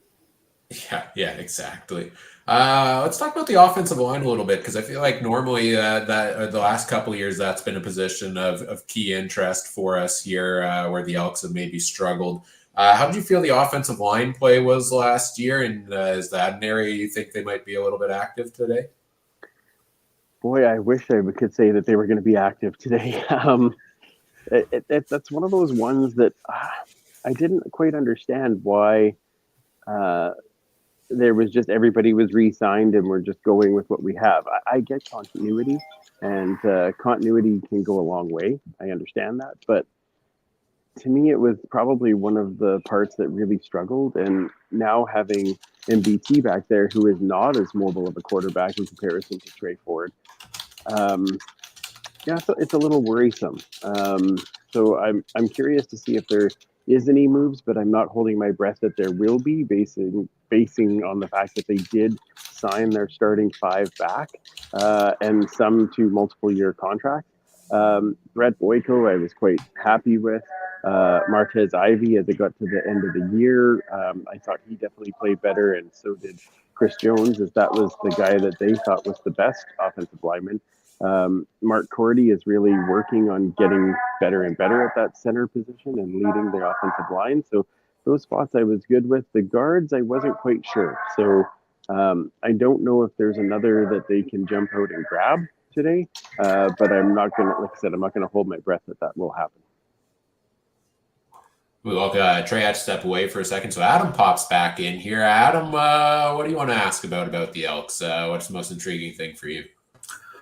Well, I'm just taking a look. Like, I think we talked a little bit about the quarterbacks already. On the running back side of things, and return things, Edmonton has been known to not really have a really big return game until last year. Finally, they got the return touchdown. What does Javon Leake bring to the Edmonton Elks if he does come over from Toronto? Yeah, I was going to say they haven't made it official as of yet. I'm assuming that'll happen pretty quickly. And it's an interesting move because he is a dynamic returner, and he can actually be a backup running back. You saw the Elks move on from Shannon Brooks, which was a bit of a surprise to a lot of us on the podcast. He was our winner for best new guy in camp last year, our Jimmy Gaines winner. So a little surprising to move on that way. So I assume they have a little bigger plan for Javon Leake other than just doing returns. But I don't know. That's another one of those things where I'm like, it sounds great, but we brought in those guys that sound great before, and it doesn't really matter if you don't have the blocking in front of you. So Mike Shepard's got, I'm going to assume Mike Shepard, because the Elks still have not announced formally what their coaching staff is for this year. But my feelers out say that it'll be Mike Shepard will continue to be the special teams coordinator, and big job for him to continue on teaching the blocking so that they can actually give Javon Leake some space to get down the field. Yeah, that's interesting. They still haven't announced their coaching staff. I can't share it, but we might have some insider information that I think could be related to that. I think Elks fans would be pretty excited about in the coming days. So Well, there's your little teaser. I think for sure that it's well, we can pretty much guarantee that Jason Shivers is going to be the defensive coordinator. That's been all the rumors, and in his Twitter, his picture has him wearing an Elks hat. So I'm going to go with he's headed Seems our way. likely, yeah. Seems fairly likely. Yeah, the rest of the positions we shall see. Obviously, Jarius Jackson stays, and Coach Jones stays, of course. So the rest, though, well, it's going to be interesting to see when they decide to announce that. And hey, I mean, the old special teams coordinator that Chris Jones really loved is now a free agent, but you might have to take the team bowling once every so often. Yeah, I would. I wouldn't be upset if they brought in Dickey to do the special teams. Like that would. I was saying that in the middle of last year. I'm like, yeah, well, if Saskatchewan's ready to move on, I mean, I'm happy to have him as a special teams coordinator. That's his role that he excels at, right? Would have been fine with that. Oh yeah, for sure. And it's one of those age-old stories of a coordinator that's great as a coordinator, not as good as a head coach. The same category, I'd throw a guy like Paul LaPolice into the mix as well, right? So fair, yep. Yeah, it seems to be pretty common. Let's talk about the defensive side of the ball a little bit. We know Chris Jones loves his defense. They've re-signed a couple of their guys. Cole Nelson, Sam Achampong on the defensive line, Tony Jones, the big one at linebacker, and Lucius Purifoy, probably the biggest re-signing there. Number of pieces they've added so far, more depth guys, names that aren't too notable for us, at least at this point in time. And then Serezna and Mark McLaurin, the two subtractions so far. They got another number of pending free agents. Looks like the only free agents they have are on the D line, and AC Leonard's the big one. So, what are your thoughts on kind of how the defense is shaping up from last year to this year? Well, if there was one name that I want to hear announced today as re-signing with the Elks, it's AC Leonard, and I was hoping that deal would be done before today, especially after making the Jake Serezna move, that they would be able to bring AC back, because those two tied for the lead in sacks on the Elks last year. So I am looking forward to hearing that name come back out. The other name that I would love to hear for the Elks would be Sean Oakman, but I think everybody's hoping for that. So I'm just thinking that him and Chris Jones worked together before. Maybe there was a link there, but there's lots to. I don't think the defense was bad last year. I thought they were mostly okay. They were on the field too much in the first half of the year and in the latter half of the year. But in that middle section where they had the balance of being out for about that 50 plays, they played pretty well. My biggest concern is Niles Morgan staying healthy. But I think you're going to see now Niles Morgan and Tony Jones at the middle and the strong side linebacker positions. I think those two are going to have a race to see who gets to the tackle first. So it should be rather exciting to see that. And I think in the backfield, you have, coming into a second season on both corners, you should be able to see guys that are Kai Gray taking that next step, and now I can't remember the other guy's name for some reason, but he got hurt about 9 or 10 and came back, and yeah, I'm just looking at your list as you're scrolling down there, but I don't see quite yet. This is fascinating podcasting, especially if you're listening to the audio. I can't remember his name. Anyway, he'll take another step as well. So I'm Marcus Lewis. There you go. It's right at the top. There we go. Yeah. Still too far. And it says quarterback. That's what threw me off. No, I'm kidding. He's got a chance to grow there as well. So, and with Purifoy kind of being the leader in the backfield, I think there's got to be I think the backfield will take that next step this year. So if there's anything, it's like how is that defensive line going to step up with the loss of Ceresna, and where do they go from there? Adam, you look excited about something. Did they just announce that AC Leonard was signed? Because that would be amazing. No, but there was one that you'll be happy about to hear that Calgary actually is not getting one of the players that originally agreed to a contract. So, oh, really? Yeah, Ricky Walker is not going to Calgary. It says not signing with Stampeders after he mulls his future. So that is big news over for there. So, you may want him over on that Edmonton defensive line if you can't get Oakman. Interesting. Very interesting. All right, let's remove Ricky Walker from the transactions page then. That pending transaction, and that's the beauty of this negotiation window is, we thought it was going to take all our news away, but then somebody plays the Uno reverse card at the last minute, and we get news to talk about. Chaos everywhere, and I love it. As long as it's Calgary getting the pickup 4 card, I'm quite happy. That's great. Yeah. Pick up 4 nothing. Like there. Pick up 4 balls. Like no players. Just that'd be great. Andrew, are you concerned about your guys' linebacking core? To me, it seems like a little bit deeper just for the veteran presence. It doesn't really have a whole lot there. Are you concerned about it, or you guys are pretty comfortable where you are? I'm actually okay with the linebacking core right now. The biggest issue with the linebacking core is can they stay healthy? Niles Morgan, going into his now, I believe, 4th year, does provide a little bit of veteran leadership because he's been around. I guess my worry with that, though, is that he spent a lot of the last 2 seasons being injured. So where's the depth beyond that? Same thing in the Sam linebacker. Is that it's been Enoch McConzo, and he has also dealt with some injuries through his first 2 years in the league. So I'm hoping that he's now going to be in his 3rd year of his rookie contract, that he can outperform that contract. Because when he's been on the field, he's done pretty well. But we need to have them stay healthy so that we're not running into an issue that way. Not too sure on the depth until I see at training camp. They have brought in a lot of guys, especially DBs and defensive linemen. So we'll see if some of those guys that they kind of stand out to them, that you're looking at young guys on lower contracts that can maybe outperform that contract. Yeah, and I mean, let's face it, when it comes to D-line or linebacker, I mean, Chris Jones will bring in anything and everything as long as they can run a 4.2 or something on a 100-meter. Yeah, if he's over 6'2" and he can run, pretty much guaranteed he'll end up on our team at some point or another.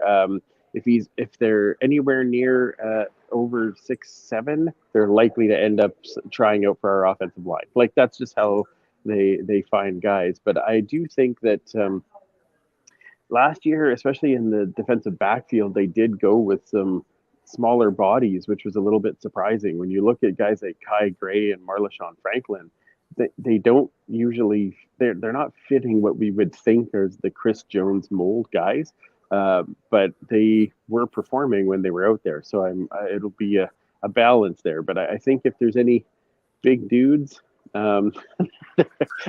they're likely to be high on Chris Jones's list. Just to actually talk a little bit also about the chemistry, because Chris Jones usually always calls his own defense, and it's always been that way probably since I think the Toronto days when he was around. He's always called his own defenses. What is Jason Shivers going to do, or how is that going to work between Jason Shivers and Chris Jones this year? Do you think it's a good idea, or is it kind of? It's an excellent question. Well, I'll be curious to see if in games, is Jones still calling the defensive plays and Shivers is just basically running the defense during the week?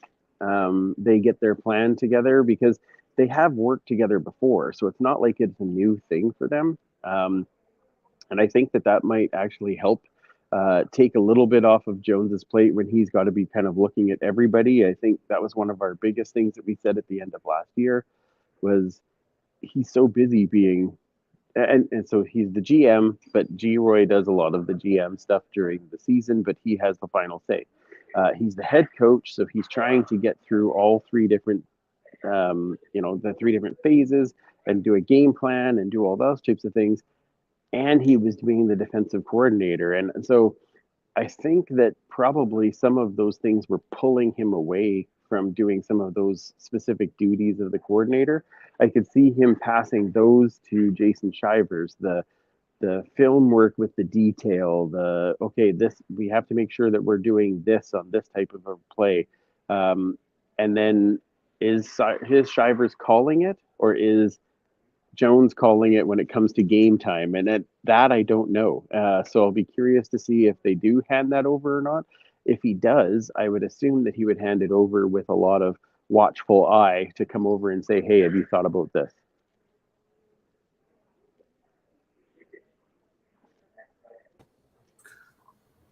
Right? Yeah, sorry. You know what? We're almost 3 hours in. First bathroom break of the day. I had to step out for a second there. Well done. Well done. We'll see how many of those we get to today. Adam, what's the caffeinated beverage count at for you so far? I'm only at 1 actually so far, but I'm actually doing pretty good. Still bathroom break. So yeah, I'm in tractor mode right now, just cruising along. As always, right? As we get to wrapping I'm at things 1, up here, just so you know. I'm at 1.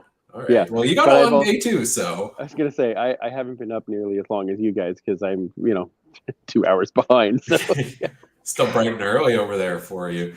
That's right.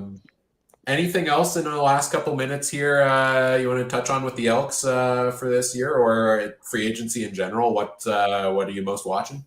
Well, the last thing I guess on the Elk side of things was the signing of Boris Beatty. I'm excited to have the consistency. Of course, that does put one of our very good friends in Dean Faithful in a bit of a position. So I'm not exactly sure how that plays out. But I mean, Boris Beatty's been one of the best kickers in the league for quite a while. So I got to say that I'm fairly excited about having that kind of consistency. But I don't know how they have him and my good friend Dean at the same time. So that's kind of that kind of hurts the soul a bit. So we'll see how this goes. As far as what I'm watching today, I'm really watching the Toronto to see what they might do to replace some of these pieces that have moved for them. I am curious, of course, to see if the Elks sign much, and I don't think they're going to be very active. But I let's confirm Javon Leake. Let's, hey, I know it's free agency day, but why don't we have some fun and announce some coaches? That would be great. Like we would love that. So those are the kind of things that I'm going to be watching for. The other part that I think I will watch for is where does BC stand? Because we've seen all of the supposed signings in Saskatchewan. I think they've improved. We've seen, like you were talking about with Ryan, that they've signed more than they usually do in free agency. So what happens in Calgary? Have they gotten a bit better or not? Winnipeg has lost some pieces. So how do they stack up now? So I'm always kind of looking to see what's the competition going to be like when we get into that season, especially with the Elks not going. They made their big splashes much before free agency. So now what happens when you see other teams doing some of their big signings? Do they start moving things around? Yeah, for sure. We'll see. We'll see if we get that coaching news coming out soon. I have a feeling it's coming this week sometime. But I wish it was today before I had my podcast tonight, because that would be really helpful. Because I don't think they're going to sign too many people. But the one thing is that we will have G-Roy on the show tonight. So I'm going to ask him anyway. Like, do you want to just let us know? Like, maybe give us one. You can tell us off air. Like, it's okay. That's fine. We won't spoil it. We'll see how much he trusts us. So he's coming on tonight to talk all things free agency to this point. So we'll see what we come up with. See, the key to not having news break after you record the podcast is to just constantly do the podcast 8 hours. Then you never run into that issue. Yeah, I can. I don't think I can coordinate bathroom breaks as well as you can. I have to really. That's nuts. I need a producer. I'm shy on one of those, so it could be a little bit more interesting. But yeah, I think Yeah, doing it constantly, nobody wants to hear my voice that much in one day. Like half an hour is like a good balance. Yeah, I can't believe the subscribers hasn't gone way down since I've been talking. It's great having everybody join us here. This is CFL Free Agency by the fans for the fans, right? So Yeah. I love this. I love that you guys do this every year, and I'm so happy when I can be part of it because it's a blast, and it's always fun to kind of talk about where we think the teams are going to go and some of the exciting stuff that comes out. So great job by you guys. Yeah, well, thanks for joining us. I think you've been here every year. We've done it pretty well. So happy to have you as always. And again, thanks for making time during your travels today. Where can people, you mentioned podcast tonight, G. Roy Simon coming on the show. Where can people find it and everything else? Yeah, absolutely. You can find us on our YouTube page. Just search up the Turf District there. And you can, of course, find us on X and Twitter. Come on now. Facebook, Instagram, all those. It's at the Turf District. And if you're so inclined, you can also check out our shop at zazzle.ca/store/turf_district_shop. And we're going to be adding new stuff in there as we get closer to the season and throughout the season, so that you can support the Turf District and have some fun with us on Tuesday nights when we are live at 8:30. Mountain, I should say mountain because this is across everywhere. So Yeah, that's important. Right on. Well, safe travels home. Thank you, sir. And yeah, we look forward to the show tonight. Thanks for joining us. Yeah, we hope to have you guys on before too long to talk about all of our teams doing what they're supposed to be doing. Absolutely. All right. Thanks, Andrew. Take care. Thanks. All right. As we say goodbye to Andrew, let's bring Mike back in because Mike's going to be on with Adam for and our guest for the next segment. But we got a quick news update before we bring him in. We see Steve backstage. We'll bring you in shortly. We've had some news drop during this last segment, guys. Anybody want to run through this for me? Actually, I'll give you one that's extremely first 1 minute ago or 25 seconds ago breaking. And this one's big for the guy that's on next. He's worthy. AJ Ouellette is officially signed with the Saskatchewan Roughriders for 2024. That one there was well anticipated in Riderville. And so AJ Ouellette is now officially a Rider. I heard a crack of lightning probably about 10 minutes ago. Yeah, the biggest thing that I've been able to come across in the last half an hour is that Richie Water will not be signing with the Calgary Stampeders, according to 3 Down Nation. Multiple sources are telling 3 Down Nation that Richie Water will not sign a contract in the next few days. That's pretty interesting. I think we've talked about this as well. Demario Houston, now an official member of the Calgary Stampeders, along with Matthew Schultz. Tunde Adeleke has signed with the Toronto Argonauts. Dakota Protop has signed with BC. And Hamilton has made the re-signing of Nick Cross official. Just looking at a couple of other scenarios. I think Calgary has also signed offensive lineman Trevon Tate. Other than that, it's kind of crickets, although an hour early, an hour into this, there's still a lot of news to be made. So that's kind of what. And the thing that is interesting to me is Richie Water. That seemed to me to be a slam dunk.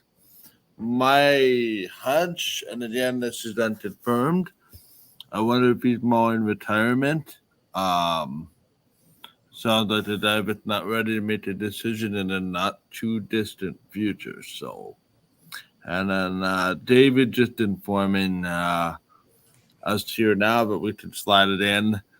The Ouellette train is headed officially to Regina. That is the news of the last 2 minutes. I don't think there's a better guy to ask than Adam about this. Now, but we have a few minutes here. Your thoughts, your initial reaction of the official AJ Ouellette to Saskatchewan, Adam. I'll give you that in about probably 4 minutes' time when we bring on our guest, Stephen from the Piffles Pod, because I'm sure he's excited to talk about it as well. But hey, I was actually about some of these other contracts that were signed here. Dakota Prukop, who had him going to BC? I don't think I had him on the list, but good on him. He's going to get an opportunity to be back up probably under Vernon Adams over there. Gives him a little bit more depth. Good on the BC Lions. They needed something after they had their retirement there. Other than that, a little bit of a Uno reverse card, and everybody wanted the chaos. We're finally getting some of the chaos. Ricky Walker, the defensive lineman from originally from Winnipeg, I guess he's a free agent now, is not going to be a Calgary Stampeder by the looks of things, unless they restructure something to make something work. Still possible, I guess. But right at the moment, he's maybe not going to go to Calgary. So that one will be interesting to see what develops in that fairly shortly. Does he have another deal in the hand? Or is there somebody else talking to him? Or does he think there's another opportunity there? So that'll be interesting to see what happens on there. Trevon Tate, don't know much about him on there. I think he'll be all right. Another guy gone from Toronto, which is probably a little bit of a big issue. Toronto is losing offensive linemen pretty quickly here. They did lose another big piece to Darius Bladek earlier to Ottawa, so it'll be interesting to see what happens there in Toronto. How many more guys are going to be moving on or moving out of there? So that's what I got so far out of those, and of course I'll talk about AJ Lett here momentarily.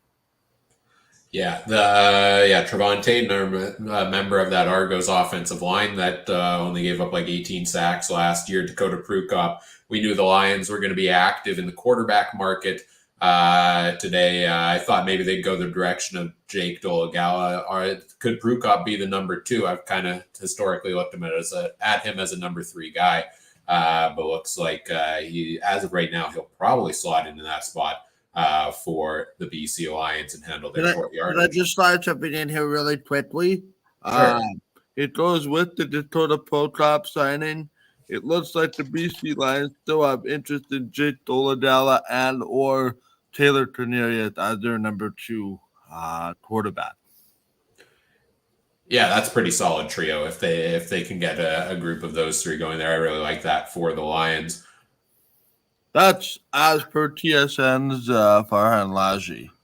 Just want to make sure I give the right credit to that. Yes, of course. All right, Adam, you want to bring in our next guest here and get the free agent tracker up and running? I'm going to step out for a bit. Yeah, I'm going to see if I can do this real quick because I'm not more comfortable with this, but I'm going to give it a try. Our next guest is, of course, from the Piffles podcast. Their show, I think, runs on Wednesday nights, I believe. We'll talk to him right away, though. Stephen, how are you doing out in Regina today? I'm enjoying a little bit of this snowy weather that decided to make a reappearance here in Regina. We needed the snow, but I thought we were done with it. Yeah, you know what? You guys can keep it in Regina. Yorkton here, it's we're just getting a little bit. It's not so much, but for sure. I thought we were going to get more lightning or thunder today just because of the recent signing here from Saskatchewan. Tell us about AJ Lett, Stephen, and how much you might pull up this tracker. I honestly couldn't be more thrilled with that particular signing. The thing I've hated over the last few years is this team has really taken a back step when it comes to marketing. It doesn't seem like they're marketing the players out there quite like we're used to in Rider Nation. And AJ Ouellette is exactly the kind of guy that you can market the ever-loving heck out of. And they already did it. They did it accidentally with the Thor hammers before he even signed. And then they started teasing the signing. And you can tell they're pushing this. And I love it. I hope it's a sign of things to come for this team, because the idea of marketing this team and rebuilding this fan base that has taken a bit of a slide over the last few years is absolutely necessary. Yeah, especially when there's not a whole lot of real excitement that there was really before this signing. I mean, yes, you got a new coach.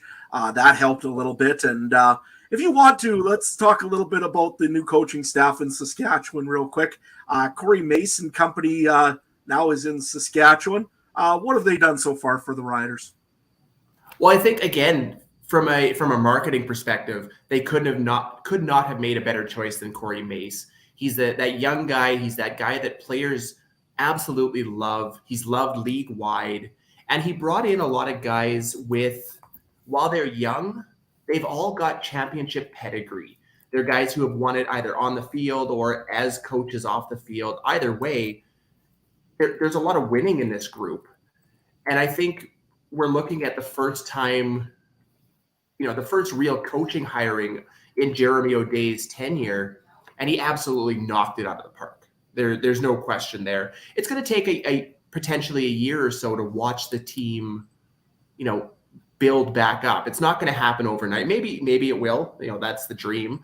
And with some of these free agent moves, you never know. But if we give this staff some time to build, it can only mean good things. Mike, of course, you're used to dealing with Winnipeg. How much does this remind you of like a Mike O'Shea kind of coach coming into Saskatchewan? Is Corey Mace that kind of guy that'll be a player's kind of coach, or is he more of a take control and this is the way it's going to be, more like a Chris Jones kind of coach? What do you see out of Corey Mace there, Mike?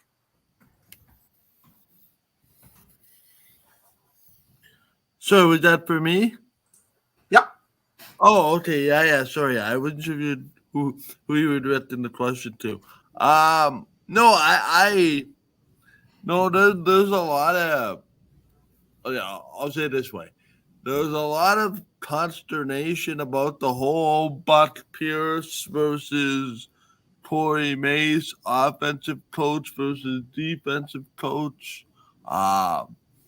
Personal preference to me is that I would have gone with Corey Mace. He seems to be that Mike O'Shea kind of guy that it's not going to be fixed in 1 year, but if you're willing to take me the long route of this year, next year, 2 years ago, or 2 years from now kind of thing, you can kind of start to build something quite steady. But again, I just feel that they need to look at, and I think our guests can also, sympathize with this. I just feel there needs to be a certain understanding about what the backup quarterback situation looks like. I think far too often in Saskatchewan, I'm saying this as a Bomber fan, and trust me, I take more joy than I probably should in the Riders, not having a great year. But Labor Day and the rematch is good when both teams are good, kind of thing. It's good for the game to have, strong Winnipeg, strong Saskatchewan, etc., etc. My concern is and will always remain to be, no matter who the coach is, what does that backup quarterback situation look like behind Trevor Harris? And I don't know, Steve, if you can shed light on this. It just seems like too often the Riders lose their starting quarterback and their season goes the way of their quarterback. Is it that simple? Like, to me, what Corey Mace is building here seems to be long-term. I just look at backup quarterbacks and I go, you could do a little bit better here if your number one goes down. But your season doesn't sort of go with it, if you know what I mean. Well, you can look back as recent as last season when Trevor Harris went out.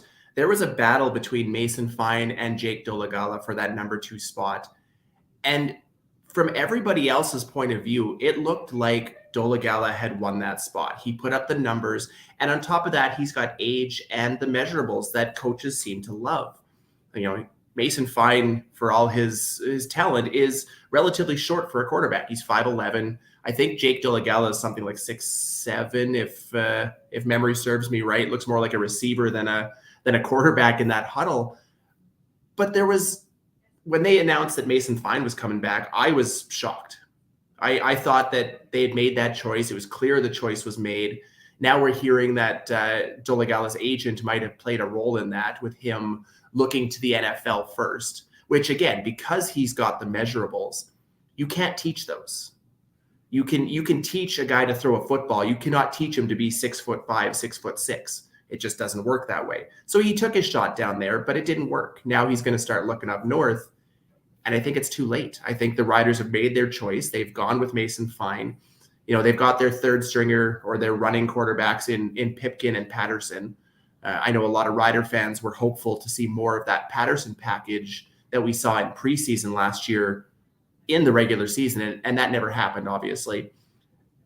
But there is a lot of worry with, especially at Trevor Harris's age, being 37 years old going into the season. You don't have a long-term option behind him. I don't think anybody sees Mason Fine as that guy. He will be the guy that can come in and not lose you a game. He's not going to win you a game. He will not lose you a game.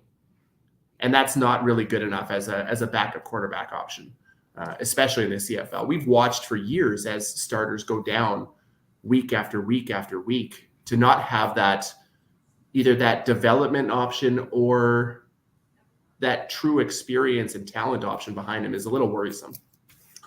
Yeah, and if you look, I think the only development really guy that we have right now is Shea Patterson. And is he really the option? He's a USFL guy. He does have some experience, but I don't know if I'd really be comfortable seeing him being let onto the field after Trevor Harris goes down, that's for sure. Moving on to the wide receivers here. Saskatchewan does have a pretty good depth at Canadian wide receiver, but I think we're still looking for that guy. Last year we said it. We were looking for that number one guy. We were hoping that maybe Jake Weineke could have been it. Apparently was not the guy that was going to be the number one. Who do you have in mind, or what do you see here in the wide receiving side, Stephen? There's a very clear hole there. If you look at this roster as a whole, that wide receiving core is the one thing that I think most Rider fans would agree. There's something missing there. Sean Bain Jr. was an absolute must re-sign. Alex from our show was high on him before last season, so I got to give him props on being on the Bain train before anybody else. But he's still not that number one receiver. You look at Schaefer Baker, Emelis, assuming he doesn't get an NFL deal in the next hour or so, Mitch Picton. They've got the Canadian backup or depth, but they need that number one guy. You look at a guy, I hate to say it, but Rasheed Bailey out of Winnipeg could be an option. Lucky Whitehead's a guy that can still stretch the field. I could get greedy and say I hope the Riders go after Tim White, but not at $300,000. I think that's absurd. I hope he gets it. I hope every player that goes out there gets the money they want. They deserve it. They're putting their bodies on the line for us week in, week out. But as a Rider fan, I hope we're not paying Tim White $300,000 to play football. And there's a lot more places you could spend money than right there. But there is a need there to shore up. I'm hoping, as a Packers fan, that Geronimo Allison is the guy. I would love to see him get a shot. He was a recent signing for the Riders last month. I think he would look great in this offense. But who knows what Mason and Mueller have in store. But they need something there. Yeah, the last year they brought in Darrell Walker. They had, like I said, Jake Weineke. It just nothing was working for American receivers. Mike, any comment on the receivers of the Riders? Yeah, I think they're perfectly okay here. To me, I'm looking forward to seeing Sam Emelis in a bigger, more prominent role with Trevor Harris. It's to me the biggest letdown for the Riders was defensively last year. They ran into some stuff defensively with the quarterbacks. They gave themselves a chance, sort of with the backups, with whoever was playing. My question is, and I'm really, really surprised by this, but maybe I really shouldn't be, is the loss of Micah Tights defensively. I expected the Riders to do a little bit more to keep him. Are you surprised by this? I'll pose this question to both of you. Are you both surprised that Micah Tights is gone? For me, he would seem to me to be one of those top guys, but I would have to re-sign. For me, from a distance anyway, how are you guys viewing the loss of Micah Tights? Honestly, you look at his season last year, and I would consider it disappointing.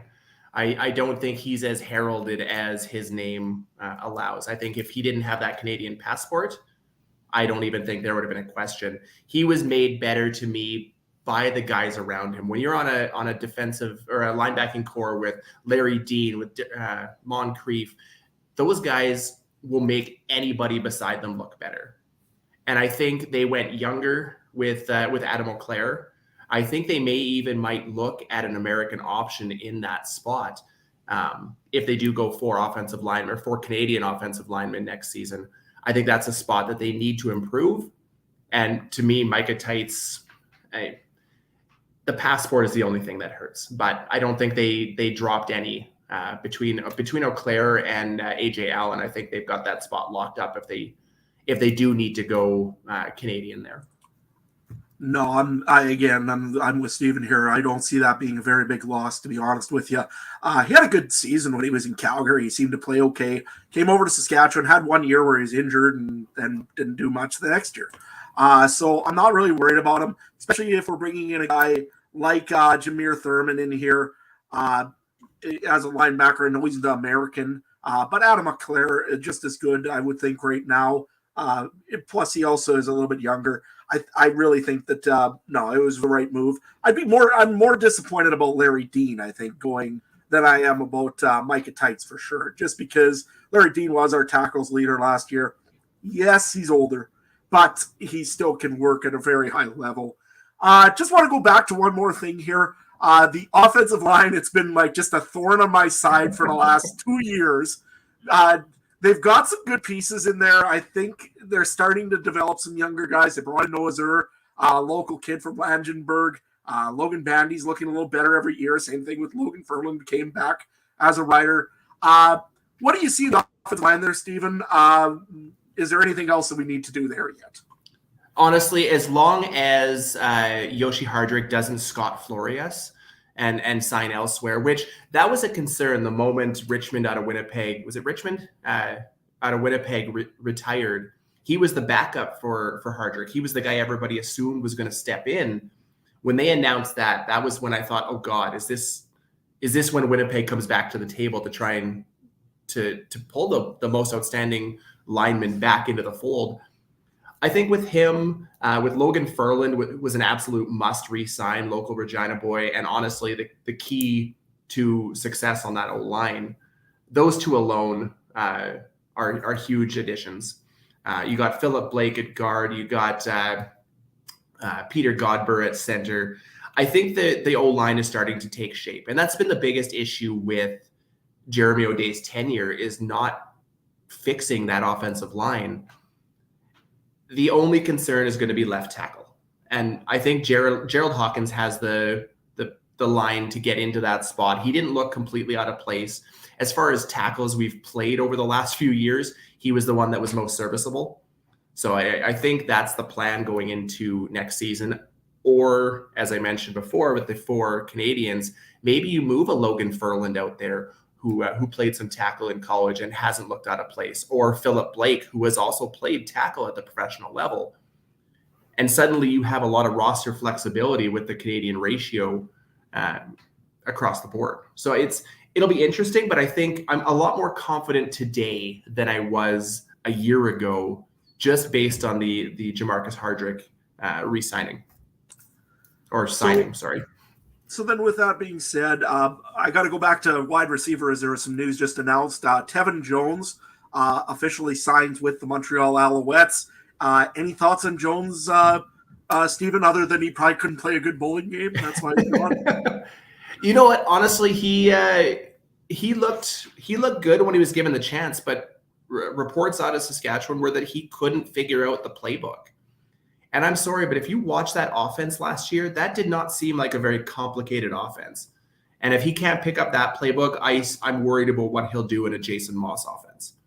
So talent-wise, that's a big loss. But I'm not sure that he had a place on this roster. I think with the guys they've got, they'll be able to fill that gap without trouble. Mike, any thoughts on the Tevin Jones side? Nope, you're muted. Sorry, can you repeat that? I'm having some audio issues. I just was wondering if you had any quick thoughts on Tevin Jones, the receiver out of Saskatchewan last year, signing with the Alouettes. Sorry, who? I'm not copying you.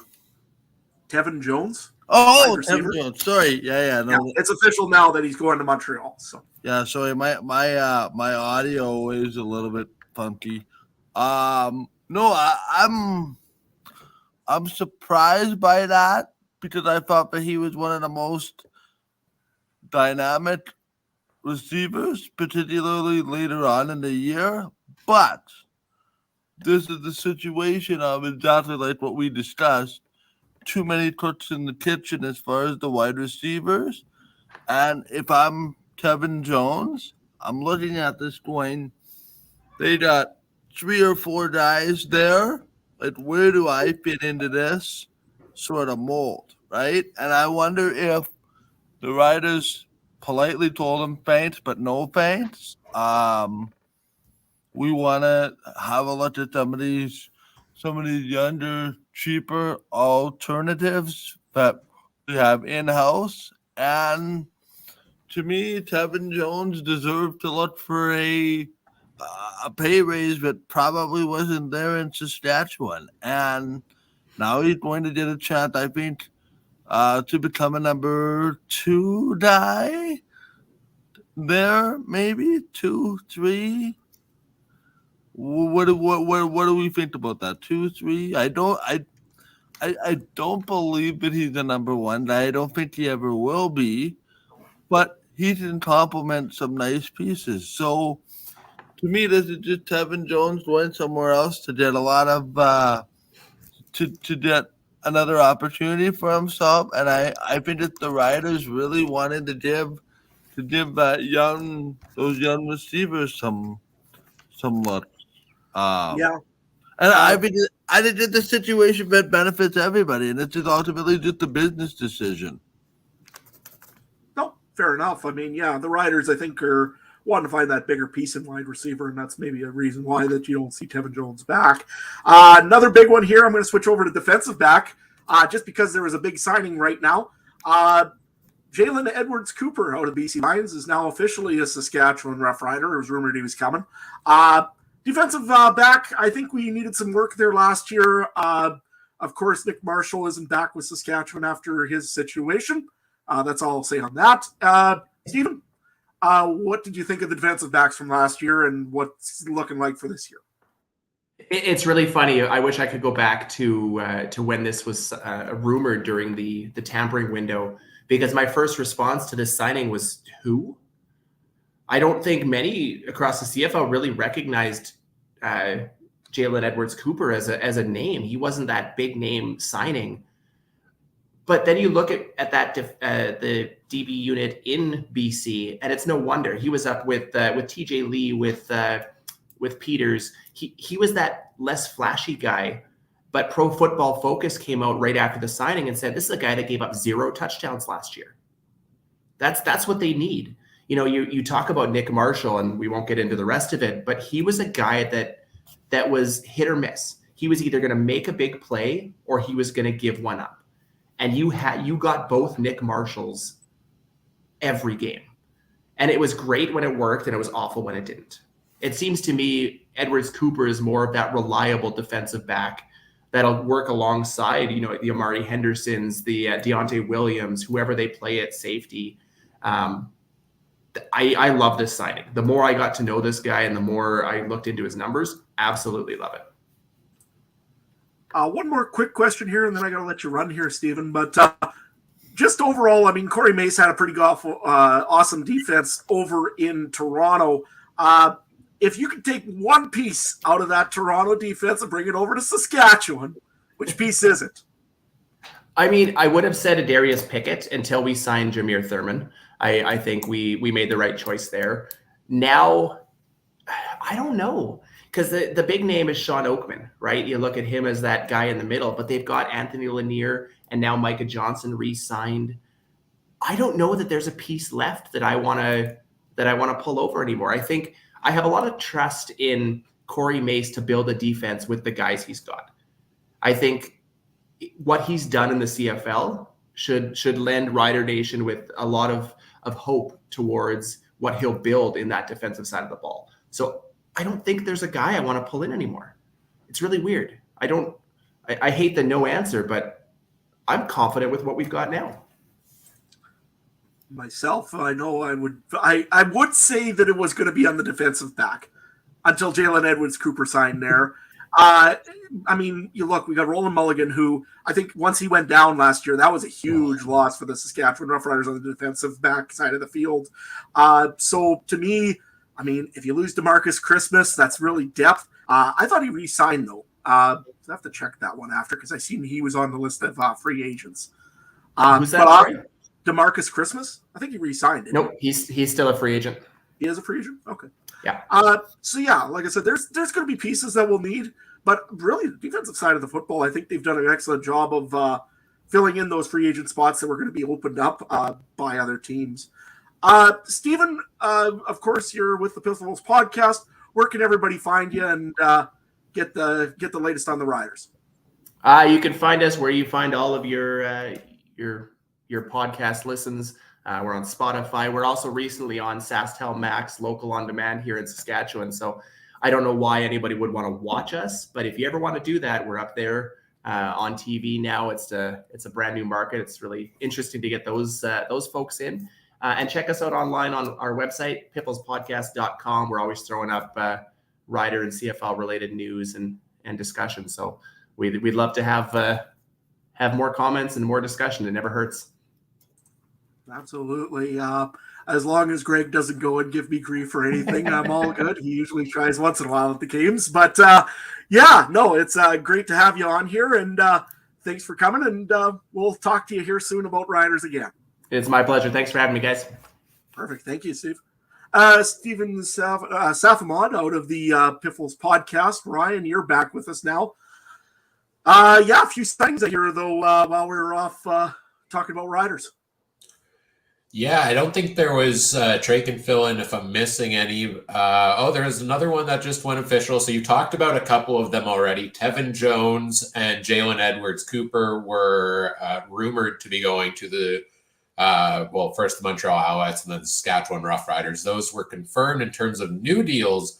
I believe Sean Thomas Erlington heading over to the Montreal Alouettes, and Jake Hardy is going to the BC Lions, according to Justin Dunk. Thanks, David, in the chat for mentioning that one.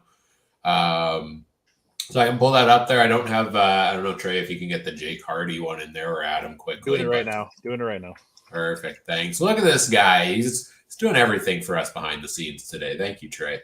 Sean Thomas Erlington to Montreal is a really interesting signing for me because this is a team that had a three-headed monster in William Stanback in I'm blanking now, Walter Fletcher and Jeshran Antwi last year. And it was kind of a crowded room at times. So they inevitably ended up letting Stanback go, which I thought was the right choice to go with the duo of Antwi and Fletcher. And now they bring STE in the mix. Adam, what do you think about where does he fit into this Alouettes offense, and how do you think they'll manage these three running backs?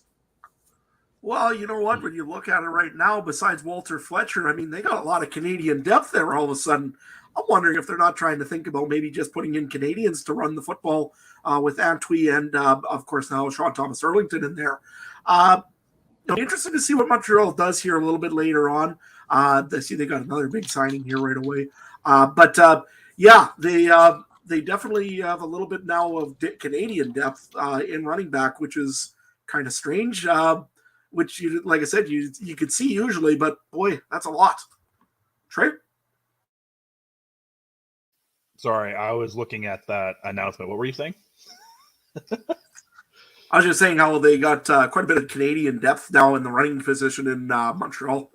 Oh yeah, no, I love their Canadian depth all around, but especially their running back. Like any of those skilled positions on offense, it's a big plus. And they have some receivers that are Canadian. They have a running back that's Canadian, offensive lineman's Canadian. As we've seen in other cities that rhyme with Winnipeg, a lot of Canadians on offense. Means you have more defensive players from America, right? I don't know. I don't want to be a homer. I don't want to say Winnipeg too much, Ryan. So. Did you get that new one up there, Ryan? Let me take a look. Yeah, there it is. The other signing here, Jake Hardy going to the BC Lions, 33-year-old. Didn't get a ton of action last year with Montreal, but I believe it was in the first playoff game. Didn't he have the clutch touchdown catch that nobody saw coming against the Ticats? Hardy, of course, was one of the most promising Canadian receivers, I feel like, near the start of his career. Then had some major injury trouble. He's bounced around between Ottawa and Saskatchewan, Montreal. Now he goes over to BC. So add him to the mix of depth, I guess, for the Lions at Canadian receiver. They're likely going to start Catoy and McInnes. They're going to start two Canadians, I would think, because they're focal points of that offense. But Jake Hardy could slot in for some depth there as well. Any other news we've got going on recently? I see Tim in the chat says the Montreal Alouettes have signed defensive lineman Isaac Dayemi Berglund, which we talked about that one earlier. Another addition for them that's now made official. Let me just check in and confirm if our guest backstage is good to go. Anything else from transactions or news that you're surprised we haven't heard yet, guys, while I confirm that? Starting to get a little more nervous every minute that passes by with this Jamarcus Hardrick. I mean, I see one guy go down already today that was with Winnipeg. I don't want to see another one right away. So that one's getting me not just a little bit nervous, just a little. Yeah, that's actually interesting. You like to give the players the benefit that they're men of their word, but sometimes things are, come up. Hardrick's that one. I know he's not super old, but I think if he backed out, it would be to retire, not come back to Winnipeg. But maybe I'm wrong. That's just the way I, imagine his character is. But yeah, you never know. And then I'm just waiting for whatever team. I don't want to say dumb enough, but whatever team has a big enough purse to pay for Tim White at this point. That's also what I'm waiting for. All right, Adam, we'll let you take a bit of a break here as we get into talking some Ottawa Redblacks. You want to introduce our guest and bring him in here, Trey? Yeah, sure. We're going to introduce to the show from 13th Man Sports, Shane Ryan, to talk about everything that is red and black. You there, Shane? Yeah, I'm here. Sorry, camera's not cooperating. I'm kind of out at the moment. That's okay. That's all good. As long as we can hear that voice, and we're all good. So thank you for joining us, man. One thing I really want to talk about with this Ottawa team is you guys are shaping up to have a very interesting quarterback room. How do you feel about the current slew of quarterbacks that's in Ottawa? Yeah, I mean, it's definitely an interesting situation with Mazzoli and Adams still returning from injury. Adams, I think, tore his ACL.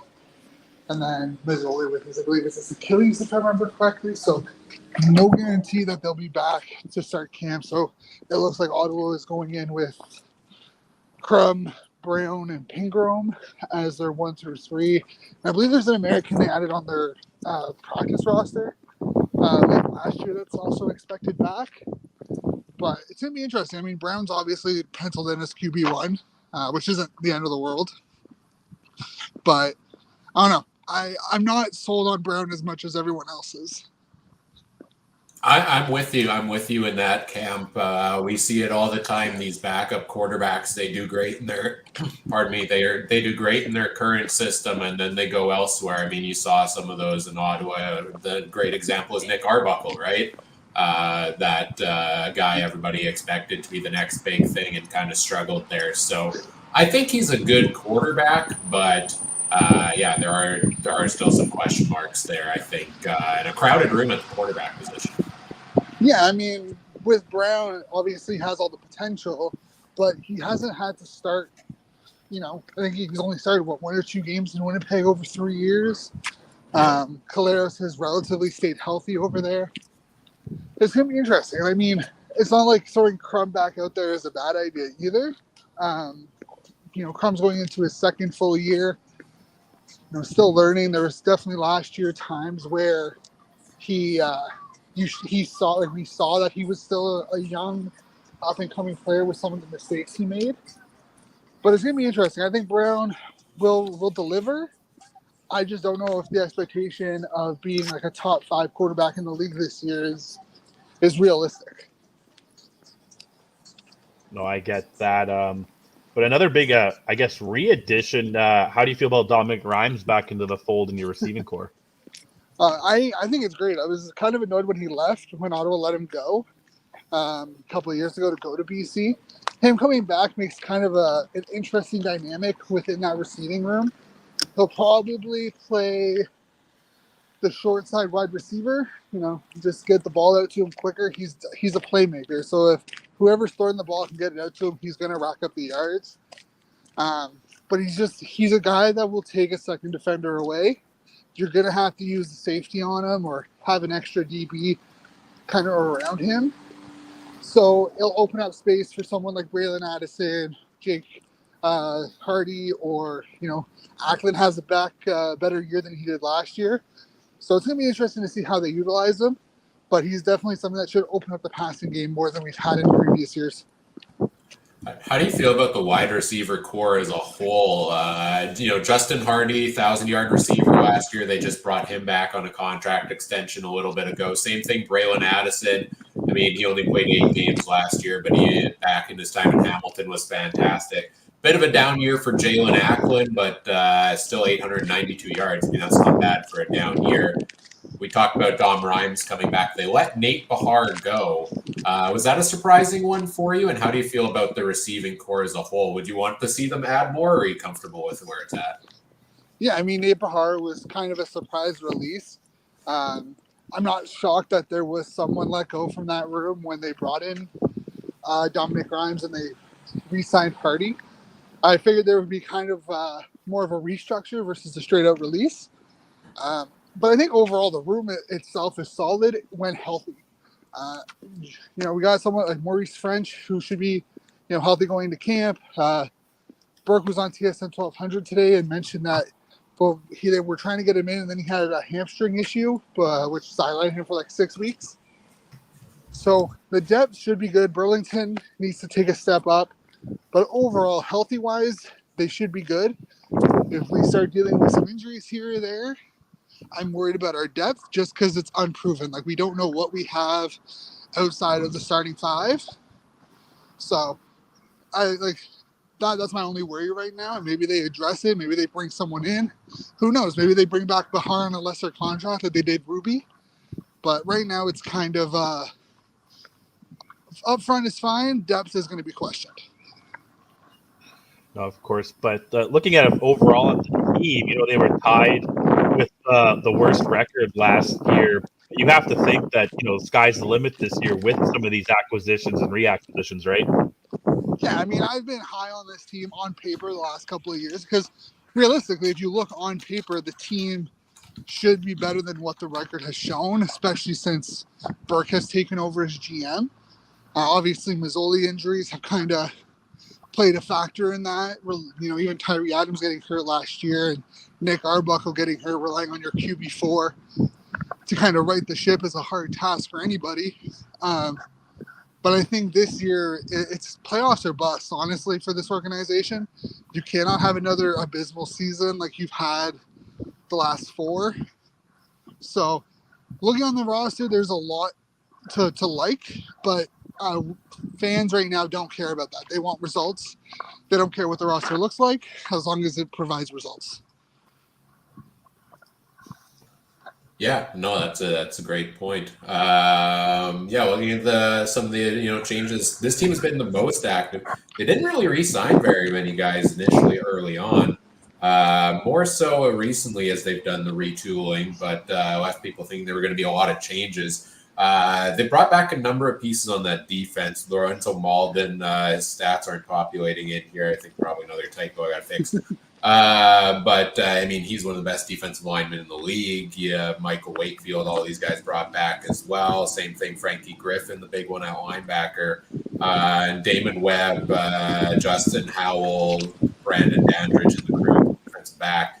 How do you feel about Ottawa's defense? Because I feel like for years the talk has been about the offensive struggles for the team. I always have a hard time getting a good read on where their defense is at. Yeah, I mean, I think that's kind of everyone right now. They don't really know where their defense lies within the organization, purely because the offense has been abysmal. I think the thought process is that if our offense gets better, they spend more time on the field, the defense will naturally be a better unit overall because they're not playing, 60-65% of every game. They'll be more refreshed.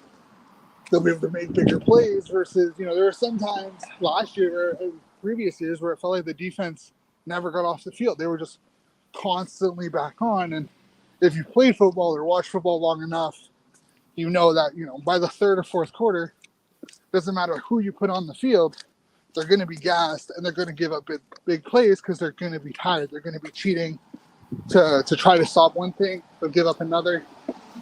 So I think overall the idea is that the players on the back end aren't the problem. They need to fix the offense to give the defense a chance to be better. Of course, and with a lot of this uncertainty, not uncertainty, but we don't really, you have not really any proven quarterbacks or any healthy proven quarterbacks. How much does that maybe then lean to Devontae Williams and his game in the backfield? Yeah, I mean, I think you put it to the NFL, like how San Fran has kind of sheltered Brock Purdy by giving him an offense that works within his skill set.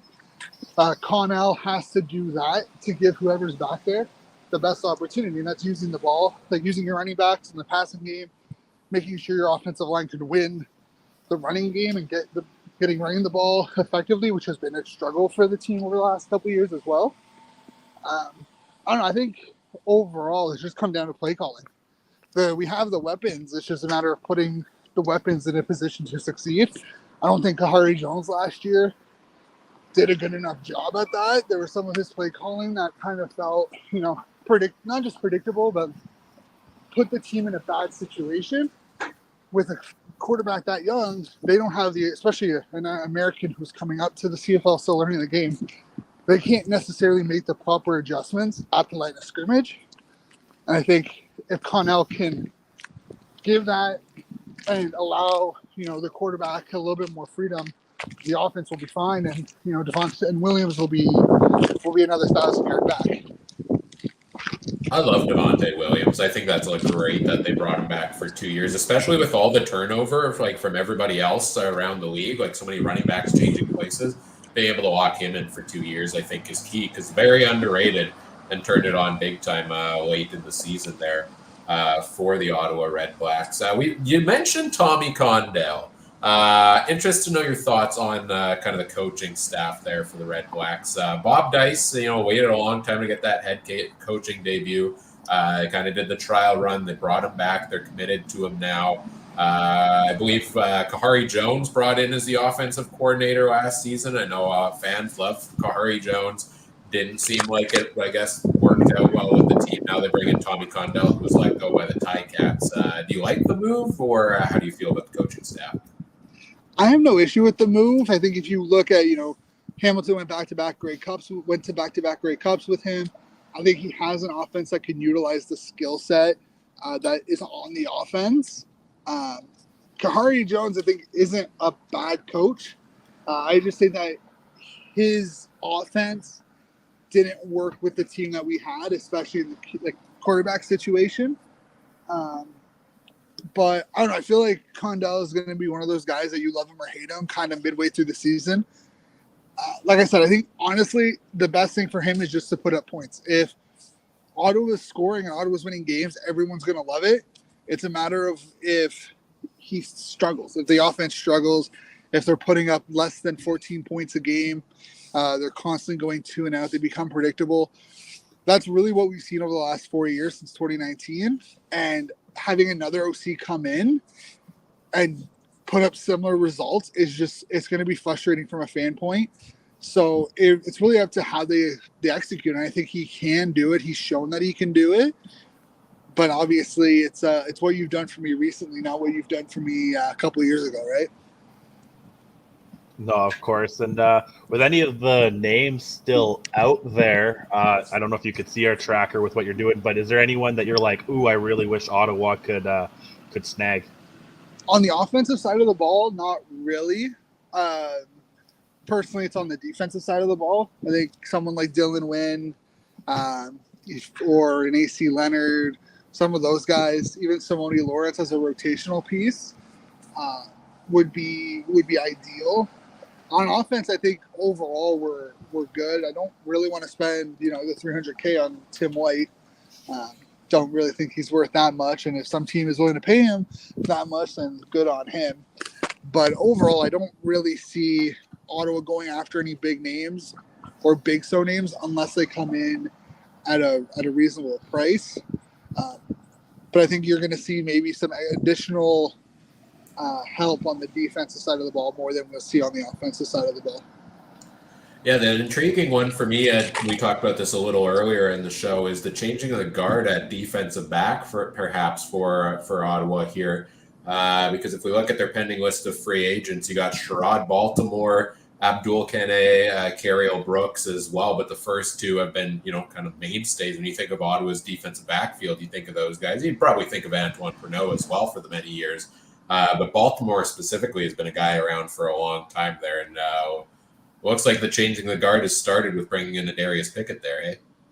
Yeah, and I mean, I love Baltimore. I think he's a great guy. He's done a lot for the city of Ottawa. But it was clear that, injuries played a big factor, I believe, over the last 2 years for him. He just hasn't been able to stay healthy. And if he can't get healthy, if he lands on any of the other 8 teams, they're going to get a dog of a guy who can play on both sides of the field, who's going to make sure that, he gives his 110% all the time. But I agree. I think it's time that we see some changes. Some of the younger guys, Webb, Money Hunter, obviously, oh man, why am I blanking on his name? It's one of the first DBs that we signed or re-signed. He was our punt returner last year.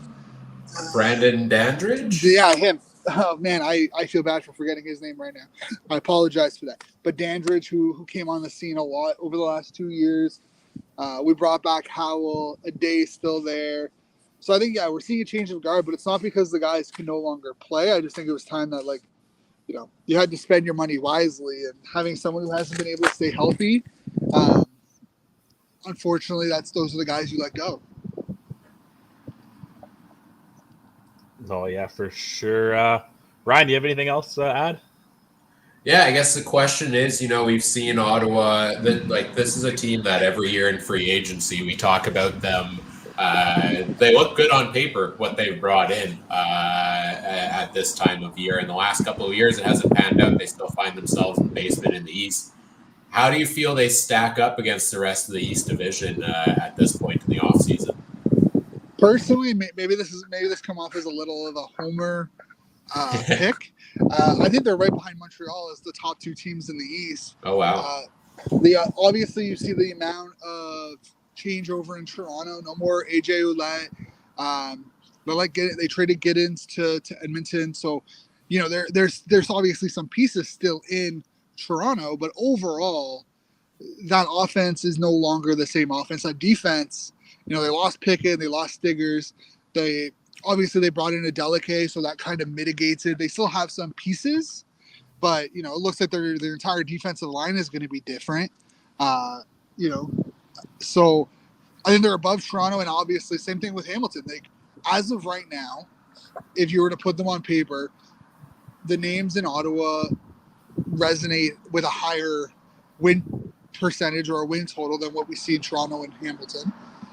Obviously, Montreal's keeping, they brought back Lemon, Sankey, they brought all of those guys back, so they should be on the top of the list for anyone in the East. If Montreal's not in the top, you're too much of a homer your bias is showing too much, in my opinion. But Ottawa could be right behind them based off what we see on paper. But like we've seen the last 4 years, paper only matters so much when the games start playing. Oh yeah, for sure. And then just as I was scrolling through here, the offensive line caught my eye. We talked a little bit about Jacob Ruby gets released and then a week later gets brought back into the fold in Ottawa. It was kind of surprising when he was released. Then they had Darius Bladek. That's a huge get there. They've still got Drew Desjardins, who they made the highest paid offensive line last year. And then you still got some of those young guys that they recently drafted. How are you feeling about the offensive line play? In my opinion, they have the best, maybe out of Winnipeg, and even that's arguably debatable at this point. I think they have the best interior 4 linemen in the CFL with Hogan Sandon, Desjardins, Bladek, and Ruby. Their big questions are on the tackles. You have Boyd, who did decently well at left tackle last year. If he can, progress and be better, that will obviously help. But the biggest question mark is Pelios and Bull at right tackle. Burke was on TSN 1200 earlier this morning, and he mentioned that they're expecting big steps from those two this year. And when you spend, I think they both were drafted first overall, respectfully in their draft classes. When you spend a first overall pick, you're hoping that this guy could be a cornerstone player. So it's going to be interesting. That's my only concern, is how they attack that right tackle spot. If Pelios and Bull don't take those next steps in training camp, Boyd played right tackle before. Can they bring in another left tackle and slide Boyd back over to right? I'm not sure. But their interior alignment, I have no issue with. I think they're going to be fine. But like everyone knows, your tackles are where you live and die in the CFL. So they need to address that if they're going to struggle during training camp. I expect both of them, all 3 of those guys, to see ample amount of snaps during their preseason games. Anything else? Awesome, man. No, I went through and I'm loving everything Ottawa. I'm with you, man. I think I could very well see them be on paper, and if all of the football gods are beside them and there's no fluke injuries, I could see them being definitely third, if not second, in that Eastern Division. So I'm with you with that one. Before we let you go, maybe tell people where we can find you and what you got going on, man. Yeah, so you can find me on mostly on Twitter at SR_designs_. Currently trying to wrap some things up before the season starts with work and whatnot, to allow me to kind of focus more on providing more insight within the Red Blacks throughout the season. But yeah, just follow me on Twitter. I kind of post regularly there for covering the CFL as a whole and the Red Blacks. But it was a great pleasure being on with you guys, and thank you for the opportunity. Yeah, it was great having you here. Yeah. All right, as we say goodbye and enjoy the rest of your day, Shane, make sure everybody check out everything he's got going on there. Let's do a quick news update here as we welcome Adam back in. Adam, what you got for us? Well, I got the one big one that Saskatchewan has been maybe holding their breath a little bit on. Jamarcus Hardrick is officially a Saskatchewan Rough Rider. That one there happened just about maybe about 5 minutes ago. Big move for the Riders. They needed a tackle spot. They got one of the best in the league, arguably. I'm sure Winnipeg fans will say, no, that's nothing. Who cares? He's gone. We don't worry about it whatsoever. While twitching nervously. Anyways, Saskatchewan picked him up while we were gone in the while we were talking to Shane there. I think that was really about it. Otherwise, I think everybody else went for lunch. Yeah, GMs are all taking a big lunch. Maybe they're all trying the McRib. How would we get that sponsorship? That's really what the 8-hour thing is. Yeah. Anybody tuning in, if you'd like to sponsor the podcast for this season, send us a message on social media. But yeah, Jamarcus Hardrick, the big one going over to Saskatchewan.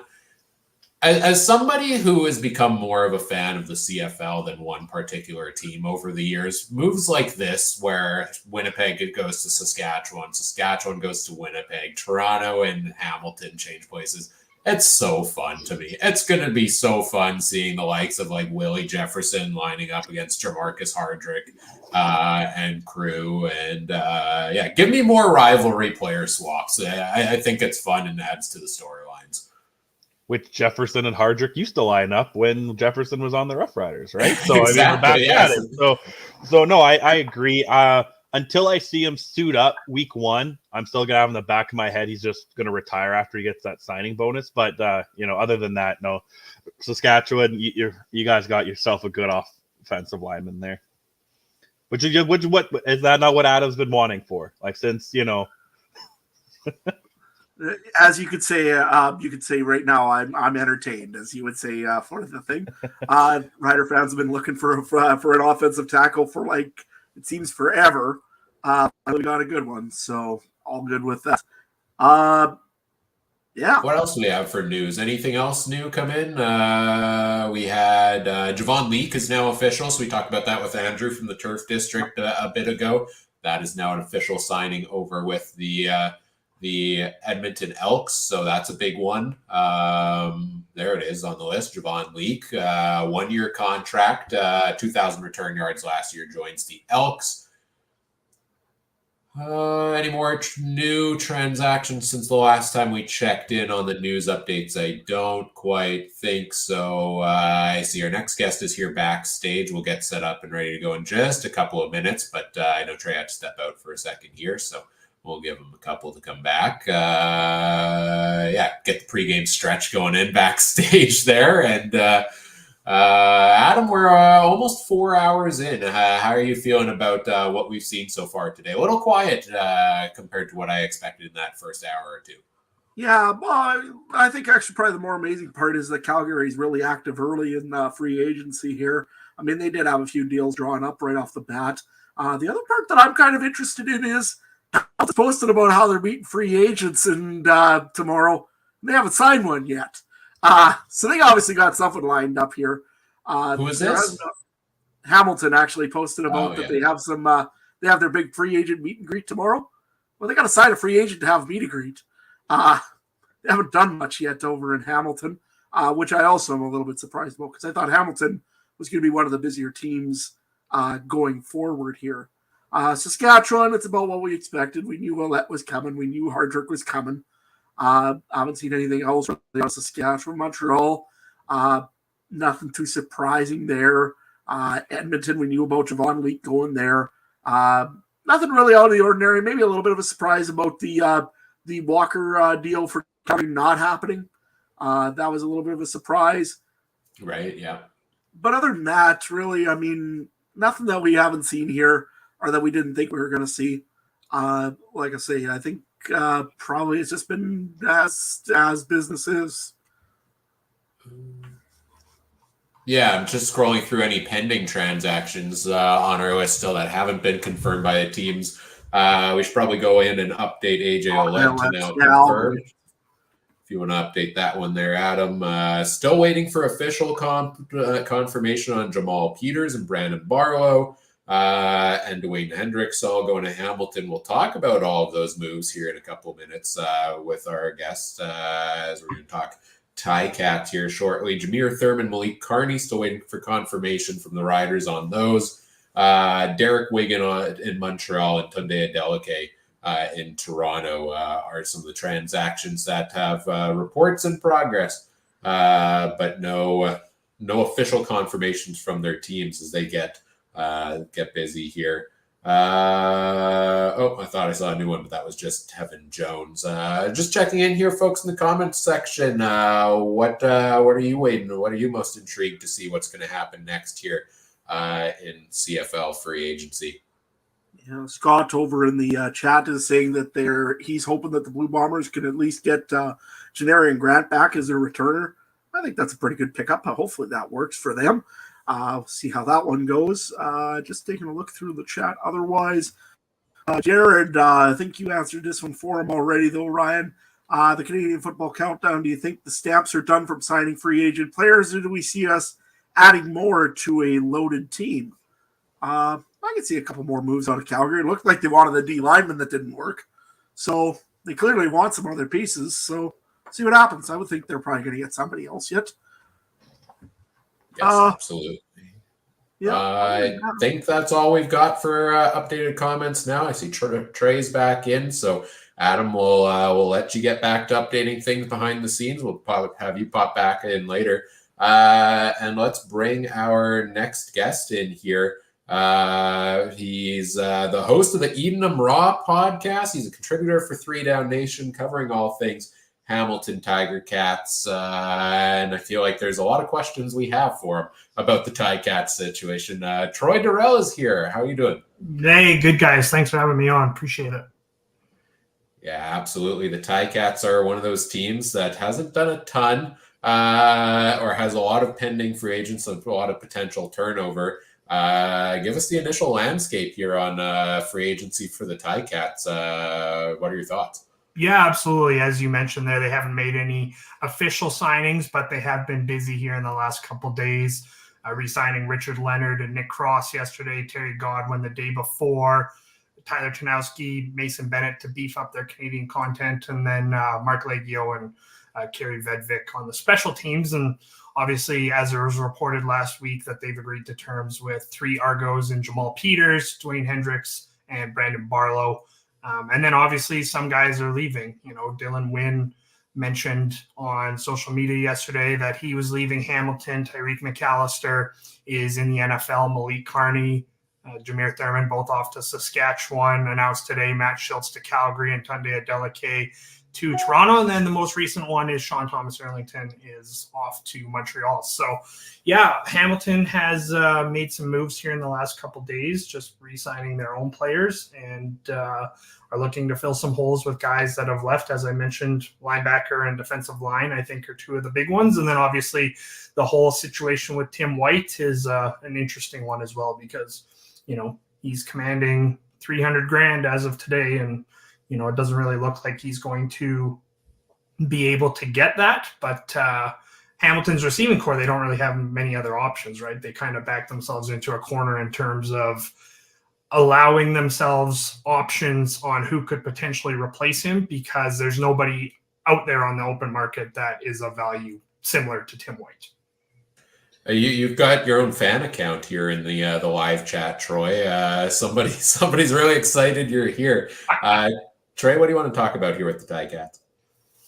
Well, the biggest shock that I had with this team was the restructuring of Bo Levi's contract. And I don't know, I get a mixed sense from it's hard to take anything you see on Twitter seriously at all, but Hamilton Twitter fan base, at least, I can never get a gauge what the fan base's thoughts are on Bo and him being back for at least one more year. What are your thoughts on that? Yeah, absolutely. That was something that needed to happen. Obviously, you can't pay him north of $500,000 based on the production that he put up last year, just over 1,000 yards, 6 touchdowns, 10 interceptions. And the fact that he wasn't on the field that often as well, right? You know, so that was definitely something I think needs to take place. We'll see whether or not Hamilton's able to use that as a benefit towards them and their offense. And, you know, Ed Hervey mentioned a couple of weeks ago at the winter meetings that they wanted to surround him with a bunch of playmakers. And, you know, as I said previously, we're sitting here and Tim White's unsigned. They got Terry Godwin back. I like him. He's a nice piece. But if you're going into 2024 with Terry Godwin and Keandre Smith as your 1 and 2 receivers, I think regardless of who you have at quarterback and, you know, Bo's health, I think, plays a big role in how Hamilton will do in 2024. But you got to give him guys that are going to be able to make plays when those plays become available. And as I said, I like those 2 pieces, Godwin and Smith. I like Omar Bayless as a second-year guy. Justin McGriff was a rookie who in preseason and training camp really showed well and then missed the 2023 season with a lower body injury. I believe it was an Achilles injury. And but I do think that Tim White really needs to come back. And, you know, you didn't get Bo Levi Mitchell to restructure his deal to not use that money to bring Tim White back. So, you know, I think it was something that had to happen, and I think it's beneficial for both sides.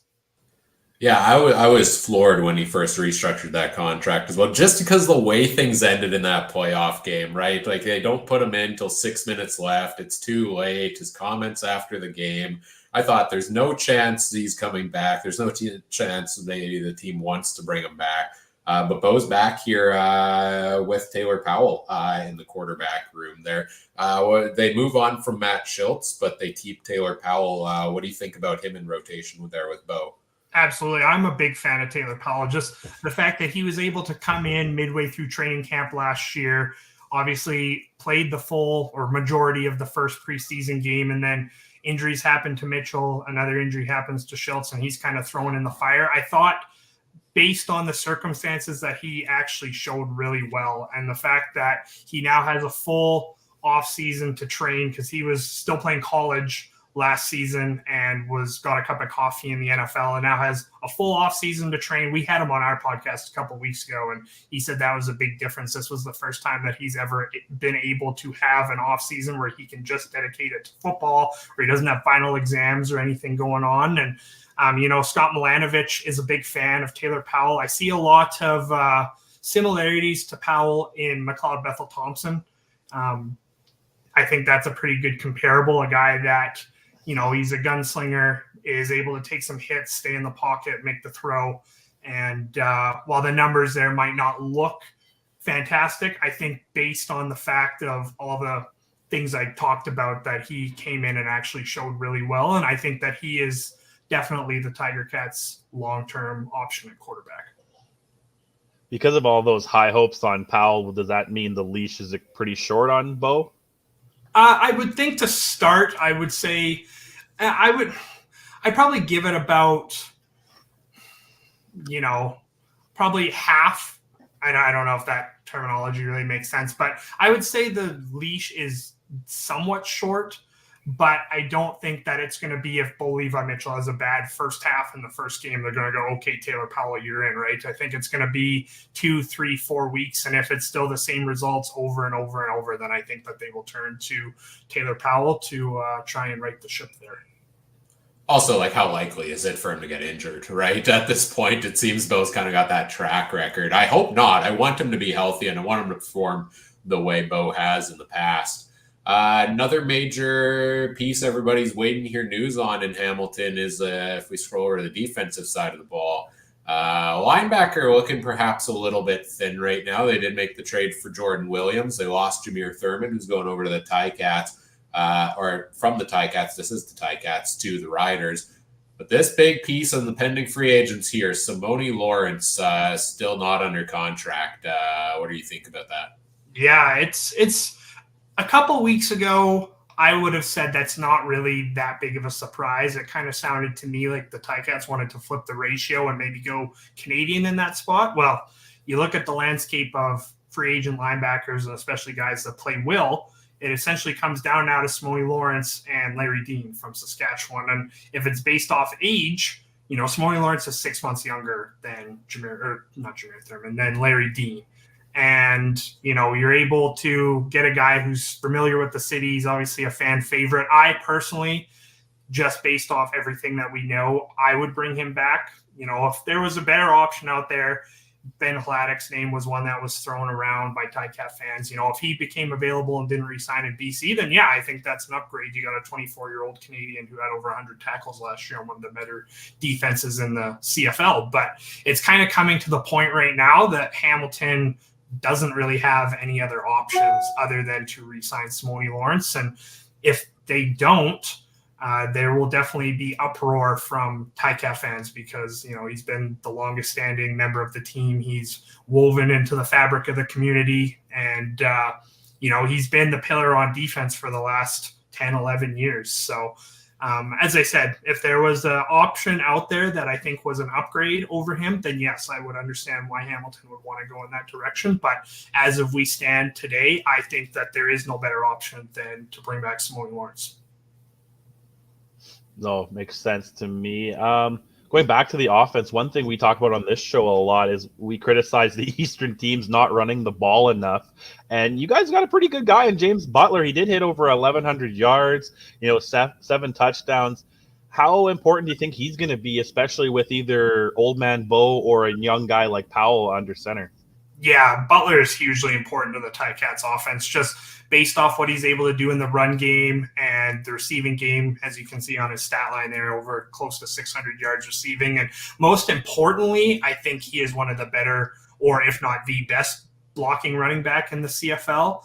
I did find it interesting, my colleague Justin Dunk and John Hodger reporting that Hamilton was widely interested in Brady Oliveira, which kind of caught me off guard just based off of how good James Butler was last year.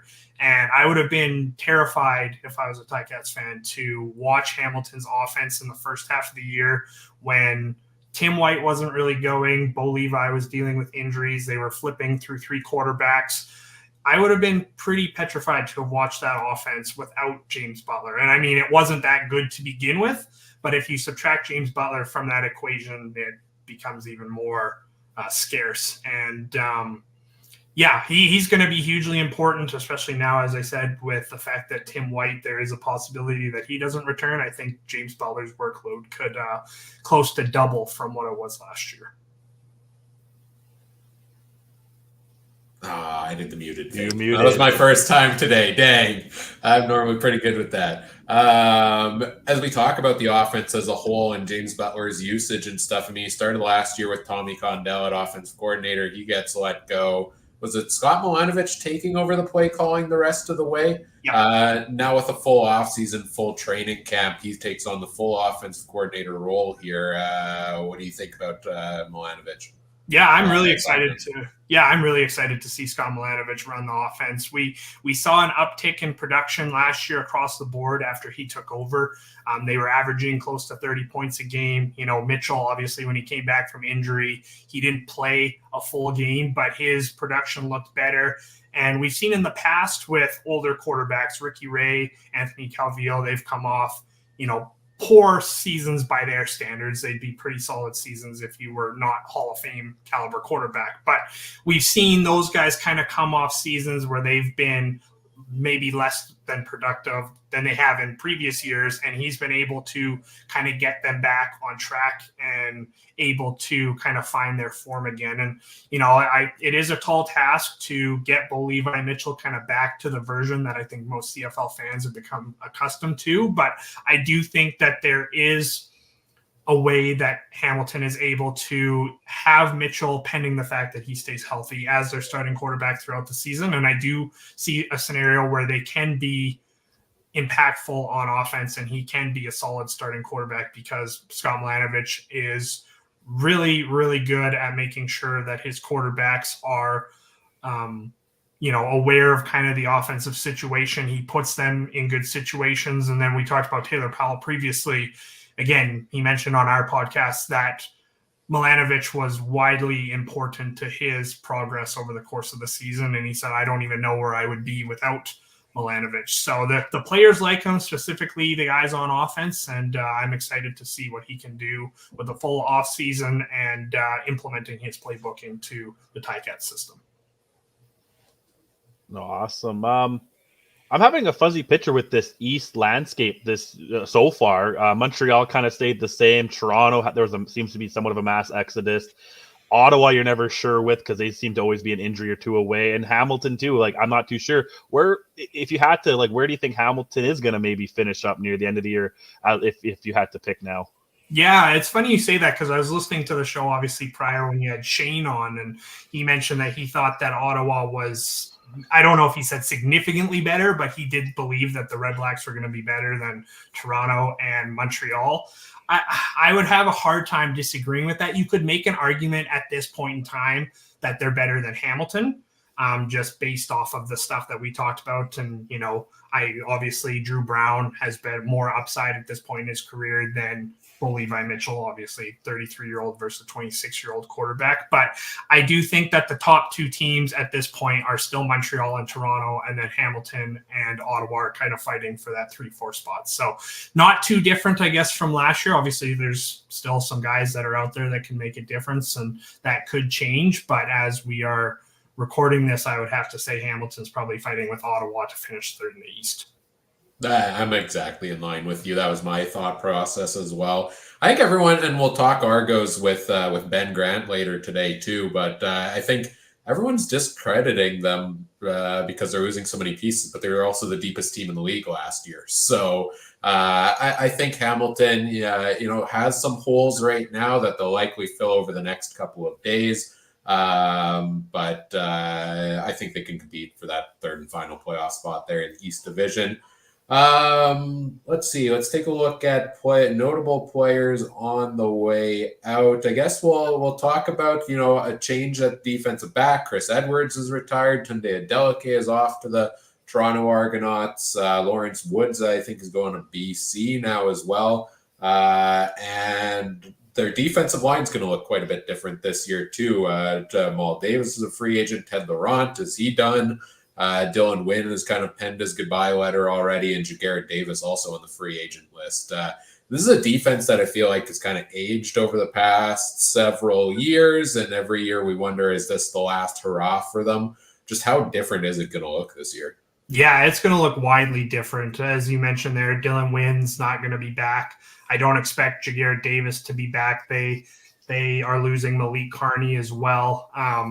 And, we obviously talked about Simone Lawrence. There is a very real possibility that he's not back in the linebacking core either. So I do think that this is, some fans, I understand that they get the personal attachment to players, Simone Lawrence, Dylan Wynn. And while I do think that those guys can still be productive, they are in the back half of their career, right? And the definition of insanity is repeating the same thing over and over and over again and expecting different results. And the best result that Hamilton got with this defense was making it to the Grey Cup and losing. So that's not what you set out to do every year. And I think the fact that they have kind of taken a bit of a different approach, looked and targeted guys that are younger, Dwayne Hendricks, Brandon Barlow, and deciding that you're going to pay them for what they're going to do. Obviously, you're still paying a little bit about what they've done the last couple of years, but they're still young. They're still in their mid-20s. You're paying them for kind of what you're expecting them to be when they're 27, 28, 29. And, I do think that the defense will see quite a bit of improvement. And obviously they were in on Matthew Betts before he decided he was going to go to Detroit in the NFL. But I do like Mason Bennett. Obviously, he had a bit of a down year last year with the fact that he was more of a rotational guy. They kind of moved him inside a bit to play a bit of defensive tackle just due to the fact that they had injuries with Laurent and Mohamed Diallo, who will be back again next year, last year of his rookie deal. And I think that the defensive line is much improved, and I think that the secondary is going to be a real strong suit. And, you mentioned Chris Edwards there. Obviously, there's not much available. Derek Moncrief is a guy who maybe Hamilton could be interested in, but I think they're going to go with the two guys that they already have in-house. Carthel Flowers-Lloyd was the best special teams player last year for my money. I thought it was shocking that he didn't at least get a nomination from his own team, let alone, I understand Javon Leake had all those return touchdowns, but I thought that it was going to be between Leake and Carthel Flowers-Lloyd for Eastern Special Teams Player of the Year. And I think that Hamilton is going to use this opportunity to show the younger players that, hey, if you play really well on special teams, there is an opportunity for you to play on defense. And so I think Carthel Flowers-Lloyd is going to be the guy who gets the first shot at Sam linebacker.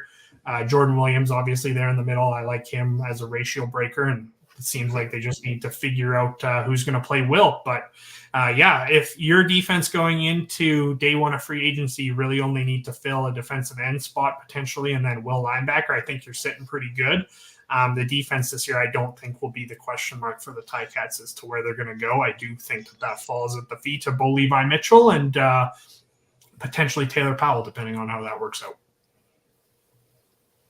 Yeah, and we're sitting here with pending free agents. I'm sorry if you said this earlier, but if would you want Tim White for $300,000 to come back? Me personally, it's tough. I would definitely pay him in that range. I don't know if I would go as far as $300K, but I would not have a hesitation, especially now knowing that he is by far and away the top guy available, and based off of what we talked about earlier with the receivers, I wouldn't have an issue if they paid him in the 260, 275K range. And, you know, if you read the agreement and it comes across that it's 300K, I personally wouldn't have that big of an issue with it either. I put him in that upper echelon of receivers with Geno Lewis, with Kenny Lawler, Dalton Schoen. I think it's kind of those four guys, and then there's a big drop off to the next tier. And I think if that's the case, and the Ticats kind of agree with me on that, that they should pay up. You know, it's not an accident that he finished last year as the leading receiver in terms of yards, and in 2022 had the most receptions by a receiver. And, you know, you got to remember too that he's gone through, since he came to Hamilton, he would have gone through Jeremiah Masoli, he would have went through Dane Evans, David Watford, Jamie Newman, Bo Levi Mitchell, Taylor Powell, and Matt Schultz. So that's 7 quarterbacks in his 3 years in Hamilton, and he's been productive in every single one. So you look at, as the other guys we talked about, Geno Lewis obviously had a bit of a down year due to injuries last year, but he's been as productive as anyone in the league. And I think that I would, if I was in charge of making the moves in Hamilton, I would pay him the 300K. That number's crazy how many quarterbacks you go through in a couple of years. Here, it brought me flashbacks to, you know, the Bomber Dark Ages. How many quarterbacks did we go to over a 10-year period, or how many did the Alouettes go through after Anthony Calvillo? So much turnover, and now more so than ever just due to injuries, unfortunately. I have the list of wide receiver free agents up on the board here. None of these other guys are going to be able to fully replace the role of Tim White in the lineup, like you said. But if they can't get the deal done with them, is there anybody else on the list that kind of intrigues you that you think could be a good fit with the Ticats potentially? Or is this, do you see them just going and promoting within? Yeah, I could see there's a couple guys that are on the list just looking through it previously. Lucky Whitehead intrigues me. Obviously, he had a bit of injury troubles last year and then was demoted, but like you see his stat line there, like he was still pretty productive as kind of the third or fourth guy in BC. And while he is 31, I think he still has that kind of downfield threat that Tim White has, obviously to a lesser degree. And then another guy that intrigues me, and I don't know if he'll even end up anywhere, let alone Hamilton, but Jake Weineke was another one that I see at the bottom kind of there of the list. And while, you know, the stats, again, very unproductive, he still is only 29. You could get him at cheap value. And, Scott Milanovich kind of likes that possession type receiver. I think that he could fill that role. And again, obviously these aren't guys that you're going to be able to bring in and go, okay, here's the Tim White replacement. You're going to have to do it more by committee if Tim White decides that he's going to move elsewhere. But those are some guys that intrigue me to potentially Hamilton to bring in. And then another topic of discussion is kind of where the ratio is going. Another guy that's on that list there is Luther Hocknavanu from Calgary. I think if Hamilton decided that they wanted to go back to the 2 Canadian receivers, I think I would go with him at the field side wide receiver spot, and then have Keandre Smith at field side, one of the field side slot back positions. And then that gives you the option to go at defensive end, American defensive end instead of Mason Bennett. And so I guess those are kind of the 3 intriguing options to me. Obviously, Duke Williams was listed there. It's already been confirmed that he's not going to be back in Hamilton, and he might not be back in the league period after kind of the last couple seasons he's had in Saskatchewan and Hamilton. But I guess those are some of the names that I would be interested or intrigued in if Hamilton was able to bring those guys in.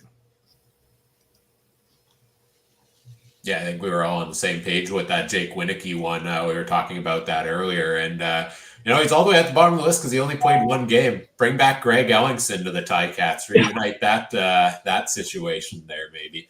I don't know if we'll see Ellingson sign anywhere. He's had so much injury trouble the last couple of years, really slowed him down. But anything else intrigue you here for the Ticats that you want to touch on before we wrap things up here with you? No, I think we kind of touched on everything. Obviously, the 2 big names everyone's kind of waiting for the shoe to drop on would be Tim White and Simone Lawrence. And I think kind of once we get a clearer picture as to what direction Hamilton's going to go with those 2 guys, I think you'll be able to figure out where the roster is probably going to be shaped. But I like what they've done so far. The guys that they've lost, well, yes, they were impactful at some point in their careers. I think they have made the right decision to move on from some of those guys. And the fact that they're going to go younger at those key positions, I think is also beneficial. And it all really kind of falls on Bo Levi Mitchell and Taylor Powell of what they're able to do at quarterback. Because if Hamilton brings in every single free agent that's available still, and you don't get competent quarterback play from those two guys, Hamilton's not going to go anywhere regardless. So falls back on Mitchell and Powell, and I'm definitely intrigued to see how the Ticats do in 2024. Right on. Trey, any other questions from you? No, that's pretty clear with me. Like, and I'm really interested in this East Division because it's just kind of, can Montreal do it again? And did the pieces that Toronto lose really affect them? And is Ottawa as good as Shane says? And I'm really interested in Bo. Maybe real quick, do you think Bo's arm is there still? Because it was all over the place. Yeah, based on the film that I watched last year, I would say no. There were sometimes that he threw ducks up that you're like, okay, why was there so much air under that? It doesn't seem like he has the zip on the ball that he did when he was in Calgary, but I'm living in Calgary. I grew up here as well, so I've been able to watch Mitchell throughout his career as a Stampeder, and the more that I think about it, it's different. But Bo was also never a guy that you were going to run across, the wide receiver was going to run across the middle and he was just going to hammer it into your chest, right? He was always kind of a guy that put a nice touch on the ball. And while I do think that his arm strength has kind of wavered a bit, I do believe that there is a scenario where he can still be effective while not having maybe the arm strength that he had a couple of years ago. I got to quickly ask before we wrap it up. Ticats fan living in, grew up in Calgary. How'd that happen? When I was a kid, so this is a bit of a long-winded story, so if you don't mind waiting a couple minutes here while I explain. My dad go for it. Was he's born and raised, well, he was born in Moose Jaw, raised in Regina, and he obviously was a Rider fan. And as a kid, I used to religiously watch the 1989 Grey Cup. Like, I was not one that watched cartoons. That wasn't really, like, I watched them obviously as a kid, but it wasn't really something that interested me that much. It was more, I wanted to watch football and hockey and all that good stuff. And he had a recording of the 89 Grey Cup, widely regarded as one of the best Grey Cups of all time. And Saskatchewan beats Hamilton in overtime. And my dad's sitting there rubbing his hands going, oh, good, my son's going to become a Rider fan just like me. And I was a big fan of going to the zoo when I was younger. That's where I spent all my birthdays, and tigers were my favorite animals. And so I went the opposite way. And he was like, yeah, if you pick Hamilton, that's fine, but you have to stick with them for thick and thin. Like, you can't flip-flop back and forth just due to the fact that they're bad. And, I sat through my first game ever going to Hamilton and Ivor Wynne was 2003. When they were 1-17, and I loved every minute of it. And my dad's like, okay, if he's able to sit through this and the fact that this team was horrible, he'll be fine. So now that the light is a bit brighter at the end of the tunnel here, it doesn't seem so bad. Even a couple 8-10 seasons feel like Grey Cups compared to some of the doldrums that they've faced over the past 10-15 years. So definitely an odd duck. I get that question all the time, and the rest of my family too. My younger brother, he was born, and he kind of looked at everyone in my family going like, oh my god, my mom's a Stamps fan, dad's a Rider, I'm a Ticat fan. So he went to Winnipeg and was like, well, I guess I'm gonna cheer for somebody else other than the team everyone else cheers for. Yeah, we have half the league covered in our family, and it's pretty awesome during the course of weekends when we're watching games to be able to, banter back and forth. And we always used to joke that youngest brother was always the one usually mad because Winnipeg kind of in his early years weren't very good. And now that they are, he's definitely taken the pleasure of making sure he chirp back. So it's good. It's a fun environment for sure. I love stories like that. I hope, as the Ticats fan, I hope you get your Grey Cup soon. I really do. As a Bomber fan who had to wait 29 years, we can resonate with that. Before we let you go, where can people find everything else you've got going on and plug anything you want? Yeah, for sure. So my Twitter would be at Troy Durrell, TroyDurrell. You can find our podcast wherever your podcasts are available, Apple, Spotify. Any other ones I can't think of off the top of my head. And you can find our Eatin' 'em Raw at Eatin' 'em Raw _ I believe, on Twitter, and just at Eatin' 'em Raw on Instagram. So definitely make sure you follow along. We are definitely keeping up with all the news in Ticat Nation, and us and Podski Wee, I think, are doing a really good job of making sure that we fill the void of not having a true Ticats reporter at this point in time.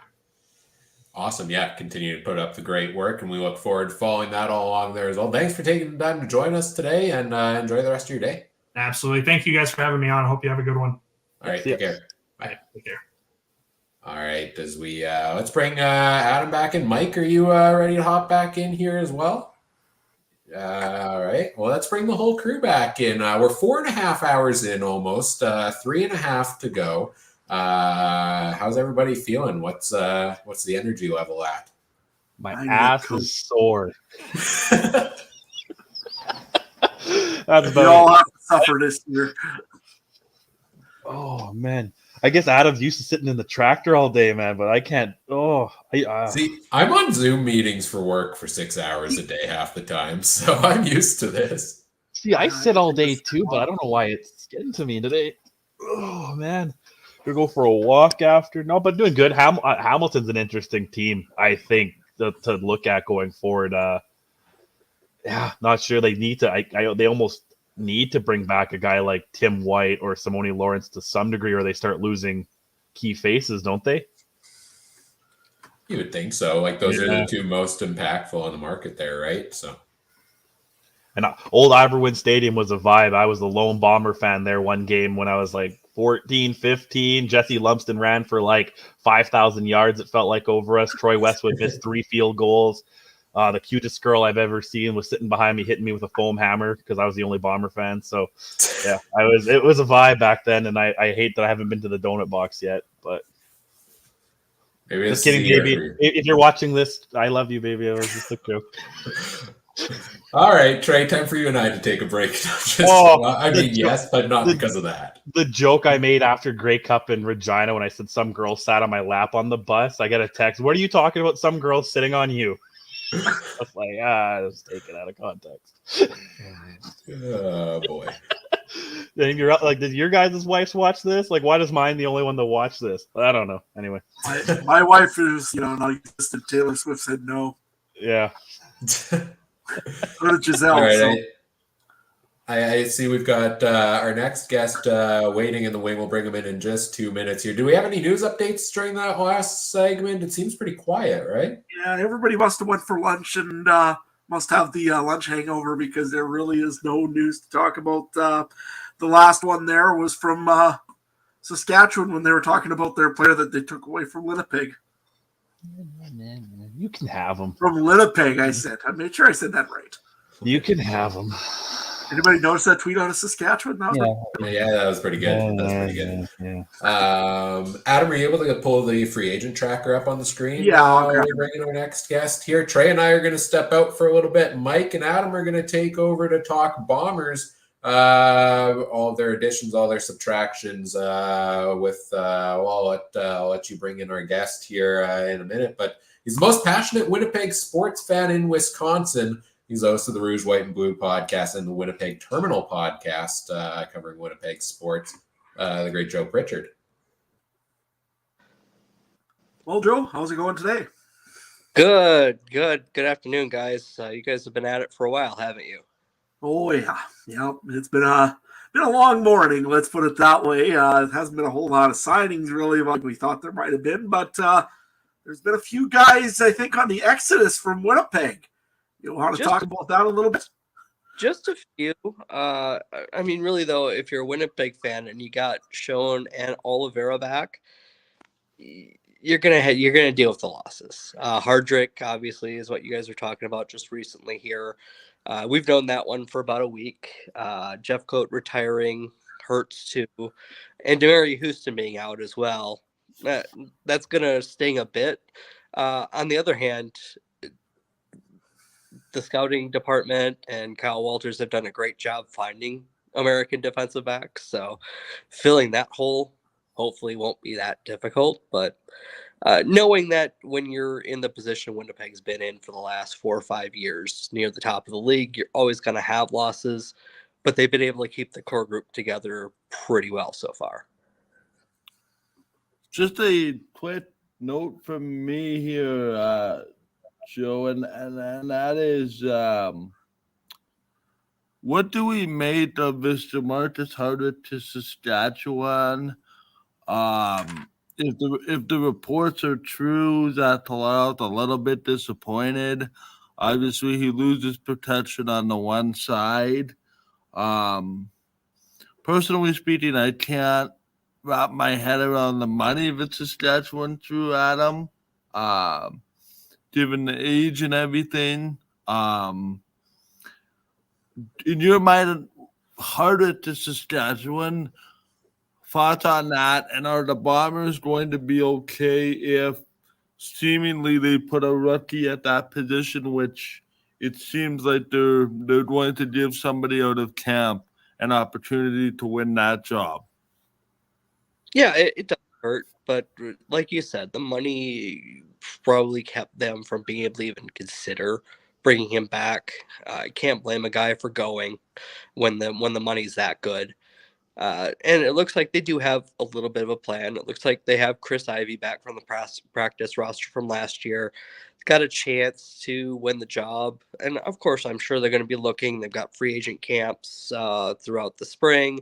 The UFL is going to be playing and ending their season around the time that the CFL season starts. So there's still opportunities to find players out there. There's still chances. And who knows, maybe they have a plan that we don't know about yet. But it's always hard to lose an established cornerstone veteran like Hardrick, but it's just part of the deal.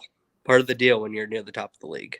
Yeah, I think it's also part of the deal when you're winning, and there's not enough money to go around. Exactly.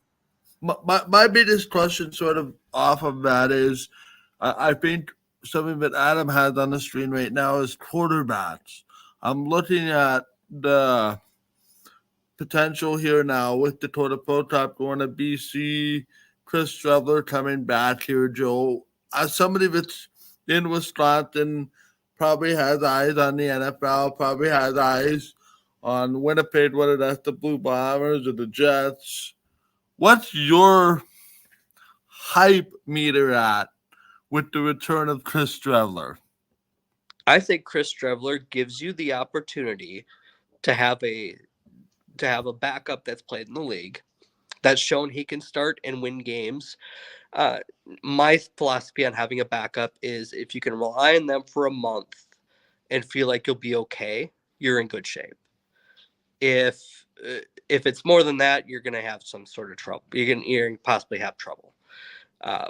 But now having Strevler being able to take that role plus the third down back role is going to help them find a kid that could be the next guy up when Zach Collaros is done.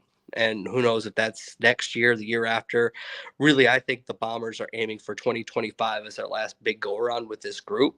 So they're probably looking for a guy that could be third string for a couple of seasons and learn from Zach. And after that, who knows? But now they have the roster spot to devote to that instead of having to have a backup and a third down guy. One more from me, and then we'll get to Adam. Obviously, Brady Oliveira back at running back along with Johnny Augustine. I'm looking at two areas in particular. The kickoff and punt return. Janarian Grant remained unsigned, as is the kicker, Sergio Castilla. If we believe local reporting, Jeff Hamilton of the Winnipeg Free Press reporting, the door is open for both those guys to come back. Which one in your mind, if it meant one or the other, preferably both, I think you would agree, Janarian Grant is a returner and Sergio Castilla is the kicker. Which one to you, if you had to move on from one or the other would you place more importance on at this point? I think we've seen what a kicker means to this team going through 2022, and Mark Leggio wasn't as bad as Bomber fans like to think.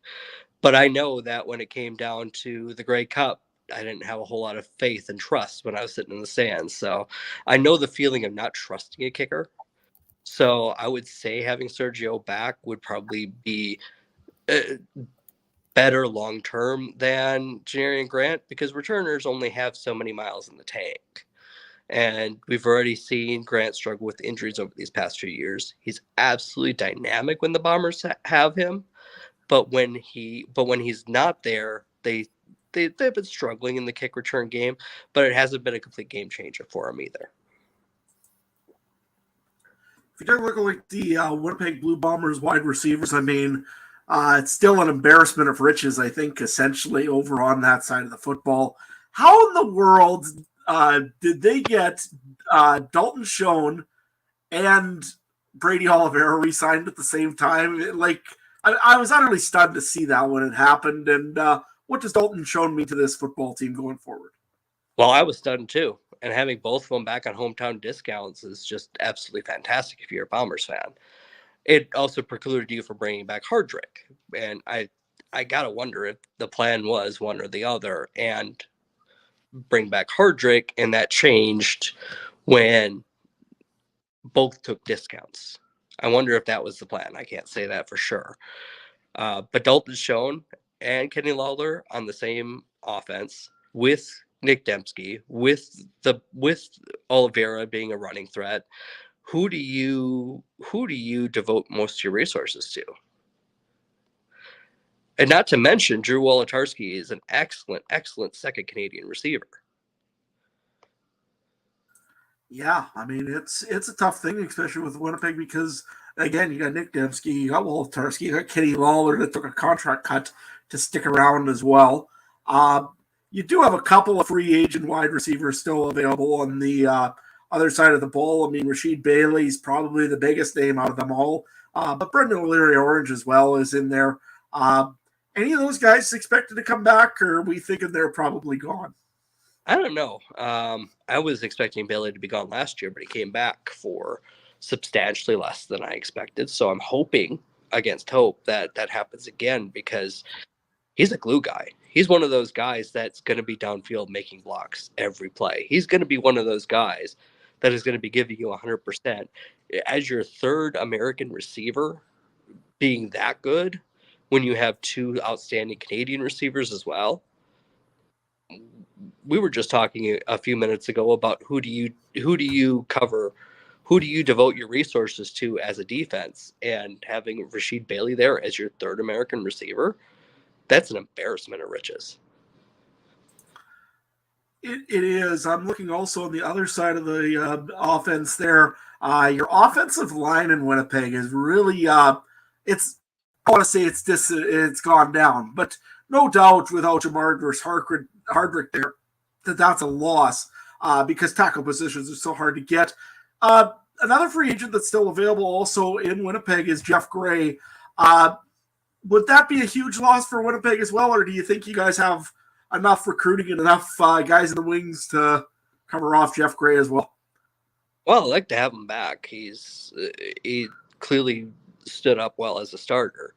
But then you have Liam Dobson and Tuieli available as well.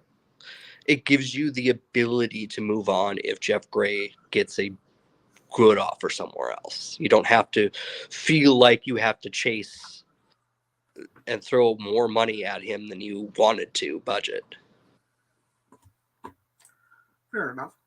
Mike, any other questions right now for Joe? Yeah, I'm just wondering, Joe, this is not anything roster related for me, but I'm sure we've discussed your backstory on this show, whether it was last year or 2 years ago. How does a guy from Wisconsin have this fandom for the Winnipeg Blue Bombers?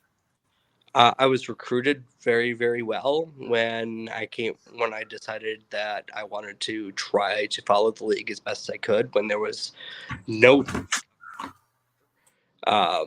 Ended up making a good friend in Winnipeg, became the best man in my wedding a few years after I made my first appearance up in Winnipeg, and it just followed that. It just was one of those life decisions you look back on and go, it's weird how I got here, but I'm glad I made that decision.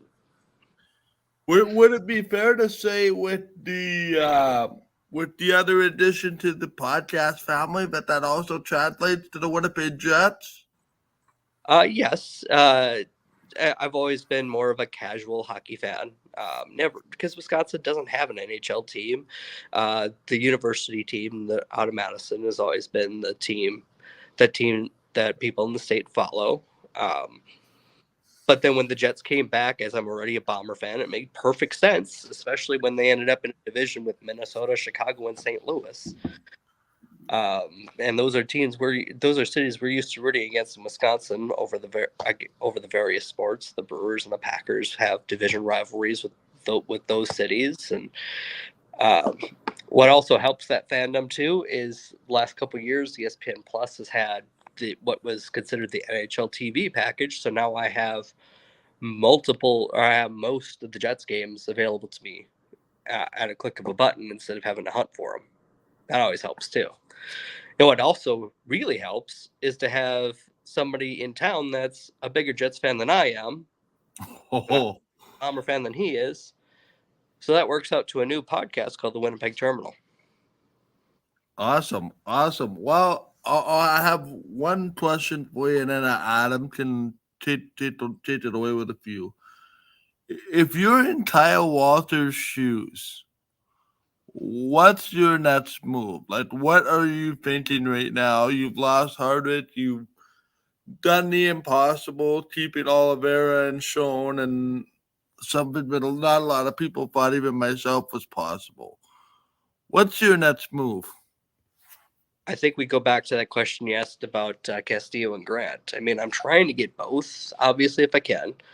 I probably lean heavier toward getting Castillo back because the team did sign Aaron Cruikshank a few weeks ago to be a return threat. So hopefully him coming from the States will help. So you're not completely starting from ground zero there. You're also probably looking at seeing if you can get Jeff Gray back at a decent price. Try to fill in any other gaps you have, and then hope that your American recruiting and the Canadian draft prove fruitful. For sure. The one question I've got for you here is on this D line. I mean, we've been used to seeing Willie Jefferson, Jackson Jeffcoat pretty much terrorize quarterbacks for the last 3-4 seasons.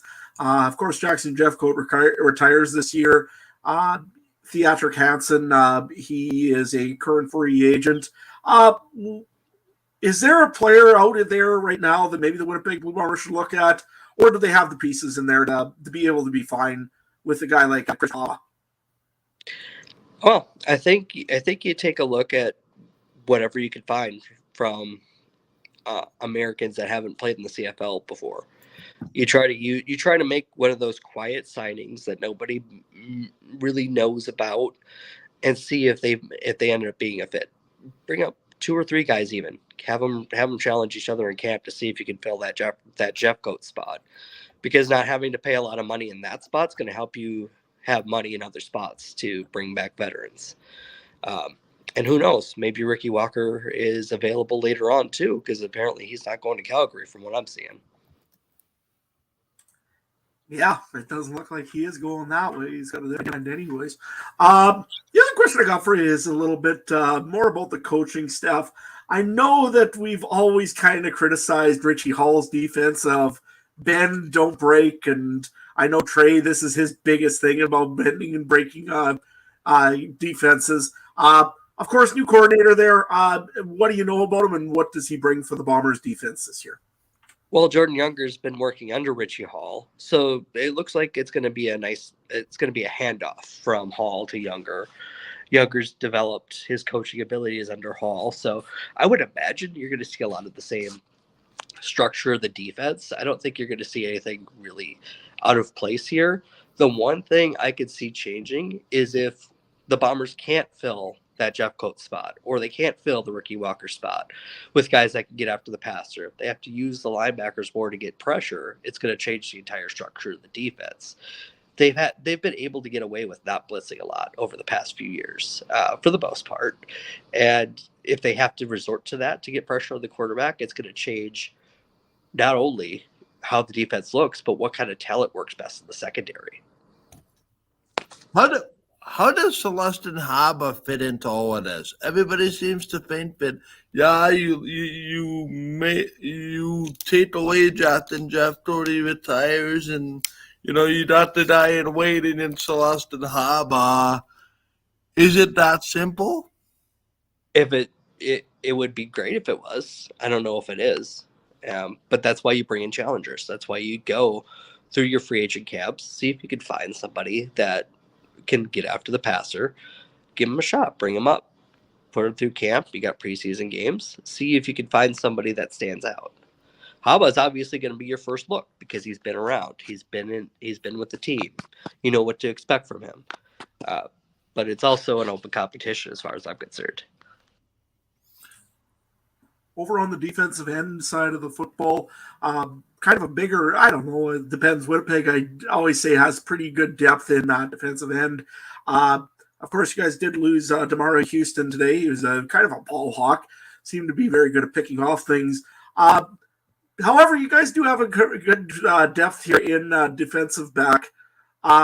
If you look at it, I would think probably a guy like Evan Holm would probably just fit in, or am I wrong? Or yeah, Evan Holmes got one of the halfback slots locked down. I don't think you bring back Winston Rose. Winston Rose is getting up there in age and didn't keep his starting job last year, so that's money you can invest other places.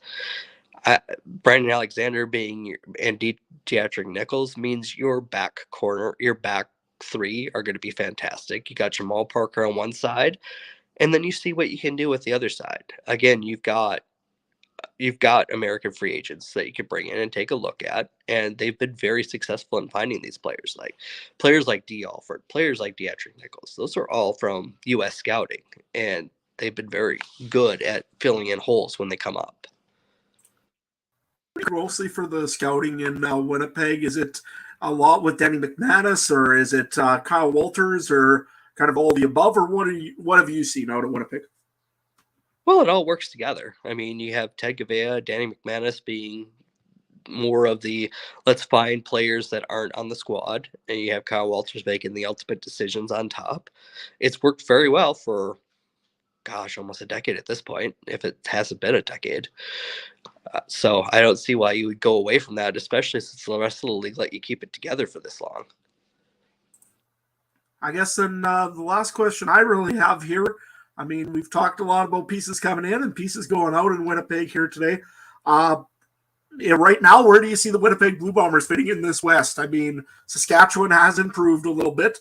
BC, I think maybe is the most team that stayed mostly the same, minus the Proof Cop signing and a couple other minor signings. Calgary's definitely had a few pieces, and Edmonton's expected to be a little bit busier here soon. Where does Winnipeg fit in the West so far? They're still the team to beat. They've got the core. They're looking to fill in a few slots, like one of the corners. They're looking to fill in half the defensive line so far, maybe even a linebacker. I believe Malik Clemens is still out there as a free agent, and tackle. But other teams have holes they need to fill too, and I like the Bombers' core better than I like any of the other teams' core so far. Perfect. And with that, Joe, where can people find you, and how can they get a hold of you? I mean, like I said, I'm a Riders fan, but I still like following you, I guess. Where can people find you? Well, they can find me on X or Twitter, whatever you want to call it, at USFL Tecmo. The American CFL show is the Rouge, White, and Blue. You can find that wherever you find your podcasts. And the new toy is the Winnipeg Terminal. You can find that on Facebook as well as YouTube, which is new for me. I usually stay with the conventional podcast delivery methods, but that one's on YouTube, Facebook, and it's also wherever you can find your podcasts. So plenty of spaces to find me having opinions about Canadian sports, especially Winnipeg sports. Quick question then: where do the Jets end up this year? Are they going all the way, or what are you thinking? Well, let's see if they can start scoring some goals. Fair point. They got the goaltender to do it, and all that. So They have the defensive structure. It's just they were scoring a lot better until about the past 7-8 games. I'd like to see them score more than a goal or two a game. absolutely. So, well, perfect. Well, thank you very much for joining us, Joe. We'll be talking to hear more about Blue Bombers as the season goes along, and go from there. All right. See you guys later. Thank you. As we will welcome back Trey and Ryan, I believe both of them are in the back, ready to come on back here. Thoughts? I think your audio might be breaking up there slightly, Adam. But yeah, thoughts on the Bombers. I guess they got the big two done with Oliveira and Schoen, and they've brought back some major pieces. They've lost a couple, took some hits on the offensive line, but I think this is a team that's still set up well to compete, and they're going to try to keep the core together and do this until that 2025 Grey Cup, right? And then that's when the major overhaul is going to happen after that. I don't know, Trey, any thoughts from you on what they discussed with the Bombers? Oh, I heard Richie Hall and I muted. I don't know that. I muted and started continued my golf tournament here. But no, I you guys know me. I'm probably one of the hardest on the Blue Bombers, other than maybe Adam in this 4. I probably equal Adam on how hard I am on the Blue Bombers. It's hard to imagine it to continue, like as we talked about earlier, Ryan, with somebody with like the 29-year drought.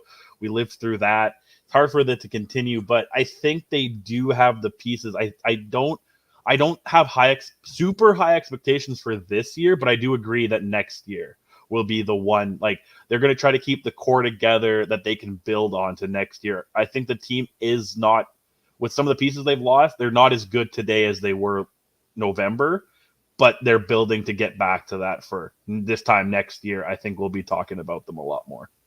Is the plan. That's anyway. For sure. Love it. It's from Wisconsin, and he's just a big Bomber fan. I love it. He's like, why is that guy interviewing me? Like, seriously? Do we have time for a really quick story about Bomber fandom in the middle of nowhere? Sure. We have like 2 minutes. Yeah, so I went to Thunder Bay for a hockey tournament a couple weeks ago, and every third or fourth person was wearing Bomber merchandise in Thunder Bay. And I just found it to be very cool that Bomber fandom reaches that far into northwestern Ontario. We share a lot more with them than they do Southern Ontario, right? Like, yeah. Wasn't the legendary Crappie from Thunder Bay for the Jets, right? So Kenora. Oh, Kenora. Okay. Yeah. Yeah. But so it's similar.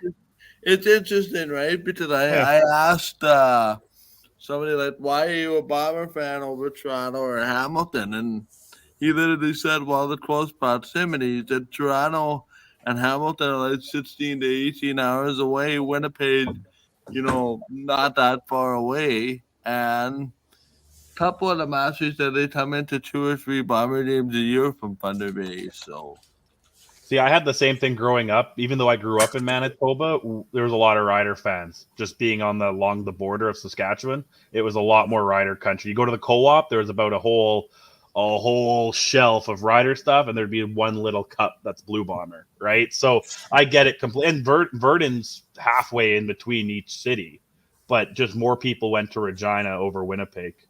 For whatever reason. At that point, but now actually, the other day I was helping out in town, right where I live here in a local hometown tournament, and 3 people wearing Blue Bomber hats. It's just not acceptable when you're in Saskatchewan. I mean, to be fair, you see a Rider jersey literally everywhere. So yeah. Let's get into some news updates here at the end of the hour before we bring in our next guest. We had a couple come through. There we go. Over that last segment. So Tunde Adeleke, we talked about it earlier. He is now officially going to the Toronto Argonauts after spending last season with the Ticats. Terry Godwin was just officially announced by the team today. I thought that one was official 2 days ago, but I guess the team hadn't announced it yet. They have now officially announced him re-signing with the Hamilton Tiger Cats. So they get one of their top receivers back, 164 yards for him last year. Which other ones haven't we talked about here on our list? Fraser Sopik, a depth linebacker addition here for the Argos. I know there was a lot of hype around him when he was in Calgary. He went over to Hamilton, played a depth role last year. Toronto trying to retool their defense with all the pieces they're losing. So they have brought in linebacker Fraser Sopik, that one named official. Other ones that were, let me see, just rolling back through our chat. I guess the only other one, two of them actually. Derek Wigan was one that was potential pending. He is now officially going over to the Alouettes, so add him to their defensive line there. 4 sacks for him last season, and Malik Carney officially going over to the Saskatchewan Roughriders. 52 tackles, 5 sacks, an interception, and a fumble. Anything notable there you guys want to touch on from the latest transactions there? Malik Carney. That's a big one for the Riders. If nothing else for depth, doesn't sound like Christmas will be coming back. So Christmas isn't happening in Saskatchewan, in case anybody's seen. The other one here that I can see, sounds like multiple teams are after Jamal Morrow versus the CFL. So he ain't going down to the USFL as we all thought maybe. He's probably going to end up somewhere in the CFL. Not sure where yet, but multiple offers going out to Jamal Morrow. That's interesting. Yeah, where do you think teams are? What kind of role do you think teams are actually looking for him for? Well, if it's Toronto, I think it's a starting role, to be honest with you. If they're interested in him over Kadeem Carey, which I thought that deal would have been gone through by now if it was going to go through.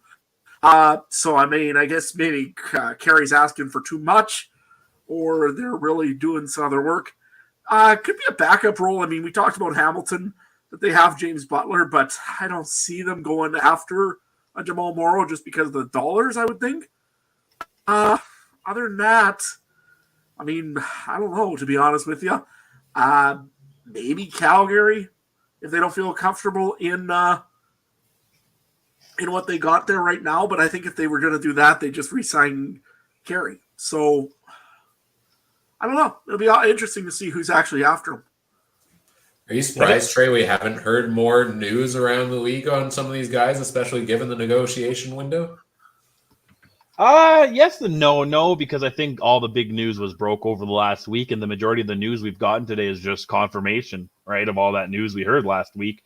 There's a couple guys. Morrow, I'm not too surprised about Morrow. I mean, right, a lot of teams have their one locked up, but I think more and more we see in the running backs, it's a position you want to go 1A, 1B, unless you have Oliveira or Orlett, kind of guys like that. But even those two, you need a solid backup, right? Like how many running backs went down last year? How many running backs was there different? So I could see Morrow in a couple places if the price was right, if they want to do the 1A thing with like a Butler. I was even thinking Ottawa with Williams or something, right? A 1A.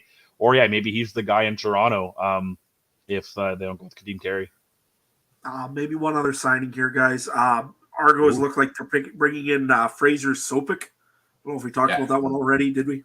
Okay. Yeah, I had that one on the list here. Okay. Sorry about that. No worries. Right in front of me. Lots of moving parts. Lots of moving parts here throughout the day. Okay, I see we've got our next guest in the wing, so we'll bring him in here shortly. Trey, I think we'll send you backstage here again. Yes, keep updating things behind the scenes while Adam and I chat. Let's take a break. There's been some good CFL news to talk about, transactions to talk about. But after today, the next big event is the CFL draft coming up in a couple of months. So maybe that has an impact on things a little bit too. So we'll bring in a CFL draft and a U Sports expert. It's Connor O'Neill from Canadian Football Perspective joining us here now. Good day, Connor. How are you doing? I'm doing well. I'm doing well. Thank you guys for having me on. Talk a little bit draft, a little free agency. Hope you guys are doing well. Yes, excited to hear about the draft. It's one of those things that I see the work y'all at Canadian Football Perspective, you particular, are doing constantly. And I wish there was more kind of overall draft coverage because we want to learn all about these guys. So I guess the initial question is what does the draft class look like overall this year compared to years past? Fast, really fast. I think it's going to be an athletic wide receiver draft this year. There's a ton of talent in there from guys like AK Gasama out in Manitoba, Kevin Mutal, who is at Creighton winning wide receiver. Del Duncan Gillespie is the guy I think is going to get talked a lot about from Minji State as this process goes on. But there's a lot of speed at wide receiver. I think last year the theme of the draft was kind of speed at DB, whereas this year I think it's inverse. It's wide receiver for me. Just looked on 3 Down Nation here just a little while ago. There's 4 Canadians invited to the NFL Combine. What can you tell us about some of those Canadians that are heading that way? And will there be a potential for them to still be a Canadian draft, or are they probably NFL bound? I think the saying that we like to use all the time at CFP, myself and my colleague Wade Zanketta, is see you never guys. I do think those guys are going to end up being see you never guys. The Isaiah Adams, who we see at the top of the scouting bureau list, the Tanner McLaughlin, who selfishly I would love to end up in the CFL, but I just don't think he's going to do it. He's a 6'5" monster from Arizona. So I think those 4 guys do have a real good shot to land in the NFL, whether it is through the draft or it's through kind of the post-draft negotiation process that we see guys like Carter O'Donnell, Pierre-Olivier Lestage, those types of players go through. Tyrell Ford, pardon me. Yeah. Perfect. Yeah, looking at the draft class is super interesting. Seeing the names on there, I love fast wide receivers. I love watching those guys run down the field and some deep players there. How much impact do you find? Does the draft class have an impact on free agency at all and kind of teams' tendencies when in February when they're looking ahead to April and May? I think it's the opposite. I think it's what teams are doing now is going to dictate what they're going to do come draft season, especially a team like Hamilton. I really think is a wait and see team. There's a ton of guys there that we're waiting on to sign or anticipating to sign, see how they get used, and then I think based on that, to take Hamilton for example, then they draft their first pick is the 7th overall pick in the first round. What are they going to do with that pick? Do they need offensive linemen? Do they need guys on the back end of their defense now that they've reportedly lost Tunde Adeleke, right? Like, what are they going to do? And I think that, free agency season right now is going to dictate draft season. And I do think that's the story for a lot of these teams, as we approach the end of April. Looking over at some of the individual colleges that have been done in this, I always look at my local ones here because I always try to pay a little bit of attention to them. University of Saskatchewan, been a pretty solid university for a little while in football ranks. Any notable guys coming out are going to be drafted in this CFL draft? Yeah, and I do want to take a second to shout out the University of Saskatchewan program because Scott Flory has built an absolute machine over there. There's a ton of great players. The one guy that I really do have my eye on, and I think unfortunately his stock might slip a little bit just because he's dealing with he's coming back from a bit of an injury, but that's Nick Weeb, linebacker from Saskatchewan, has NCAA experience. He started his collegiate career with the University of Oregon, decided to come home and play for the Huskies. He's a phenomenal player. He's so intuitive. He's so instinctive on the field. You just cut his tape on, pick a game, doesn't matter. He's going to make a play within the first 2-3 series for Saskatchewan. It's he's an incredible player to watch. So he is one from Saskatchewan that I really do have my eye on. Taking a look at the combine coming up here in the next little while. I'm just trying to find the date. I know it's here in Winnipeg. They announced it recently. Did anybody have the date on it? March 8th, I believe. That is the invitational combine, and then we've got the full-on CFL combine here in Winnipeg, March 19th to 24. What kind of things are you kind of keeping an eye on when you focus on the combine, looking at these draft classes? Again, like I hate to be the stat watcher guy, but I do love watching guys run 40s. Like I do think, there is an argument to be made that 40s don't matter for certain positions. Like I get it. I don't care what an offensive lineman runs a 40-yard dash, and I really don't. 10-yard split, sure. Give me the 10-yard split. Give me the lateral movement stuff. But how fast can a 365-pound, 6'6" guy get downfield? I'm not too concerned with. But I do like to watch, how the receivers and the DBs move, how fast they are. I love watching the one-on-one coverage drills. I think that is such a treat that we get with the CFL Combine that we don't necessarily get to watch with the NFL Combine. We do get to watch these guys put pads on. We do get to watch these guys go one-on-one. We do get to watch simulated, I'm not going to say game situations, but kind of simulated game situations. We get the pass drills, the 7-on-7s, the inside runs, those types of things. We get to see how guys move and communicate and deal with, situations. And I'm really excited because this is, especially for, the national combine, this is the best of the best participating in one event that, guys like Luke Brubaker, for example, in the OUA, he's now going to get to go against somebody like John Boss from Calgary, who's an absolute monster at the offensive line position. So it is really a test of the nation's best. Last year, we had quite a few interesting draft picks. Out of the draft class from last year, who's been the biggest surprise to you so far? I mean, in Saskatchewan, I've been watching them quite a bit. I think Jackson Ford coming in and really competing for a job there was a little bit of a surprise. I thought he'd maybe take one more year. But who in the draft class from last year did you think was really a surprise to kind of really own a job in the CFL? I like Jackson Ford. I do really like that. I do really like that pick.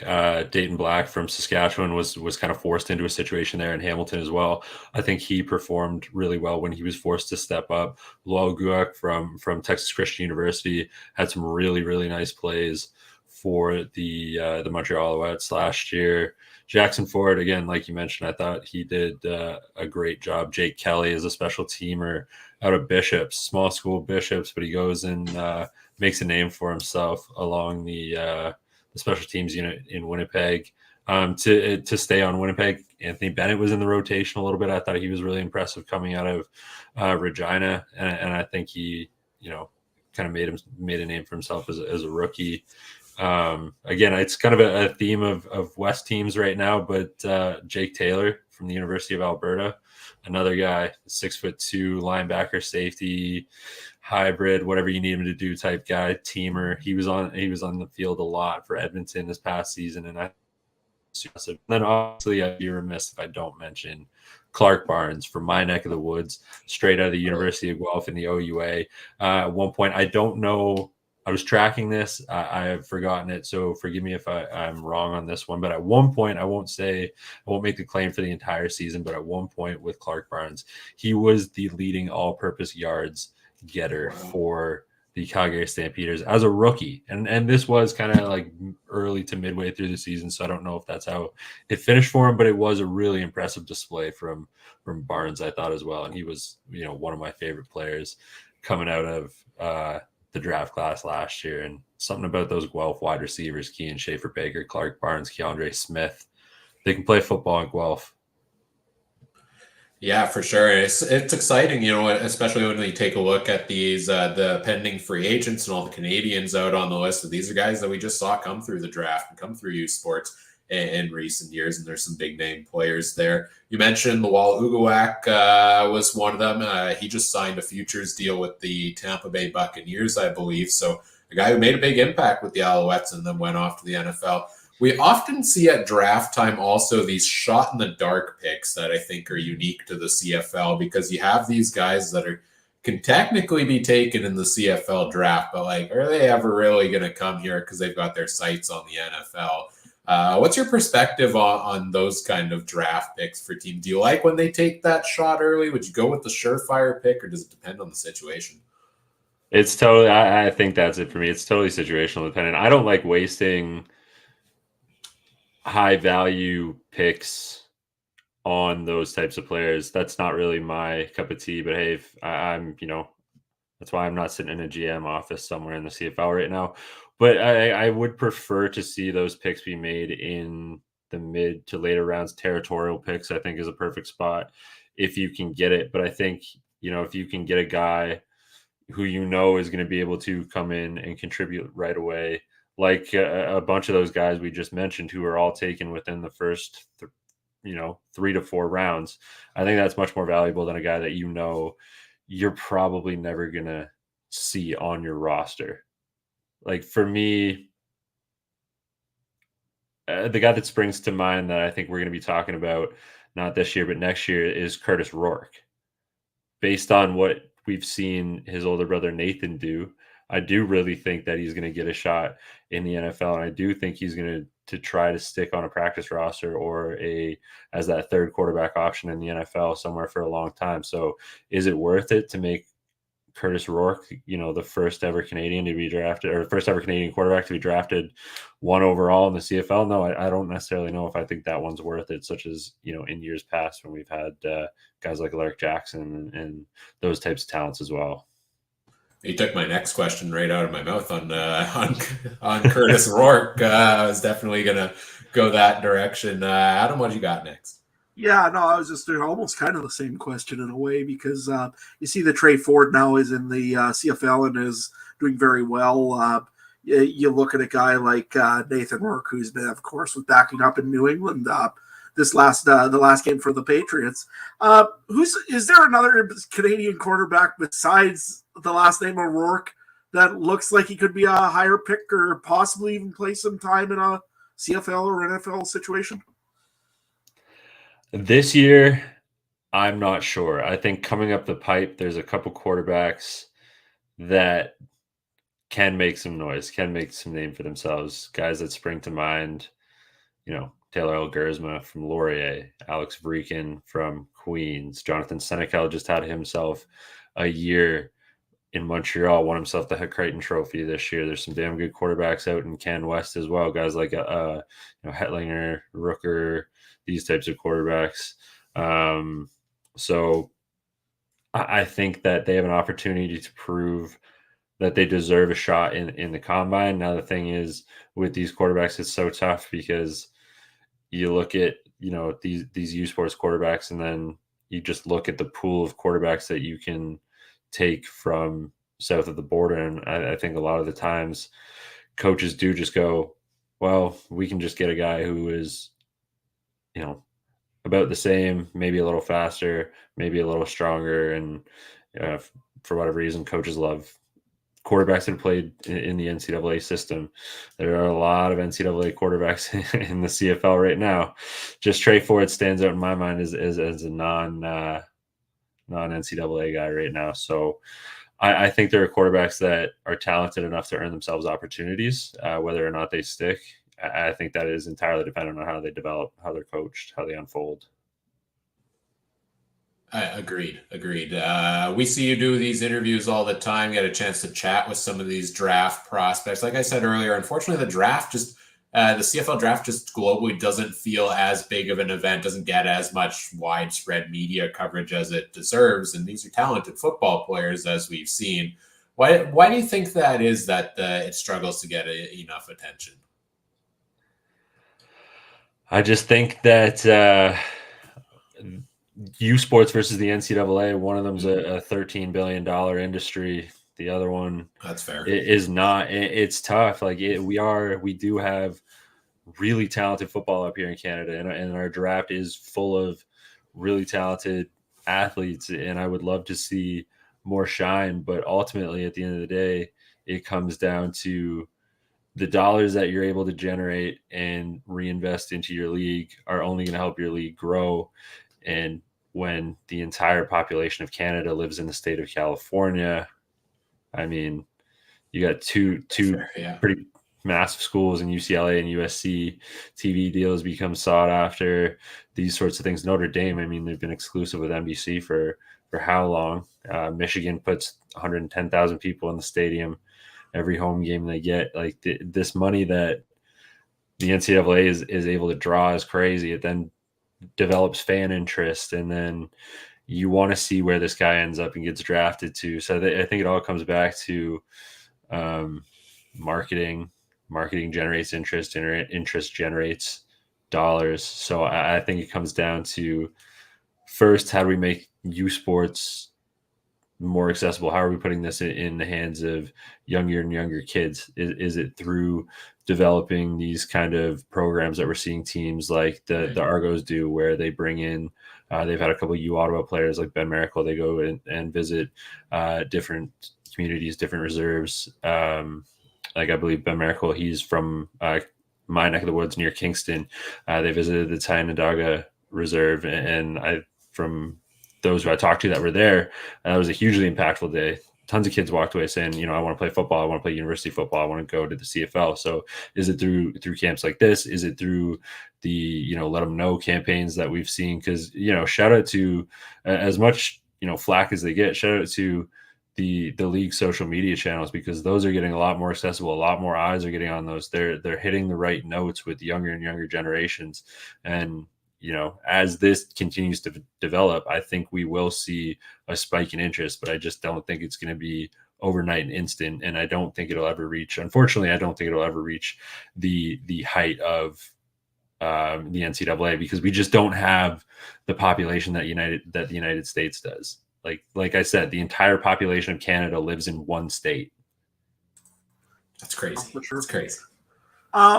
I would be terrible to miss out on talking to you a little bit about the CJFL.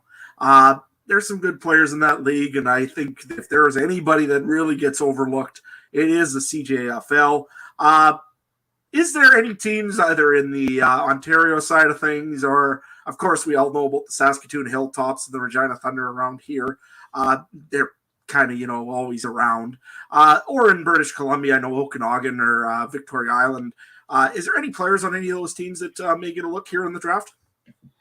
I think, to be quite honest, I haven't spent as much time looking at the CFL prospects as I might have liked to so far. We've been finishing up our, at CFP, we do our draft 100 list. We've been finishing up that. We've been looking at a lot of these players, and it has been a lot of youth sports players and NCAA players right now.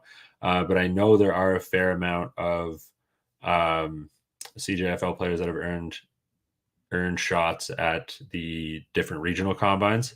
I don't really want to start naming players, because I honestly do feel that I need to do more research in that area. But I will say that the caliber of CJFL football is incredible. I mean, you named two teams that I think everybody knows in CJFL football, whether you live in Atlantic Canada, Ontario, the Prairies, Western Canada, Saskatoon, that team, Okanagan, those are teams that in Ontario. I think for us, London's a heavy football community. They've always got a pretty good team. So, but yeah, I would like more people to be on notice about the CJFL, because it is such a good league. It is so fun to watch, and there are damn good players that come out of it, i.e. Andrew Harris, probably not even arguably the greatest Canadian running back to ever play the game.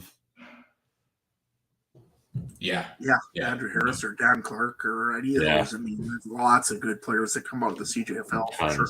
It's and I think it's such a beneficial route too. And I think sorry to talk about the CJFL here a little bit more, but I do think it is a really beneficial route, because not every kid wants to go to university. Not every kid wants to spend 4 years in those amounts of dollars on a university education just to play football.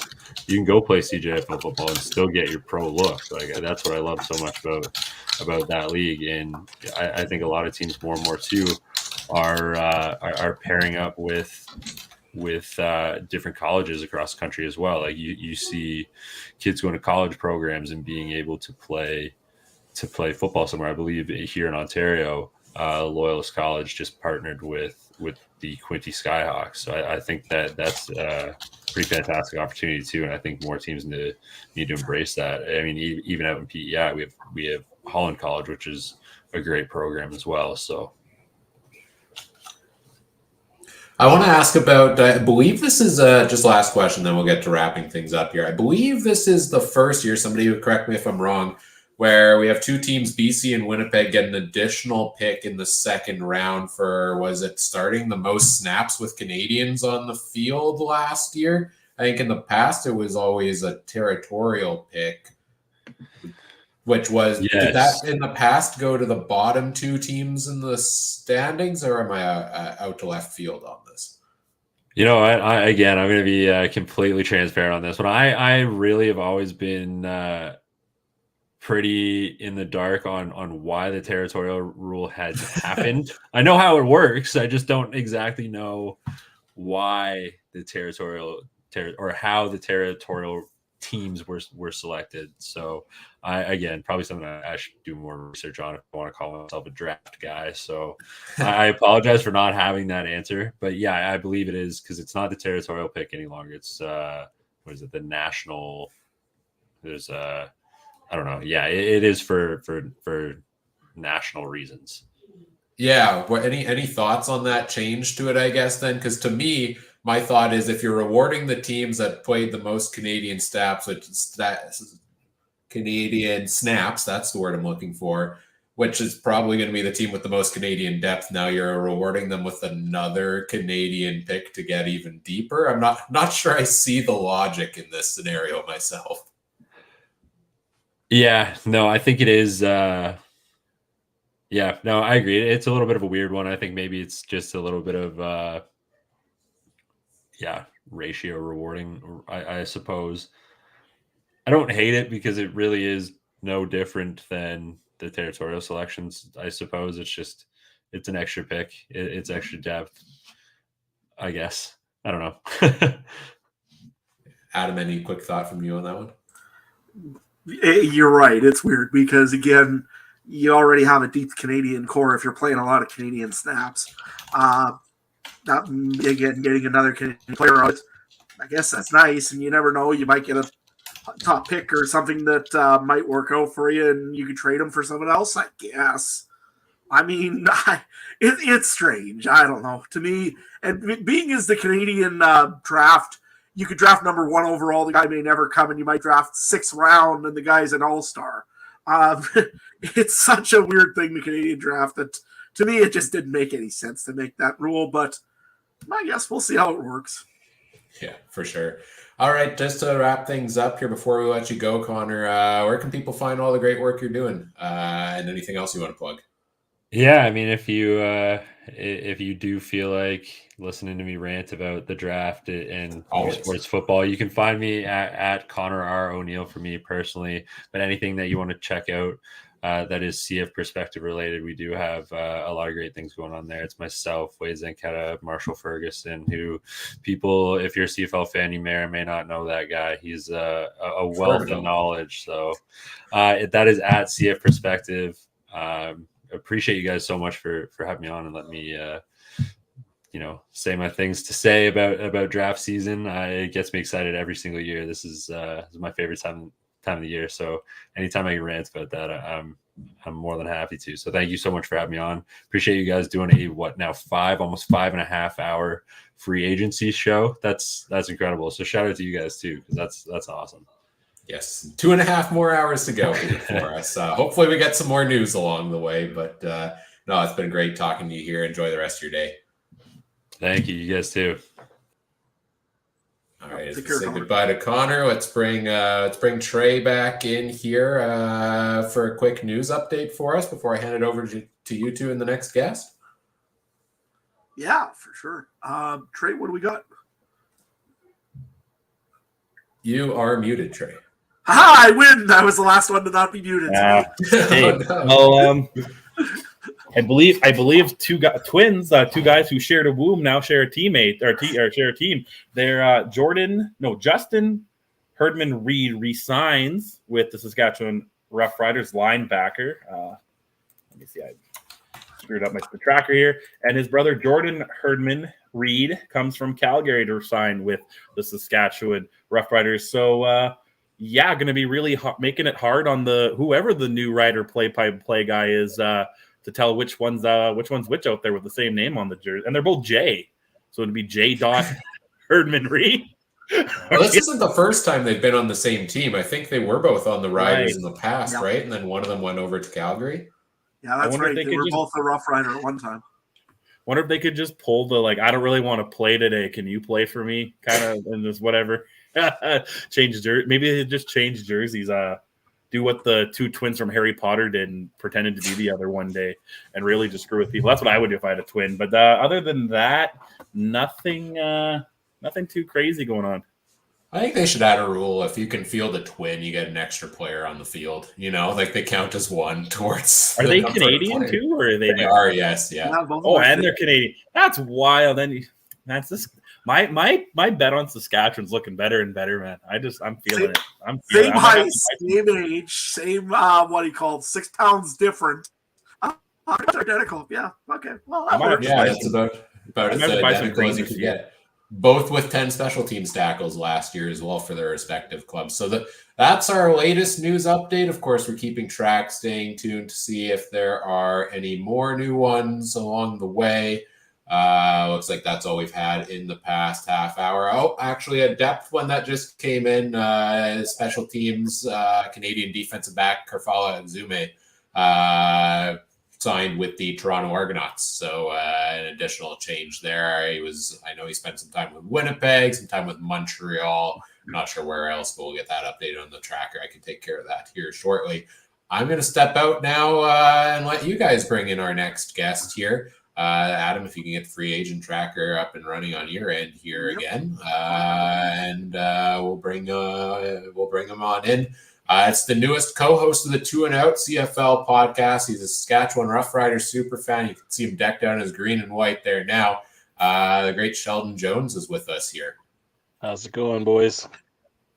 Hey, doing good, Sheldon. I'm just going to throw you up. Oh, yeah, you're up there now. Okay, perfect. So, how's things over in the 2 and Out CFL podcast area? Doing good. Trying just to kind of stay in my lane. I got some big shoes to fill in for Brazilian Thai, so having fun. Yeah, I had to try that once, and all I did was talk about Chinese food. You and me both are Saskatchewan Rough Rider fans. Always been for a little while now. Give me a reason why I should re-sign my season tickets. Well, I think number one, the reason is Corey Mace coming on board as the head coach. I think we're getting a brand new culture. I think for the Riders here, you can tell that he's like a lunch pail kind of guy. He's a blue collar guy. I think Craig Dickinson loved him as a person. I just think his approach was a little lax, and I think when you have issues with discipline and performance, you need to see results. You need to be harder on the teams, and I think that Corey Mace is going to do that. I think it's going to be a tough but fair approach. I think people, the players are going to buy in, and I think he's the kind of guy that they're all just going to run through a wall. I went to go meet him or to hear his first little introduction thing when we signed him, and 10 minutes as a fan, just listening to him, I would run through a wall for him. So I think he's going to be the big. And then we've got quite a few new signings that I'm very pumped for. So Adam, get those tickets again, bud. All right. Well, I guess I might have to. Tell us about the what do you call it? I guess you were the insider that had the knowledge that AJ Ouellette was likely coming to Saskatchewan. First of all, did you get your little plushie? The hammer plushie, of course you did. Of course I did, yeah. Love it. And then second of all, tell us a little bit about AJ Ouellette and the Riders. Yeah, so I don't know, I wish I was able to prognosticate lottery tickets or something, because that'd be a lot better. But I was honestly just checking out a friends and family deal at Mosaics at the store there, and I saw these foamy hammers, and I was like, man. In the back of my head, I've always loved AJ Ouellette ever since he broke onto the scene, and I was like, man, this is perfect. The Riders need to market somebody, so maybe. And I saw I set up a tweet saying, hey, this is like a let's do it kind of thing. You can just tell he's a hard worker. We actually had him on the podcast a few days ago. Very lucky to be able to get that without having to go through the proper channels now that he's signed with the Riders, because so we took advantage of that. But he just seems like he's like, again, a Corey Mace kind of guy. Like, just he's gonna bring his hammer to work with him every day, and he's just that that bruising tailback that I don't think the Riders have seen, and since like Wes Cates is probably the last one that I can think that is kind of like that. And then with Frankie Hickson, we're gonna have a little bit of thunder, no pun intended, and lightning. So Trey, how come you haven't become a Rough Rider fan yet? And I keep getting emails. I bought Labor Day tickets one time, and I get an email from the damn ticket people asking if I want more. But I'm close. Full disclosure, Adam knows this. They are my offs. I put a bet. They're not my pick to win, but they're my betting wager to win. And this was before all the signings. This might have even been. This was just after the coaching changes. So they've definitely been a team that's on my radar. But yeah, you got OJ Ouellette, but I mean, it's also pretty nice when you have a guy like Yoshi Hardrick leading the way for him. Those two are going to probably have some of the best celebrations in the end zone, you must think.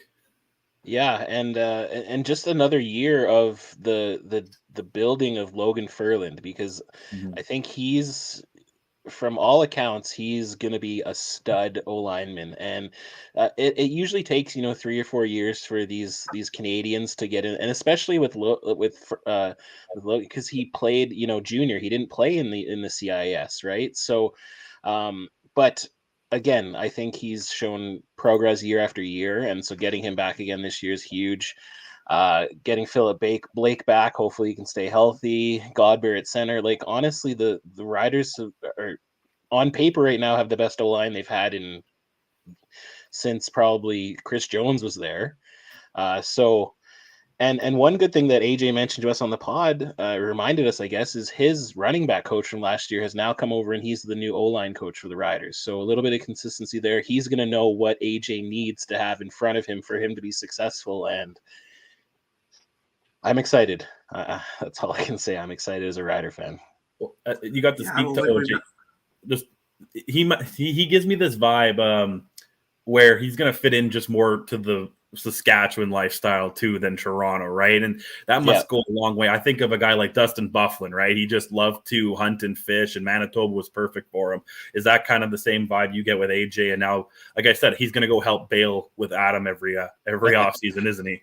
Yeah, I think, like, you can tell, like, he's from small town Ohio, and I think he, at least right now in his off season, he has a gym that he runs, I think, and so he's been just working out and bulking up, and I agree. I think he is a smaller town kind of guy. He's a like I said, a blue collar, and that's exactly what Corey Mace said he was looking for. He's looking for players that aren't flashy. They aren't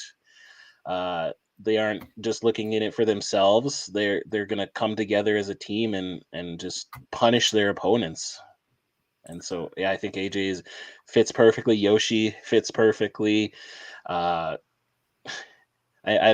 kind of like, I was watching earlier today when Safamod was on. He kind of stole every single thing I wanted to say about the Riders because he's just so good at talking there. But this Cooper guy, that, again, just like him, when we signed him, I'm like, who? But when you have a shutdown cornerback who, he doesn't let touchdowns in, it's good to not know his name, right? So, I'm just looking forward to it. And plus, like, the Riders upgraded pretty much in every single position other than so far receiver. They just haven't really found I think a 1A, a 1B type American receiver. We're pretty set on our Canadians, I think. So hopefully we can sign somebody else there. But honestly, I think most improved roster right now has to go to the Riders, and that's me without having green goggles on. Yeah, I think you're right. I mean, and also if they don't do a touchdown celebration with Mario and Yoshi, We're not doing this right in Saskatchewan. Looking at the other teams, come on, you got to see it. I mean, it just has to happen. Yeah, you just got to jump on and ride into the end zone. Yeah. We need some guy named Luigi on the team now, and then we got a maid. Nevertheless, you look at the other couple teams in the CFL here. Probably the biggest losers right now. I don't want to say biggest losers because biggest losses of players in the CFL. Winnipeg probably is one of them, and I would think Toronto has lost a lot of players. Is there a little bit of concern, do you think, for those fan bases if you're looking at it? I'd say there's probably more concern with Toronto than Winnipeg, to be honest, because I think what's happened in Winnipeg is kind of the model that has been happening in Calgary for the last, 15 years, where it's next man up, and I think that Winnipeg just has a better edge in that so far. But Toronto, like you say, they've lost. I would say decimated, because just the amount of starters that they have lost. And when you finish first in these 2 years in a row and you get 16 wins in a season, obviously that's going to put a lot of notice on your players and your stars. So Pinball Clemens has his work cut out for him, but I think Toronto still has a really good coaching staff. I know, losing Mace and Peters there is not ideal for them, but I think that they still will be okay. The East is still typically a little weaker than the West, so I think they have a little bit of a room there, I guess. But you do see Montreal, they've been very quiet in free agency because they just got all their guys back before the end of the year, right? And Ottawa they've made some good signings. I know we thought they did last year too, but they've made some good signings. Hamilton, mid the pack, I think. So I think it's not unlikely that Toronto will still be in the hunt for the playoffs. Just I don't know if they're going to be finishing first in the East again. Trey, any thoughts on the teams that have lost quite a few players? I can tell you the Winnipeg fan base is not concerned at all. I that's for sure. We're turning into the Maple Leafs here. We're planning the parade routes the second that Oliveira and Schoen were re-signed, right? Who's this Hardrick guy when those two guys are coming back? No, but there's some concern. Yes, Hardrick is gone. That kind of sucked. Houston's gone on defense. That kind of sucked. But the Bombers, to be fair, have shown the last few years that they can replace guys like that. And so from that perspective, I'm not too concerned. Yeah, I kind of agree with you, Sheldon, that Saskatchewan's kind of the winners of the free agency so far. I mean, them and Ottawa are the two I've liked the most, but I definitely would give Saskatchewan the edge there. I the only question really, I guess, or to talk about is you said the receiving core is the only kind that haven't been upgraded, but do you think if he stays healthy, Trevor Harris is the guy? Well, he's the guy for right now, but he's not the guy for, I don't even know if next year if he's the guy. He's 37. I know he's living that Tom Brady 12 lifestyle, and Tom played till he's 45. So I don't know if Trevor's going to get close to that, but it all depends on his health, right? Like he at least the injury from last year, I don't think that's an injury that is going to weaken him in any way. I think you can bounce back pretty quickly from that. It's not like a total decimation of all ligaments and cartilage and stuff like that. So if he can stay healthy, I think so. But I am concerned with having Mason Fine as the backup, to be completely honest. Adam is not fine with Fine. Yeah, it just seemed like last year they had the tryout between him and Dolagala, and Dolagala was a lot better. But it seems like Dolagala thought he might get some looks in the NFL, and I think that's kind of bit him here. So, but I still don't think that Dolagala was the next guy either, to be honest. I think that there's a couple backups, or not 1As that maybe could be looking to come into Riderville next year. I don't know. I don't know. Sorry. I I really like the idea of Trey Ford in Saskatchewan. I don't know why. That one really intrigues me. Adam, what do you think of that? I honestly, I'm not impressed with any backup in the CFL right now. I mean, it's been a CFL wide issue. It's that there hasn't been a lot of backup in the CFL that you would say, oh my gosh, that guy has to be a starter, right? We don't have that Mike Riley that wins the job in BC, or Michael Riley, sorry, or the Winnipeg Blue Bombers with, like I said, all of a sudden Zach Larles comes off a bench and starts winning stuff. There's no real backup in the CFL right now that I could say, yep, that guy there's going to be a starter. We're going to see with Drew Brown right away. I mean, that's been Ottawa's problem for how long? They bring in first they had they had Franklin there for a while, didn't work. Then they bring in Arbaugh, didn't work. Getting in Jeremiah Mazzoli was starting to work, and then he gets injured. So, like I said, I just don't see any real backup right now in the league that I would just say, yep, that's the guy that definitely has to be a starting quarterback someday, which sucks for the whole league in general. Right now, if I was looking at a development guy for the Riders, I mean, I would probably stick with Shea Patterson right at the moment. I mean, he's probably the closest to a third-string build to a starter guy that we have. And, I mean, I don't see him being much worse than Mason Fine, to be honest with you. So, like I said, that's the way I would go. Yeah, I hope that they're going to have it's going to be an actual competition at camp, and whoever, does the best is the actual backup here, because you can I'm sure Mason Fine isn't making a lot of money, right? So, but one backup, honestly, I kind of wanted the Riders to be on Drew Brown, because I think he does have a promising future. But the other one that I'm looking at is Cameron Dukes out of Toronto. So I think that when he was in there for Kelly, when Kelly had his little issues there, I just liked what I saw.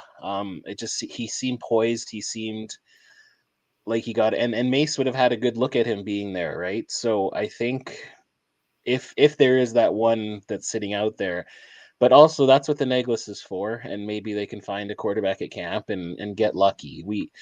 The Riders they've built quarterbacks. It's just they never stay with the Riders. They always are for the other teams. So it'd be nice to get one to stick around for a while here. But I think Henry Burris, Drew Willie, just build and left them. Yeah. So I guess we're just gonna cross our fingers that Trevor Harris can stay healthy, and hopefully Mark Mueller can have an offense where he gets the ball out of there quickly and doesn't put him in danger. And I hopefully we don't see him running anymore. I'd like him to be kind of Ricky Ray. I guess maybe, Ricky Ray still ran every now and then, but when you have AJ Ouellette and Frankie Hickston, I hope that they're doing 99% of the running. Yeah, of course. Let's throw up a comment here. I like our boy Brandon Sanders says here, did I just mute it? Here, you're learning this out. The phrase is actually, I was going to go with the first one, to be honest with you there. Jared Stearns, I mean, last year he was kind of a breakout player a little bit. He suddenly was not run as much. I don't know if that was because he was too tired for bowling or what the story was. But no, Jared Stearns, do you want to talk a little bit about him, Sheldon? Yeah, again, like a small sample size there, but I liked what I saw when he actually got into the lineup. There was lots of talk about him doing really well in practice, and once he finally got in there when there was some injuries, that was good. About that comment about Curtis Rourke, I think Curtis Rourke has a better chance to stick in the NFL than Nathan does. But the one good thing we talked about, AJ and Nathan Rourke went to the same school, so maybe he could put in a good word for Nathan to come back up here, if it doesn't work out down there. So maybe that's the next guy for the Riders. That's a pipe dream. But to be honest, in the early offseason, I thought it was a pipe dream that AJ Ouellette would be signing with the Riders. So stranger things. Hey, as long as Winnipeg doesn't bring their quarterback doesn't bring their offensive lineman with them, I'm good. You were talking a little bit about, we talked quickly about receivers. Is there anybody on the board right now that you think Saskatchewan should bring in? American receiver, I should say, because we're pretty good at Canadian. Yeah, we are pretty good at Canadian. The only Canadian I'd look at is probably Rashid Bailey. I did want him last year, and then he re-signed. But again, I don't know. Like, I would take a flyer on Lucky Whitehead. I think if it was an incentive based contract, I think he had kind of a down year last year, which he had a little bit of injury troubles, but he's dynamic and he's fast. It's just I don't know if we have room for two of those guys because we already have Sean Bain, right? So, Coxie maybe Coxie, Tim White at 300 grand that's just a no. Would it be nice to have Tim White at like 200 grand maybe? Yeah, but even that's a lot of money. The Riders have spent a lot of money on some other positions here, so it might just be looking at what they have in camp. Again, I'm just gonna parrot what Steven was saying. I'm a Packer fan, so I'd like to see what Geronimo can do. If he can get going there, I think that's another great name and great player that they could market the heck out of in Riderville. So, yeah, hopefully just someone unknown just comes out of camp and they can save a little money there and go from there. Oops, go ahead. Oh, you go. You want to go? Okay. Just real quick on the defensive side of the ball, we did let go of Derek Moncrief there for the Riders. He was a big part of the team. Does he end up anywhere here? Edmonton is always the talk because he was a Chris Jones guy. Yeah. Anywhere else, or is this the end of Derek Moncrief? I don't know. Like I think Moncrief still has. I think he still has gas in the tank. It's just he was played out of position last year, and he got exposed. I guess he's the type of cover linebacker that should be covering, the running backs coming out of the backfield, not covering the number one targets on the other teams. So again, I think that was just poor management of the coaching staff last year where he was put. But I like Derek. I think he's a great local community guy. I know he met a girl in Regina. He lives in Regina. So hopefully for his sake, he can find another job. I'd like it to be rather in the east than maybe the west, so we don't have to see him as much. Because I do think he still can go, but I'm honestly not sure if it's not Edmonton. I don't know where. Talking about a guy who's likely going to be a former Rough Rider, Jamal Morrow. We've been kind of talking about where we think he's going to end up. A couple people even thought down south in the UFL or something, but it sounds like there's a couple teams interested in on him. Where do you think he might end up? I'm not sure. Like with Kadeem Carey going to Toronto, that kind of takes them off the board there. I don't know, but again, I liked Jamal Morrow. If the Riders would have re-signed him, I would have been fine with that because I just at the end of last year there was a few players on the team that I could point out that actually seemed like they still cared, and he was definitely one of them. So I hope he does catch on somewhere. I just not sure. Maybe BC, maybe Calgary. I don't know. I hope so though. Yeah, Adam, anything else? That's about really all I've got for questions. But I think you've almost convinced me to buy my Rider tickets back for season tickets. I'm not sure yet, but we'll see how that works. Where can guys find you there, Sheldon? And where can people hear from you more if they need to? Yeah, so we're on Twitter, Instagram, and TikTok at 2 and Out CFL. We do some TikToks, and we're looking to do some more in the future, trying to have some fun here. And then on Facebook, just 2 and Out CFL Podcast. You can follow myself at Sheldon Jones 83. You can follow Travis at Travis_Cura. We're, like I said, we got some new stuff on the horizon. Want to try out some new content. Hopefully, doing some writing. I got a store coming soon, so we can hopefully sell some 2 and Out merch. Just trying to have fun and see where we can take this thing. Perfect. Trey, anything else? No, I'm pretty good. I'm looking forward to 3 matchups between the Bombers and Rough Riders this year with Ouellette and Oliveira. Like, why throw the ball when those are your running backs, right? Like, so Absolutely. And Adam, you should buy your season tickets because Winnipeg comes to town twice, so it's pretty much free for you right there, right? So because you get to see you get to see Strevy twice, man. I only get to see. Oh man, I'm jealous. I'm right behind the rider bench. I don't get to see that. I don't need to. I'm all good about that. Okay, like I said, I mean, right behind the rider. What's that, Sean? I was gonna say, if you're right behind the rider bench and you're worried about getting tickets, I would say if you're on the fence about getting tickets, maybe get some cheaper tickets because then you're not spending as much. I know Travis and we got like the cheapest tickets in the house, but that's me. That's me at Princess Auto Field now. I got top row. Princess Auto. That's gonna take a while for me not to call it IGF. That's for sure. Hopefully, a real big surplus section after this free agency. So, nevertheless, thanks for visiting with us for a little bit here, Sheldon. And make sure we tune out to the Tune Out CFL podcast. So, thanks, guys. Thanks, Sheldon. Yeah, have a good day. You too. All right, so we'll bring Ryan and Mike back here for a moment. Mike is around. I think he might be there. Is Mike? Lots of stuff there for the Riders, and another big signing, I think, just became official here, Ryan or Mike. Yeah, I can talk about some of the news that's gone on since we last talked about it. Let me pull up the free agent tracker here once more and give it a good old refresh. Let me share my version of it. There we go. The Toronto Argonauts, first of all, with a couple of moves. We talked about Karfala Exume. It looks like stats aren't populating there, but he was a solid special teams piece for the Bombers last year. Spent some time with Montreal before that. He's off to Toronto to fill the defensive back and special teams role for them there. Also signing fullback Albert Awachi, who spent last season or the last couple of years with the Saskatchewan Roughriders. More of a depth blocking role there for him.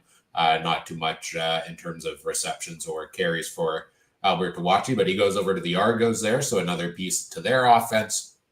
And then the big one you were just talking about, Jameer Thurman, is officially done, deal done in Saskatchewan, signing there. So a couple other small moves here, but not too much going on in the CFL free agency land here right now. It's a tad quiet in terms of the news currently, but we're getting there. We're getting there. More news to come. Still some big names out on the board. I'm still surprised we have not seen anything yet from let's take a quick look in the meantime. I think Adam popped away there for a sec. Mike, you good to come in here hopefully in a couple minutes with the next guest.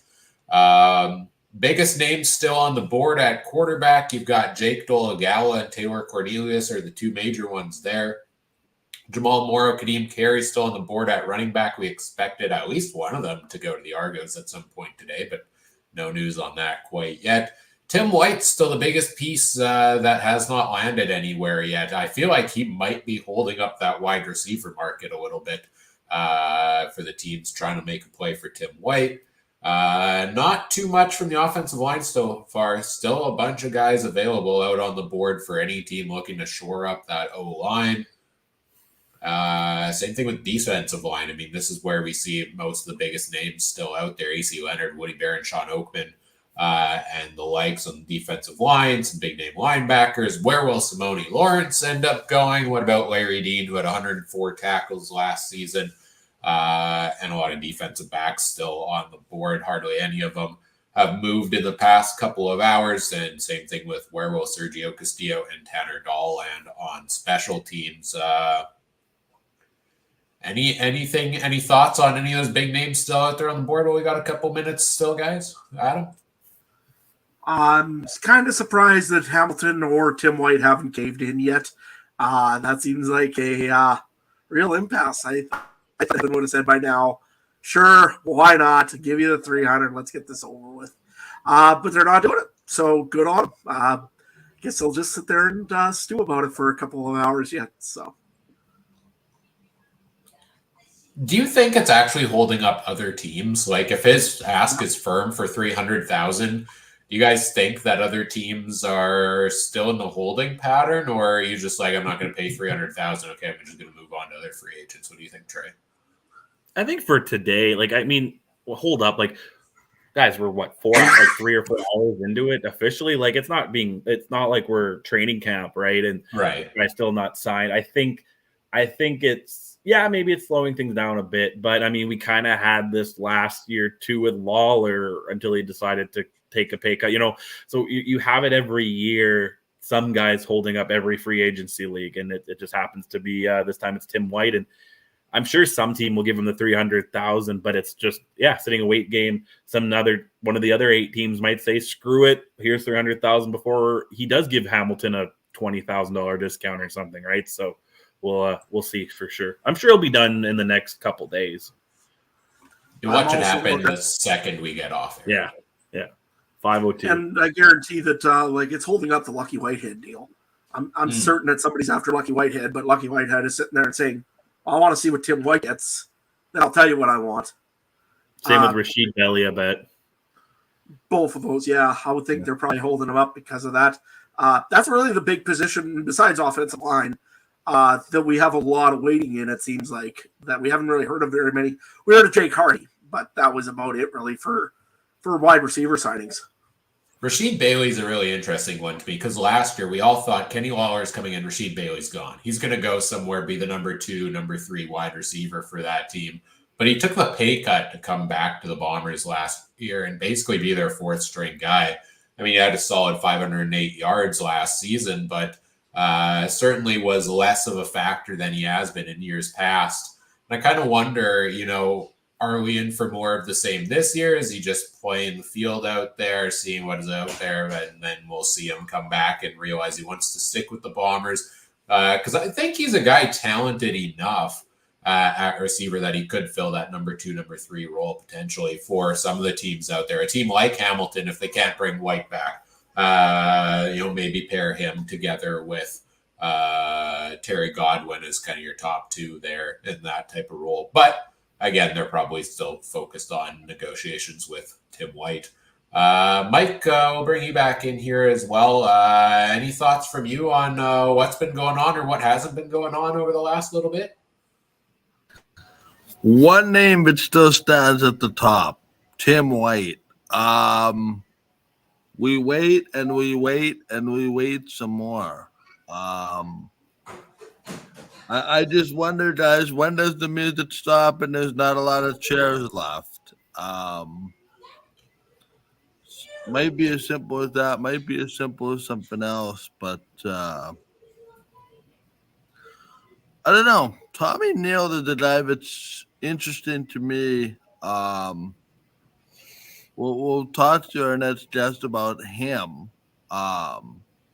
I can honestly see him fitting in Winnipeg as part of that Canadian ratio solution there. But, I mean, does this not seem like a weird free agency to you guys?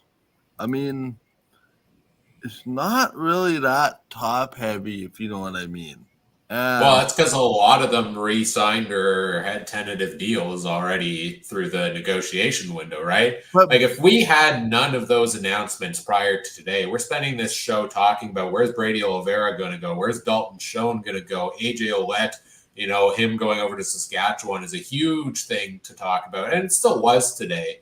But some of those deals have been ironed out already, which did steal some of the momentum, but I'm convinced over the next 2 hours here, we're going to take that momentum back.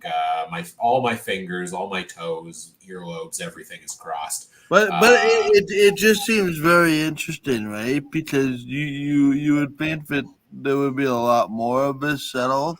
And then, of course, there's always the retirement angle. If the money isn't out there, but they think it's out there, so I don't know. Maybe it's just a typical year, and everybody's just kind of overreacting, sitting here waiting for something to happen. All I'll say is full respect to James Duthie.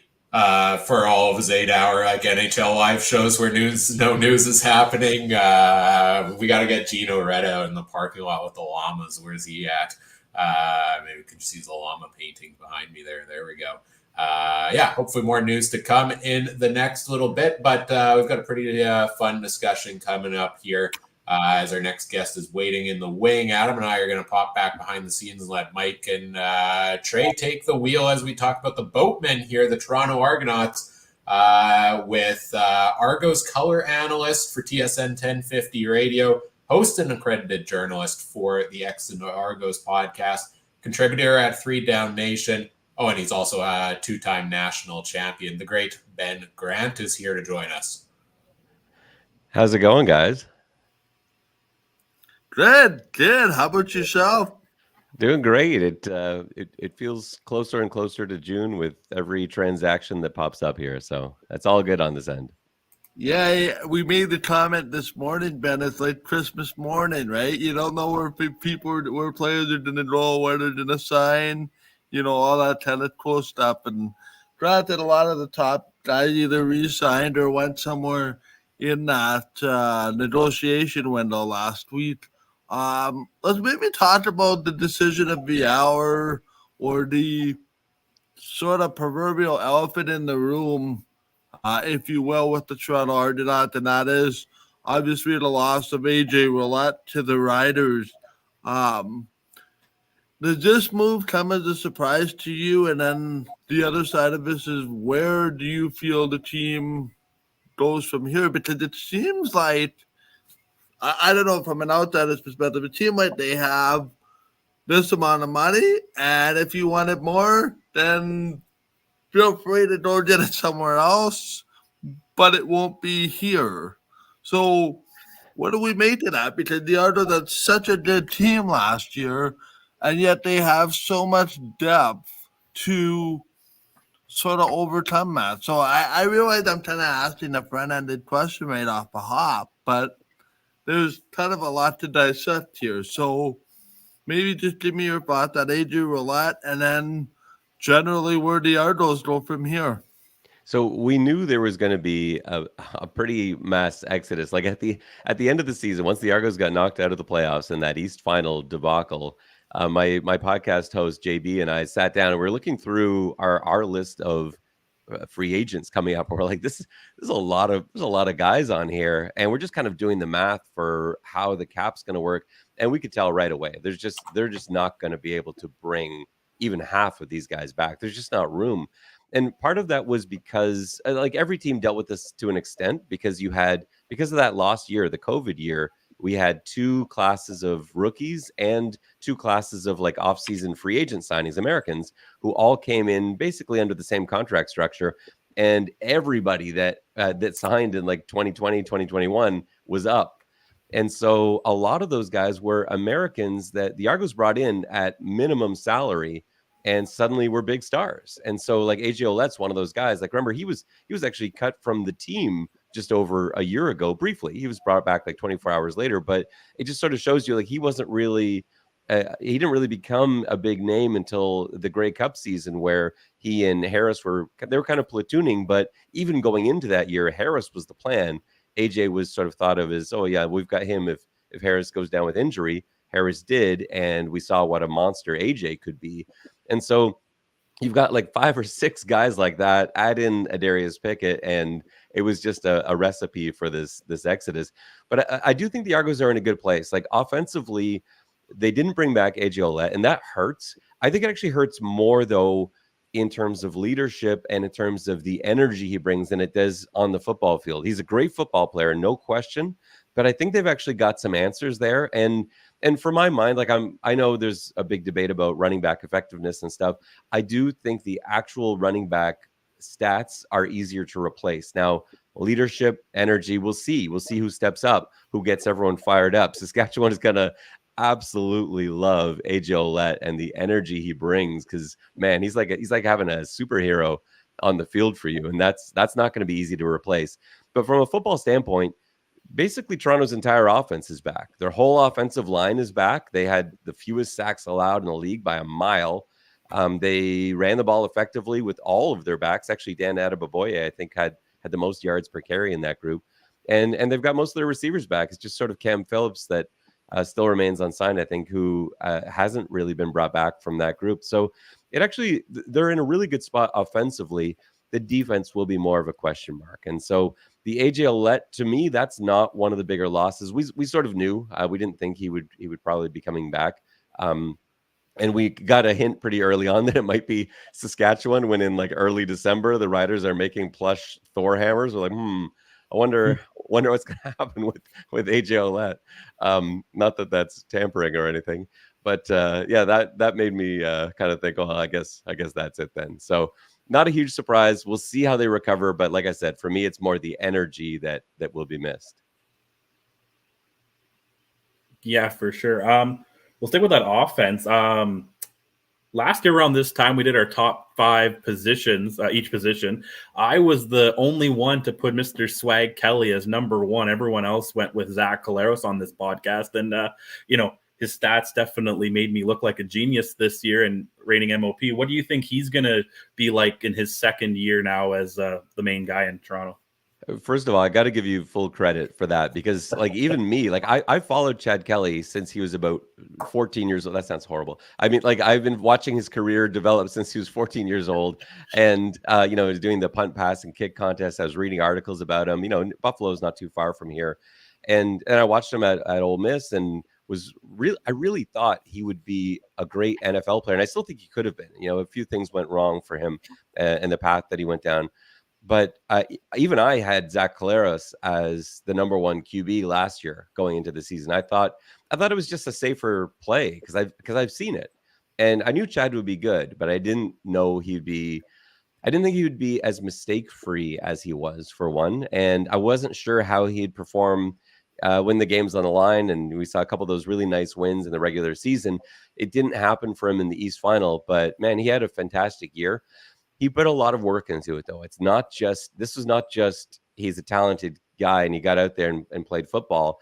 He stayed in Toronto all off season last year, except for when he was participating in quarterback training camps in the States, in skill development camps and so forth. But he worked, he stayed here with the coaching staff. He was doing work around the clock because he wanted to be the best when he hit the ground running, because we sort of forget, like, he really was a rookie last season. He got into the Grey Cup, and because it's so high profile, we kind of think of him as, oh yeah, he's been around, but he only played 1 game. Like, he wasn't even a guy like Dinwiddie is so reluctant to put in backup quarterbacks, even in blowouts. He just didn't get any snaps. And so he was very, very new coming into last season, and right from the word go, he looked like he belonged, and it really wasn't a question. I think he's going to take another step up. I think he learned a lot, especially from that East Final. I think that might be in some ways both the best and worst thing to ever happen to him. But I think he will learn from that as well, and I expect him to have a good season to again have all those pieces back, everyone he's comfortable with, as long as the Argos are solid from the running back position and pass protection. That's the only thing I'm worried at all about. But if it's Dan Adeboboye, if they end up signing a free agent like Gideon Carey or whoever is still out there, pass protection is going to be the thing I look for most once training camp begins. Ben, you mentioned Ryan Dinwiddie. Everybody, I know for me, it was kind of a head scratcher at the time about, why Ryan Dinwiddie was in Toronto as the head coach. Wasn't really a coordinator. He was kind of in that Calgary tree, if you will, but not really any position that anybody thought would be like straight to head coach kind of thing. What has surprised you about Ryan Dinwiddie? Because I remember Dinwiddie, in 2007 getting that start in the Grey Cup against the Saskatchewan Roughriders. I personally didn't see the guy as a coach, never mind a head coach. What has surprised you about Ryan Dinwiddie and kind of what he's built there? Now, I realize they've lost Corey Mace now to Saskatchewan, but what is it about the culture that Dinwiddie and company have built in Toronto to kind of cultivate that success last year and maybe even the year before too, that they hope to kind of continue. Just before I get to the second part of that question, you went back to 2007. I love, it's one of my favorite CFL stories is that quarterback room in Winnipeg where they've got Kevin Glenn as the starter, but the three guys behind Kevin Glenn, you've got Ryan Dinwiddie, you've got Zach Taylor, who's the head coach in Cincinnati, you've got Cliff Kingsbury, who we're all familiar with as a coach. I got a chance to talk briefly to the quarterback coach from that room, Kit Cartwright. And like, what was it like to have did you get any sense that like what you had in that room, like going to be three great and successful head coaches. Yeah, it must have been headaches for him as well. But getting to your question, what I've been surprised by from the word go, like I'm like you, when they hired him, like Ryan Dinwiddie, like I knew who he was, but I didn't know much more. Like I know he briefly got a chance to call some plays in Montreal, but it was only for a brief period of time. And then he was a quarterback coach. And I'm like, well, yeah, Calgary's been successful, but isn't that all Dickinson? Like, where's that coming from? The first time that I talked to him, I realized like it doesn't take long. You have a conversation with him within 5 minutes. You're like, okay, like this guy is one, much smarter than I am. Two, knows a lot more about football than I do.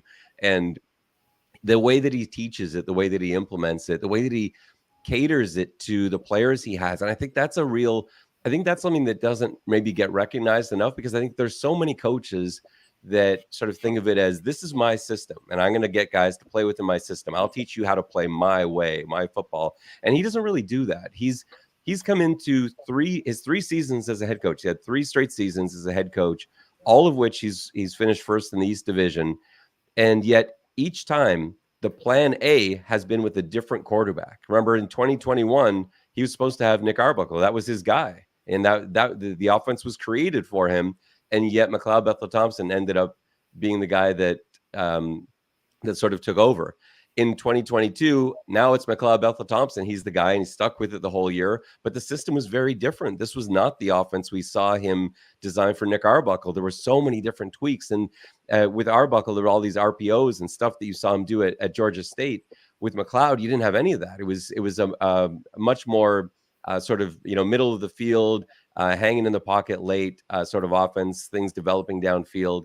And then again with Chad Kelly, a whole different offense again. His third year, here's his third quarterback, and it doesn't look the same. There's different motions, there's different keys. He's got full field reads, which we didn't really see as much from McLeod, from Arbuckle. We were more sort of like half field concepts and things like that. And so like from that point of view, I'm so impressed with it, but I'm also, having had that first conversation, I'm not in the least surprised. And what Coach Dinwiddie has done since arriving is he put intelligent guys around him. That's the one quality they've all got on that Toronto staff, and that includes like Coach Mace and Coach Bell, who are now elsewhere. They are the smartest guy in any room they walk into, and that has made Toronto very successful. We'll see how they manage losing a couple of those guys this season to Saskatchewan. No, yeah, for sure. There's a couple comments, but like one comment is the Argos are the losers in free agency, and I tend to agree with that. But is it not also a compliment to their scouting and their coaching and everything that they might be the losers in free agency, but they still pretty well could be the best team in the East on paper right now? It's either them or Montreal, I think. Does that not just compliment the great front office staff that Toronto's put together? Yeah, there's two ways of looking at it. Like, there's no question. Like, if you look at when you add up, once free agency is all settled, let's say we added up the salaries, Toronto will have lost well over the entire salary cap this offseason, because everybody they lost signed for like $200,000. It's just one after another. And you just can't bring all those guys back. No team would. Like we talked about in Toronto, a lot of fans were saying, well, everyone's going to leave to Saskatchewan. They didn't, because you can't afford that. No one can afford all those guys. And so every team except BC apparently just took their 2 favorite guys, and you will see if we can sign these guys to contracts, and that's it. And so, yeah, from that standpoint, like the comment's not wrong, but they put themselves in a position where they could do this. And remember, in a way, the guys that they were paying $75,000, their rivals are now paying $170,000. And so, what's up to them now is to find replacements for them, not so much for the guys they've lost because I think they already have those replacements in there, but they don't have depth right now. And that is the issue, because that second wave of talent is strong. You know, you've got guys like Mason Pierce, who no one had even heard of, from the Colorado School of Mines last year. He came in, if he'd played 2 more games, he would have been an East All-Star last year at the halfback position. And it's guys like that now I think Toronto fans trust as being a starting halfback this year, because you look at his PFF numbers for the second half of the season, there wasn't anybody better. Like, he was playing that position just in a lights out fashion. And some of the plays he made, there's some funny ones too. Like, he made a pick against Saskatchewan, which really sort of sealed, I think, a bunch of people's fates. That pick won the game for the Argos over the Riders, probably kept the Riders from getting into the playoffs, which meant the whole coaching staff is now being replaced, which meant Coach Mace is leaving Toronto. Like, all of those things come down to Mason Pierce's play too. So, you know, there's a bunch of guys like that.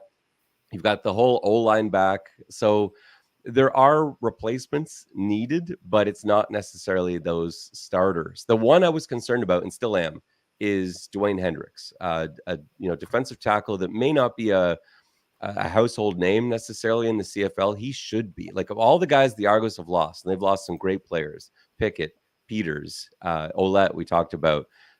Hendricks is the one that, to me, is the most off-putting if you're looking at it from a fan perspective, because I'm sure they have plans for it. I'm sure they have depth that they've built in where they feel like this guy's going to step in and be great. I like Jared Brinkman. I'm not sure who else I can 100% put my faith into. I haven't seen enough yet from Deontay Knight. There's a few other players in the middle there. I just want to see more from him. So he's the guy that makes me the most nervous. Not necessarily the more high profile guys like Pickett and Ouellette. But yeah, the comment, I can't argue with it, but I think, like you said, like, I think we'll see. This is going to be a really good Argos team. They're not going to be 16-2 good. I would be pretty surprised if they don't win the East, though, this coming season. Oops. Can you speak a bit about the sort of tie two of my last questions into one here because of time? Number one, can you speak to a bit about the fan base and the excitement around the Argos as the year went on? The crowd seemed to have gotten better.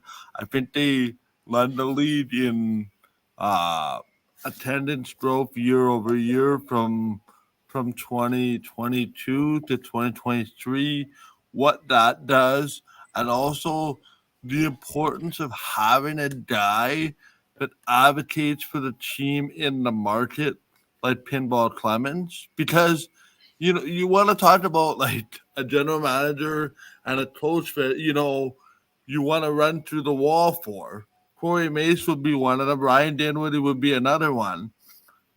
But I think we're all forgetting that even like with John Murphy and now with Mike Pinball Clemens, but it kind of starts as a whole with Murphy and with Pinball Clemens, and yet the fan base is slowly starting to gravitate towards this Argo team in the form of showing up at the game. Now, the TV numbers have always been strong for the Argos, but now you're starting to see those results, in my mind, in the stands.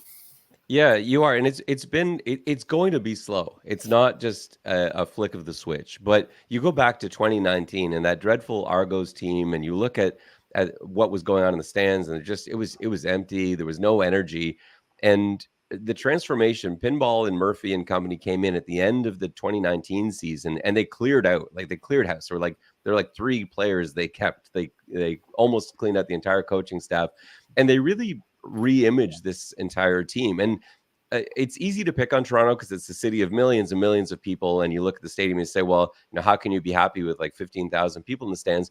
But it's a slow grow, and it's a slow process. It is happening though, and you're seeing it in the most important demographics too, in the younger kids. Like, I know myself, I have a 12-year-old and a 9-year-old. They're obviously big Argos fans because they're involved in football. They both play. They both pick it up through osmosis because of me as well. But they're friends. Their schools, the teams that they play on have all been either visited by Argos or invited to camps, and they're getting that generation involved. Young kids are way more aware of the Argos than I think the demographics in the 20s and 30s, and that's gonna be a real big difference maker in the future and going forward. And so those attendance numbers, I expect them to keep climbing this year. Winning helps too, right? Like since the pandemic, they've done nothing but win football games. They win their division 3 straight years. They win a Grey Cup in that second year of 3, and so that helps. But it's the reason it's so slow is we've got so much going on here. We've got a lot of people, but there's a game that I go back to a lot that it's just one of those things that it painted how difficult the job was for guys like Pinball Clemens and Mike Hogan, who's done a great job in fan engagement, getting people to come out to BMO Field. But this one night we've got a game on at BMO Field. There's a Lady Gaga concert on down the street with 50,000 people. There's a Drake concert literally across the road. We can listen to it at BMO, and that's got some 20,000 people in it. You've got 9 or 10 different theaters that are packed with 2,000 people in them watching musicals and other plays. Like it's just there's a billion things going on and any given day, and so you're up against it. And for Toronto, Toronto's not a city that gravitates towards anything that's not sort of number one. That's just how the city's built. And in some ways, it's like trying to build for a university team or a minor league team in the eyes of a lot of fans, and they're missing out. It's a great product, but those that come down come back. Those that come out to a game stay and want to come in again. So that's the status of things now. We'll see how this year goes. They lost a lot of fan favorites. There were a lot of AJ Ouellette jerseys in those stands, a lot of Adarius Pickett fans. We'll see how that goes, because I know there are a lot of people upset that those guys left. But I do think the attendance will continue to grow this season. Yeah, I was actually at my very first football game at BMO this past summer, home opener against Hamilton. I got my replica ring here, and I was pleasantly surprised, about the crowd. I wasn't sure what I was going to expect. The last time I was in an Argo game was when they played at Rogers Center. I think Ricky Williams might have been on the team at that point or something like that, and so it's been a while. But, it's no Mosaic, it's no IG Field, but I was impressed. It was, the parking lot looked packed. You have to wait for beer. There was, everyone wanted to talk to the idiot wearing a Bomber jersey in the crowd. So it was a very good environment. And I was, I've been to 2 or 3 TFC games there, and that was my first Argo game there. And it was a good time. So, yeah. Yeah, it's a great stadium it's just got great sight lines. It's so loud too. You don't have to have it packed for it to be loud. Like we were sold out basically for the East Final, and it did get loud only for about a quarter. But it's just the way the design of the building, the metal roof, whatever it is, it just echoes in there to a point where the Tiger Cats are accusing you of pumping in crowd noise. Like that's because it looks weird. You sometimes have like 14,000 people here. Like why does it sound like a sold out stadium? But it is a great place to watch a game on a nice night. Awesome. Mike, do you have anything else you want to add? Well, no, I'm good. Actually, I do have one thing. Really quick. We had a question in the comments from Jake, and he's asking. I'm pretty sure I know the answer to this, but I'll ask you, Ben, just to see what you think. He's asking who.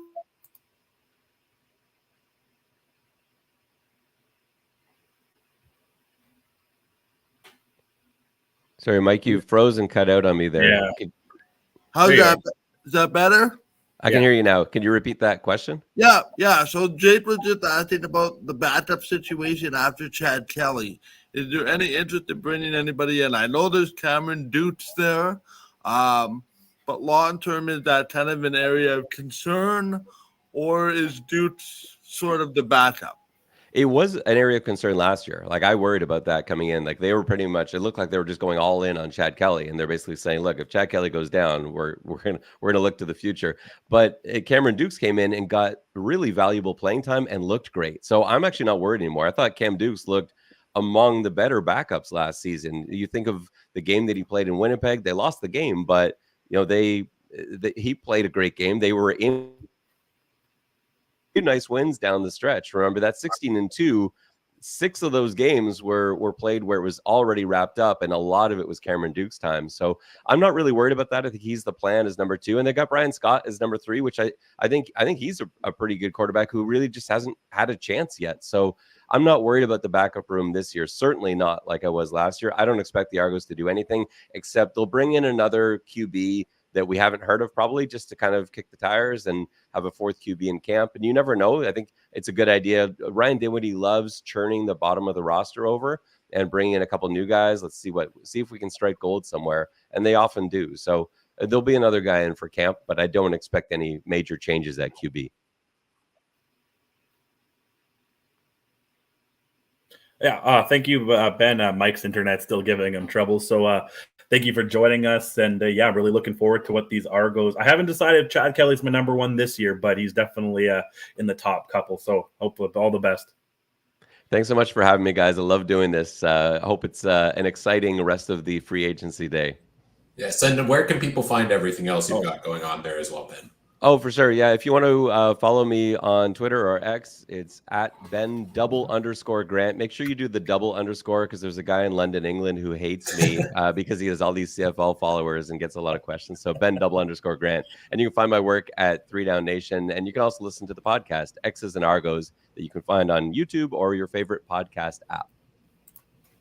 Right on. Well, thanks for taking the time to join us, and shout out to the other Ben Grant, who might be a CFL expert now at this point as well. Enjoy the rest of your day, Ben.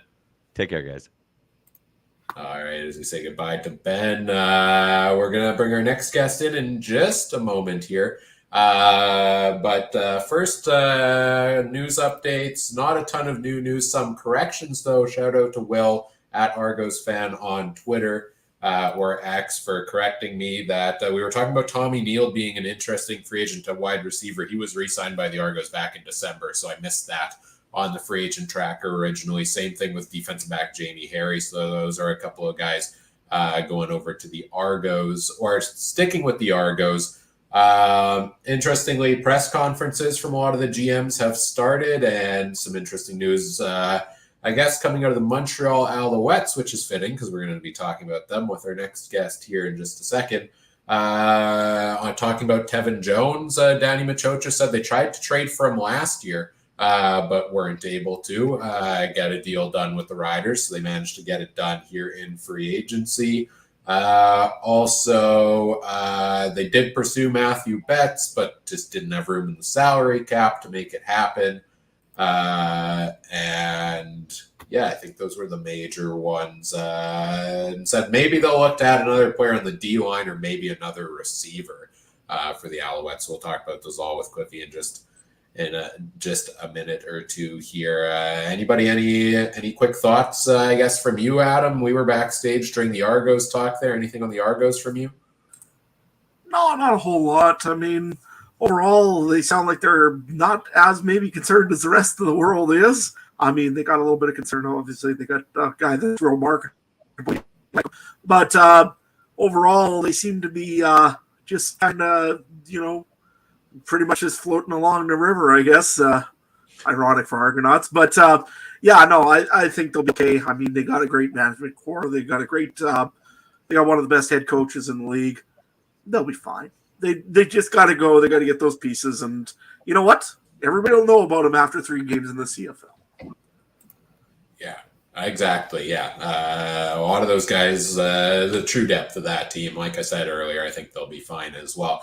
Well, let's move into talking about the defending champs here. Adam and Mike, you're going to get a chance here to talk about the Montreal Alouettes with our guest who I believe is ready to go. He's the host of the Alouettes Flight Deck podcast. He's covering the defending Grey Cup champion, Montreal Alouettes. It's the great Cliffy D is here to join us. My computer froze. There he is. All right. Hey, how are you today, Cliffy? Doing great. And if you could please, it's now reigning and defending Grey Cup champion Montreal Alouettes. Won't say that about your 49ers, but nevertheless. So Montreal made a few moves today. Not really expected to make a whole lot here. I mean, the depth and everything else is pretty exceptional. They got their signings done really early this season with the signings of Sean Lemon and Darnell Sankey, I think, early, right? That's right. Yeah, the idea was everybody wanted to come back. That was the running theme throughout when it came to the post interviews and everything else after the Grey Cup. I call it the high of winning a championship, call it what you will, but everybody wanted to come back. And in all reality, not everybody can come back. That's just unfortunately the nature of the business. Even if you were able to work your magic and make it work through the salary cap, it's just with so much that's involved and people want to get paid. I mean, it just wasn't going to be feasibly possible. But the key players that I felt helped the Alouettes win the Grey Cup, it was crucial for them to come back. The Sean Lemons, the Darnell Sankeys, Joshua Antwi, a lot of the guys that, basically the idea is we're going to run it back. These are the guys that you're going to do it with. And a couple of guys ended up leaving for various reasons. Austin Mack is going to try his luck in the NFL, and that's tough because he was arguably the best receiver that the Alouettes had this year, the best American receiver, I should say, because Tyson Philpott is arguably the best national receiver and the one who had the best connection with Cody Fajardo. So yeah, Austin Mack makes his way to the NFL. William Stanback was granted his release, and now we see he has become a BC Lion, going to work with Vernon Adams out in Vancouver. So you're not going to get everybody back, of course, but I think the way the Alouettes looked at things was they were very happy with what they had. They were able to win a championship with a lot of the guys that are on the roster as it sits. It's now just a matter of who can they add to the mix that will help improve things. And a couple of the moves that have been made so far, I have to say, I'm pleasantly surprised and pleased to see.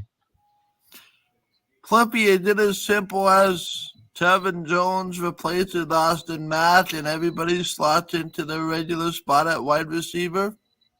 Pretty much, yeah. That's I mean, there are a couple of young receivers that were in camp last year and also got a bit of time. They spent some time on the practice roster, but also got a couple of games in. A couple of them got injured, unfortunately. Guys like Courtney Davis, Keyshawn Abram, sorry.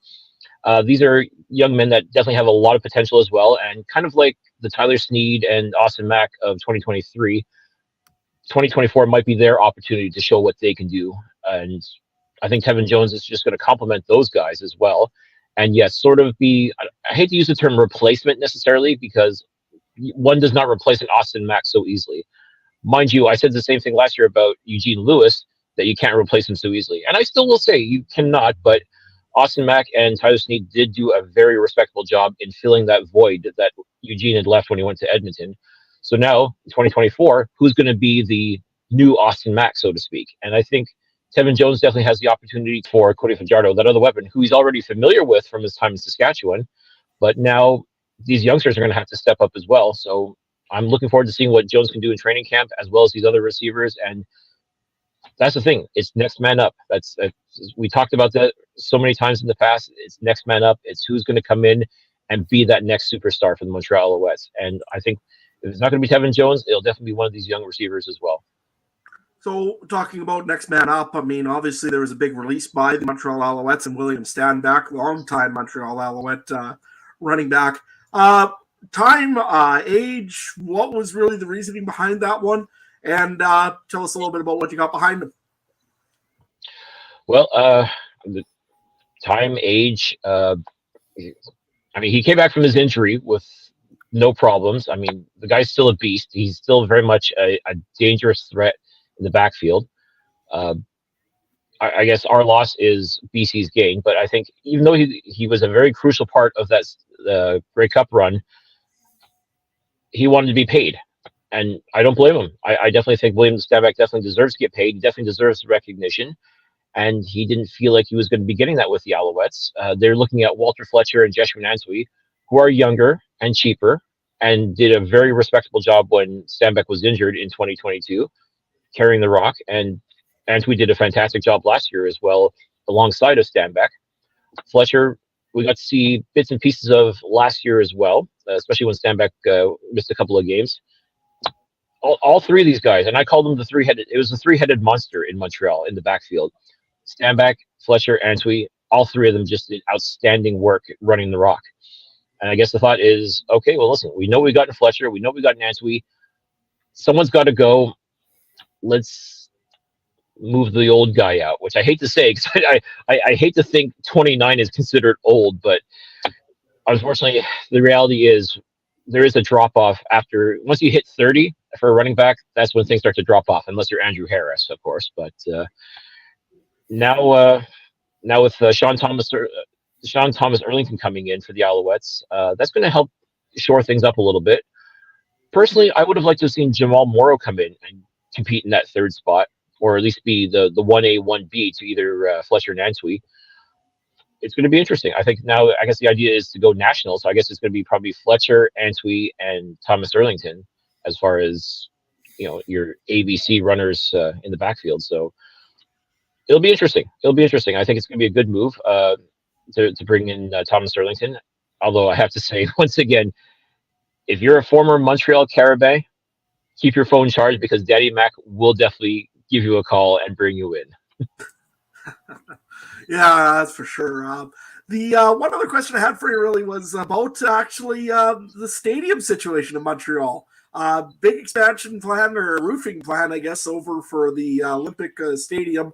Is there a possibility of the Alouettes going back there and trying to host a Grey Cup in there, or is that kind of gone to the wayside? Well, essentially, you do need a permanent roof on the place if you want to have any hopes of hosting a Grey Cup there. I know that's something that fans have been clamoring for since 2008 when the Alouettes last hosted a Grey Cup in Montreal. The reality is you do need a permanent roof on the stadium in order to do so. And I mean, it makes sense because, yeah, at that point you have the opportunity to sell 68,000 seats to a Grey Cup game, if not more. But do I see the Alouettes going back there on a full-time basis? I truly don't. I have to believe that Pierre-Carl Pelledeau, the owner of the Alouettes, now that he's had a chance to experience a championship team, if he's going to do anything, he's going to build his own stadium. And it would have to be something that is football friendly, very much like what's been built out in Saskatchewan and Winnipeg. In all reality, I would see that more of a possibility as opposed to the Alouettes going back to the Big O. It doesn't work. Like, it's fine for Grey Cup, and it's fine if you've got like 60,000 fans in that stadium, then it's fine. But the 20,000 or so that normally you're thrilled to get when you go to Percival Mills Stadium, it's cavernous. Like you would get lost in the echo of Olympic Stadium if it's just 20,000 people there. So I do not see any way, shape, or form of the Alouettes moving back and playing their games at Olympic Stadium. New roof or no new roof. Yeah. Offensive, we said the Montreal Alouettes did a great job of signing guys they wanted back and making sure that they kept the guys that they need in this team. One guy, though, that I'm a little bit surprised about is Landon Rice. Still not signed to tackle, which is a kind of highly coveted position around the CFL. Is he a guy that could be on the move, or is Montreal still potentially going to be working on him? I certainly hope that they find a way to keep him back, especially with Sean Jameson being shown the door. I mean, there's a lot of great young talent on the offensive line that has proven that they can do the job and then some. Landon Rice is a great veteran. Fun fact, he's actually the last man standing of the Johnny Manziel trade. So there's a little part of me who wants to see him stick around, if only for that, because we actually talked about that in training camp last year, and we had a good laugh about the whole situation, that he really is the last active player. I mean, I'm not counting the draft picks that came about in 2021 and 2022, because we don't, the jury's still out on that, but for all intents and purposes, he is the last active piece of that trade. So there's a part of me that wants the Alouettes to keep him on for that, and also for his experience. He's done fantastic work. He's also been bitten by the injury bug, unfortunately, so he hadn't had a chance to do a whole heck of a lot last year. I would honestly, if there's a way of keeping him on a team-friendly deal, like if I wouldn't necessarily say a hometown discount per se, because he's not a Montreal guy, but if there's a way to keep Landon Rice here, I would absolutely love to see it. But if he wants to get paid, I'm certainly not going to fault him for, if he can take his talents elsewhere, I certainly wouldn't fault him for it. Cliffy, to ask you to take the magnifying glass, I'm going to ask you to take the magnifying glass right now. And if you're general manager Danny Machilcha, what is your one area of concern that makes you go, Yeah, this was a great team, but there's a hole here. Where are you most concerned about this football team right now? If I'm Danny Mac, I'm never happy with the defensive line. That's been ever since he came on board in 2020. That's the one area he has worked painstakingly hard to improve upon and is constantly tinkering with his defensive line. It almost seems like even when he's got great pieces in place, he's still never happy. He's still, what else can I do? How can I improve this? How can I get depth? How can I find ways to make this still be a force? And bringing in Sean Lemon last year was proof positive that he is still very much committed to it. Bringing him back this year in 2024 was, as far as I was concerned, a foregone conclusion. It was just a formality, if you will, just getting him to sign on the dotted line to come back and be a part of this again. And then you see the moves that he made already with bringing in Derek Wigan and Isaac Berglund, both who played outstanding on the defensive line in Calgary, along with Brock Gowanlock. I mean, like, as far as I'm concerned, there's some dudes on this defensive line. There's definitely some great pieces here and ratio breakers at that as well. But if I'm Danny Mac, I'm still looking. I'm still trying to find ways to improve upon this. Personally, I would like to see a little bit more depth in the secondary. I know there's a couple of guys that are, as far as I know, still free agents in Ciante Evans and Nafis Lyons. Those are two guys that have had outstanding careers in Montreal, the time that they spent there. I would definitely love to see those guys come back into the fold and join like the KB Nantos, the Reggie Stubblefields, Wesley Suttons, guys are their absolute beasts. But again, if those guys go, the three guys I just mentioned, if those guys go down, it's like, okay, who's next? Who's going to come up and step up and be a part of this outstanding secondary? Those are the things that I would like to be. I would personally be working on as well, just to make sure to have that extra depth. Make sure that you've got those guys that are in place that you know are going to be able to play at a championship level.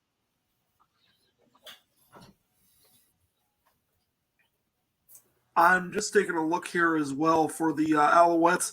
You know, last year or 2 years ago, when Jason Moss got sent off, or well, cast off from Saskatchewan, essentially, he really didn't. There was no real thought of Jason Moss becoming much of a coach, especially a head coach in Montreal at first.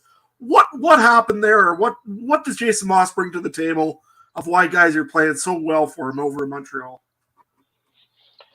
I think he's grown. I think he's matured. I think people still have that image of him being that hot-headed guy throwing the Gatorade jugs. He's not that guy. He hasn't been that guy for a while. And I think he realized in Montreal, this was essentially his last chance to prove that he can be the leader of men. Like, he can be that coach that will take a team to the promised land. And he did an absolutely fantastic job. I mean, not perfect, of course. I mean, no coach is ever truly perfect. But I came away very impressed last year, especially in that playoff run, just how composed he was, how he was able to get the most out of his players and inspire them, and without, acting the fool or, every second word out of his mouth being a curse word or throwing things or anything like that. He was calm, cool, collected. I mean, he got his message across, and if he was ticked off at you, he let you know, but in a way to help make you a better person as a result of it. Like, he wasn't there. He wasn't just going to dress you down. He was going to let you know what was going on, but at the same time, help you find a way to better yourself. And that's the Jason Moss that helped win a championship. Simply put, like, clearly he was not the problem in Saskatchewan. And I think a lot of people have finally realized that now. Being able to get what he was able to get out of Cody Fajardo as well, the two of them worked absolutely fantastic together. And the way Moss was able to rely on his coordinators and just be able to control everything, he just did an absolutely fantastic job. I remember during the Eastern semifinal when that whole Chris Edwards melee went down, and I was there live, and I saw the whole thing. I'm like, oh my god! Like, I was prepared for the worst, but surprisingly, Moss kept a cool head. He got his players out of the fracas. He let the referees know, like, listen, we're going next week to Toronto. We're playing in the Eastern final. We do not want any BS going on as far as calls go, and as far as people being suspended and stuff like that. He let the referees know that what had happened was unacceptable, and he wasn't having any of it. And right there, I saw him truly become the leader of this team as far as coachings go. and I expect to see more of that. And again, clearly the Alouettes feel that's going to be a recurring theme because they signed him for another 4 years. They extended him for another 4 years here in Montreal as head coach. So I'm really excited to see what Jason Moss brings to the team in 2024 and beyond. Colby, I'll scoot a little higher up the ladder if that's okay with you, and talk about the new ownership group. What have they brought to football in Quebec? We know what their business is, and that is a big corporation. If I'm not mistaken, what have the new ownership group brought? Maybe to be honest, it's just as simple as stability, financial stability, etc., etc. But what have you seen from the new owners of the Montreal Canadiens, or the new owner, I guess I should say, of the Montreal Alouettes? Pardon me, Jeff Molson's gone nowhere. But what have you seen? Because this was a team, but this time last year we weren't sure what was going to happen. We were sitting here, I think, last year, pardon me, and they were owned by the CFL for a little bit of time. And we thought, oh boy, this might be rock bottom for football in Montreal. I'm sure the Grey Cup Championship was the furthest from your mind. What a difference 1 year can make. And I'm just wondering, what has that new ownership, or new owner, if you will, brought to the football team and to football in Quebec in general? Well, you said it yourself. What a difference a year makes, absolutely. Because you're right. This time last year, yeah, the league was owning the team, and it was only literally on the day of free agency where they actually gave permission to Danny Machocha to say, okay, now you can sign free agents. Now you can offer bonuses. Now you can do like all these things. He was handcuffed from doing it. He wasn't able to really truly participate in this tempering period, however you want to phrase it, negotiation period. He really couldn't do anything like that because he really couldn't offer anything to anybody other than a bare minimum contract, and no one's going to sign for a bare minimum, especially if you don't know what the ownership situation is like. So yeah, with Pierre-Karl Pelado in place, I mean, that's the big thing right there, is just the stability, the financial stability, knowing that the bills are going to be paid, that you can pay your players, that you can hire who you want to hire, and just he's basically letting the football people run the team, which is the best possible thing. You don't want an owner that's meddling in affairs or trying to tell the general manager how to do his job or the head coach how to do his job. All Pierre-Karl Pelado is willing to do is he'll come, he supports the team, he pays the bills, and he lets them do their thing. And you couldn't ask for anything better as far as I'm concerned. And that's something that the Alouettes sorely needed, was an owner that wasn't going to stick his nose in where it didn't belong and go off on Twitter on these bombastic rants or anything like that. No, Pierre-Karl Pelado just shows up, he lets the football people do their thing, and you can't ask for more than that. And he's just been such a great supporter of this team, as well he should. But I mean, he's done a great job of promoting this team and making people aware of the Montreal Alouettes and getting people on board as well. And that is massive. And for the first time in a long time, I really feel like the city of Montreal, the province of Quebec, has really reconnected with the Alouettes. I'm sure winning a Grey Cup championship had a big part to do with that as well. But even throughout the season, I was seeing that shift of, okay, the Alouettes, they're pretty good. They're shocking a lot of people. Like, everybody thought this team was going to be dead last, but no, they end up being a very entertaining, very competitive football team. And I want to be on board. Let's see where this goes. And sure enough, all the way to the Grey Cup, which nobody expected. Nobody expected them to beat the Toronto Argonauts in the Eastern Final, and quite handily at that. People didn't even expect them to go past the Hamilton Tiger Cats, for crying out loud. I mean, it's remarkable. Nobody gave this team a chance in hell, but they didn't get the memo. They were, or as the saying goes, they wrote me off, but I ain't right back. And I think that was the mentality of the Montreal Alouettes. Is just that, fine, you don't believe in this team, we'll show you. And they've done it. You got to give them all the credit, and it starts right at the top with ownership. He believed in this team. He believed in these guys. He believed in the people that he put in place, and it's just been incredible. And there's no signs of stopping. That's the best part, is he's committed to owning this team for a long time. He's got more than enough financial means in order to do so.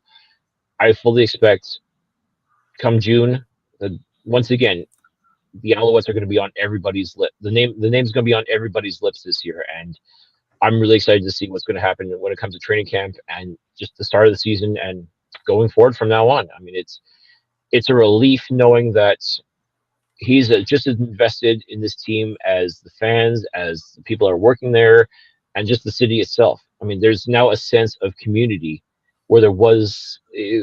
I didn't really get that sense before, but now I feel there's more of a sense of belonging and community within the province, within the city, and within the league too. And that's amazing. It's such a good feeling to know that the Montreal Alouettes really truly are relevant once again in the Canadian Football League. One last quick question for you here, Cliffy. First of all, I did believe in you guys because I had NFL picks this year in playoffs. Just thought I'd mention that to remind Mike. Anyways, Cody Fajardo, I mean, let's face it, he came in.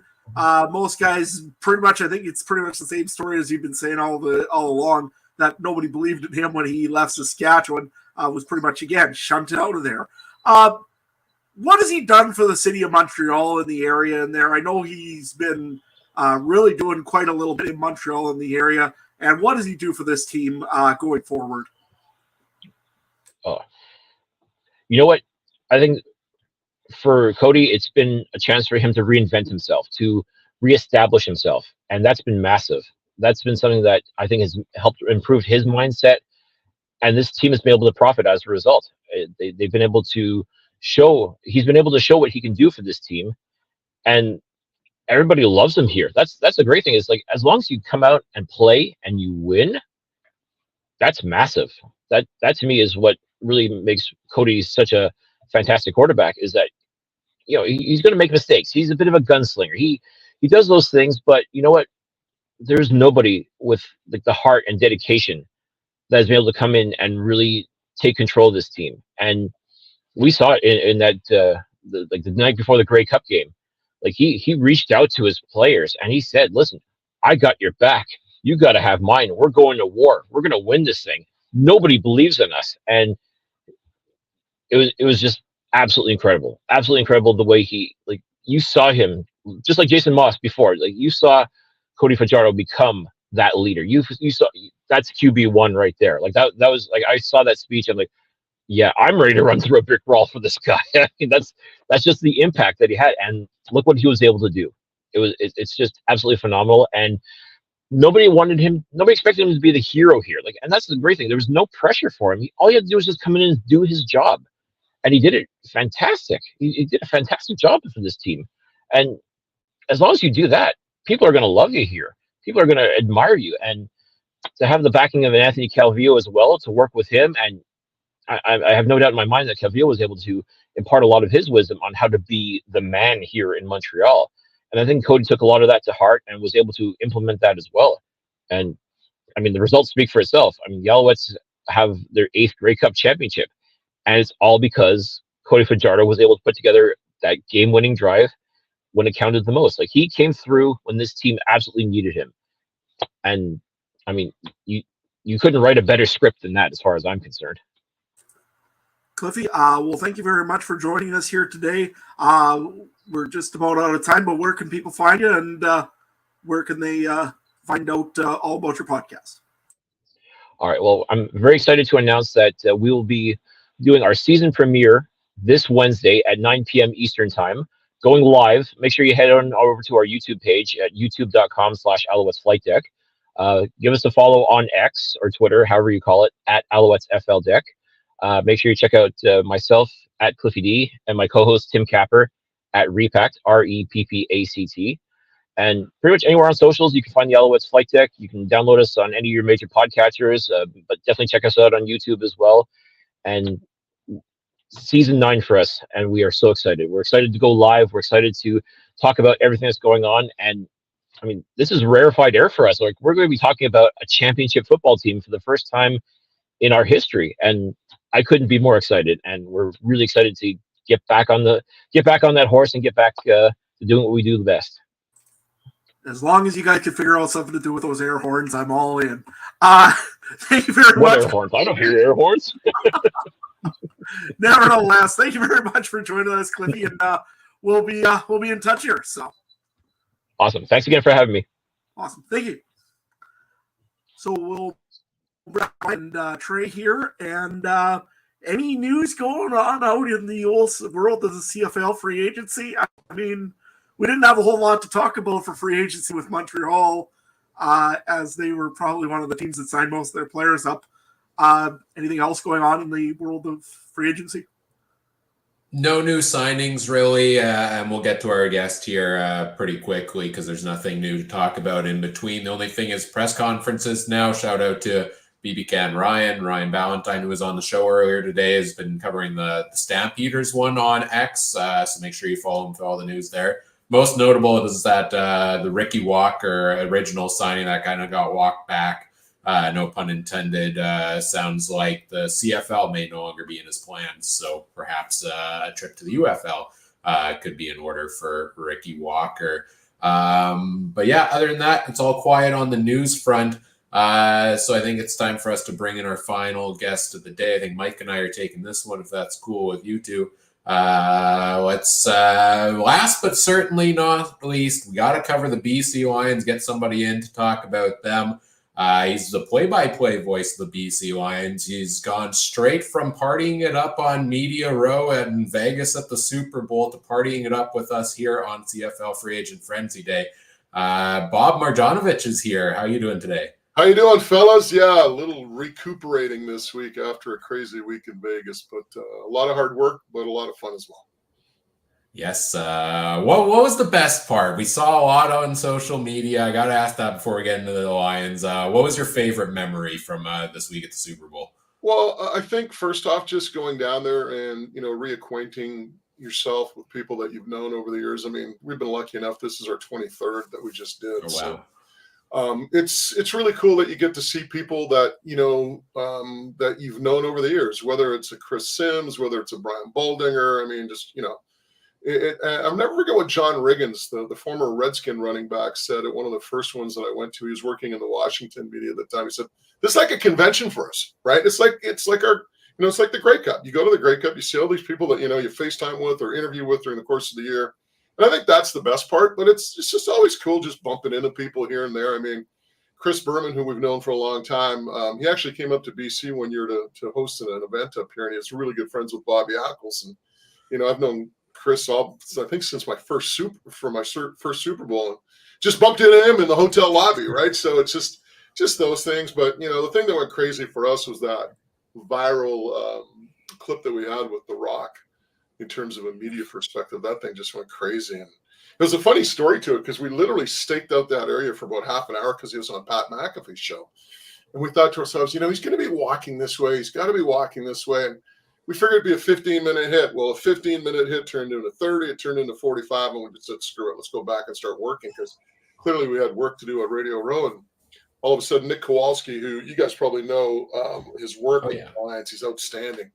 Nick's like, hey, he's leaving now. Let's go. And he's going down that route that we thought. And lucky enough, we caught him. And he was so kind, too. Like, he was just into it. He wanted to, he talked about Wally, and it wasn't like he just kind of gave us a brush off. So that's pretty cool. But, all in all, like I said, for us, I think the big thing is just bumping into people that we know and renewing acquaintances. That's awesome. No, sounds like a great time out there and led to a great game, a great finish to the game, certainly in the Super Bowl there too. We brought you in here to talk about the BC Lions at CFL Free Agency Day. Of course, you do the play-by-play work for the Lions all the time. Great job with that always. BC back-to-back years, pretty dominant seasons during the regular season, right in lockstep with the Winnipeg Blue Bombers, and then that exit in the West final. What was your take on the Lions kind of coming into free agency this year and where the focus needed to be?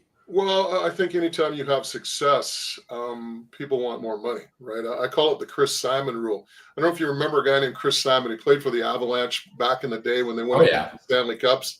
And all of a sudden, here was a fourth liner that wanted like second liner money, right? So that's the thing. I mean, your team does well, and you have to start paying people. And as a result, we've seen some players depart, unfortunately.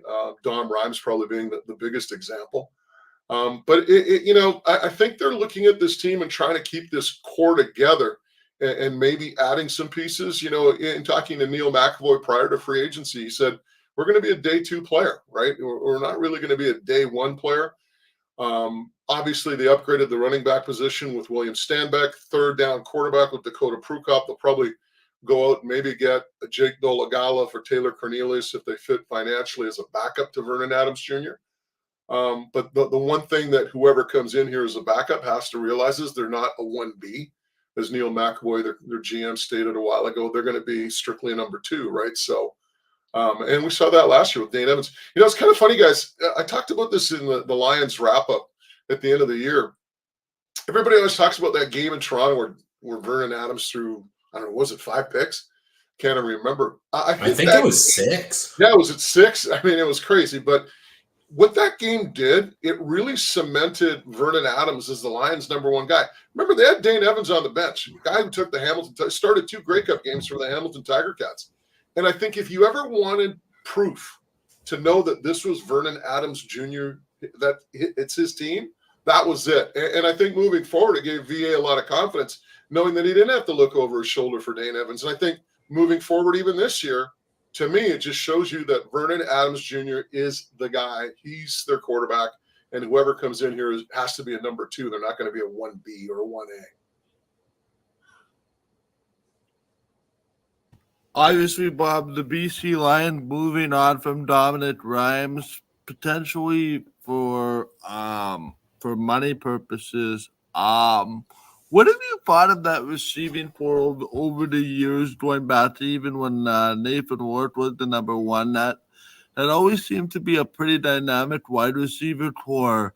Who do you anticipate having to take some of what Dominic Rhymes was able to do last year to kind of take on a bit of a bigger role? I mean, we talked about, Keon Hatcher. We talked about, Javonte Choi, Justin McKinnis to probably be in line for some more snaps. But how do you see this receiving core starting to shake up, or I guess shake down, if you will, leading into the season, particularly with, it seems like, Vernon Adams in place and now a new tailback in William Stanback?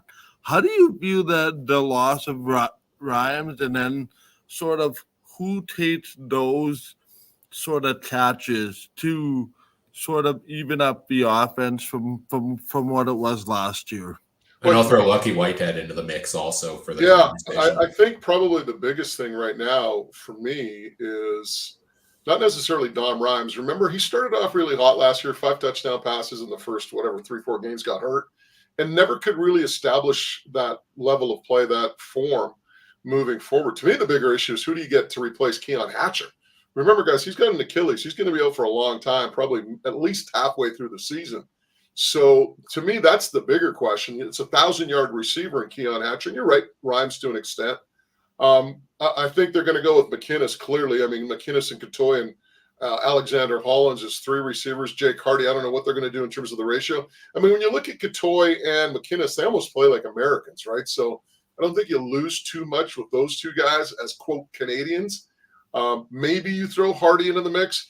Travis Fulgham is the guy they signed from the Philadelphia Eagles. Maybe he works into the equation. He'll probably be a guy. And there's a couple of other guys that, kind of been around camp the last couple of years. Jamarius Way's a receiver to me that really intrigues me. He came into camp 2 years ago, was kind of impressive. He got hurt, and then I think he blew his Achilles training for last year. So he's back this year. It'll be interesting to see if he can make some noise. Aiden Everhard's a kid out of Wyoming who looked really good last year when he was utilized in preseason. I think he had a couple of games during the season as well. Aiden's not a game breaker, but he's just one of those solid possession guys that you throw the ball in his direction, he's going to make a catch. So I expect him maybe to have an increased role. Excuse me, gentlemen. I should have put this on vibrate my phone. There we go. So I think when you look at the receiving core, I think that's probably one of the things that you're looking at is probably some improvement from within as well. We talked about already the addition of William Stanback at the running back position. Interestingly, last year, I know the running back slot was a focus point for us in the Lions free agency because James Butler goes over Hamilton. They elect to kind of go with some of the CFL unknowns, and Taquan Mazzell has himself a pretty solid season, 773 yards there. We see Stanback kind of fell out of favor a little bit in Montreal. What do you expect the running back kind of split to be between these two? Is there a clear-cut number one, or is it 1A, 1B? That's a great question. Right now, I think maybe you'd probably lean towards William Stanback, given his experience with the Canadian Football League, but Smoke Mizell didn't play bad. It's interesting when people talk about the Lions running game. I remember talking to the offensive lineman, and Michael Couture, I think, had this answer like several times, and we talked about the lack of a running game and trying to establish it, and Michael was like, we only run the plays that are called, right? And I guess he was just kind of hinting towards the fact that the Lions really didn't run the ball that much, right? I don't know whether it was, and I remember talking to Rick Campbell about it. He says, well, we do what we do well, and that's throwing the football. But I think the big thing is you don't necessarily have to run the football, but you have to have defenses respecting that you can run the football, right? And to me, that's the big. It's respecting the run. And if you can do something with William Stanback and Smoke Mizell and perhaps commit a little bit more in terms of just frequency, maybe you can have teams respect the run a little bit more. It's also going to be interesting to see what they do on the offensive line, because there's been talk about going with 3 Americans on the O-line, and we'll see what happens at that left guard position with David Neville in the mix, Andrew Pearson, and others, maybe whoever they bring in. But to me, that's a real big question is what do they do in terms of the offensive line? Do they go with 3 Americans? And if you do, perhaps what's that do for your running game?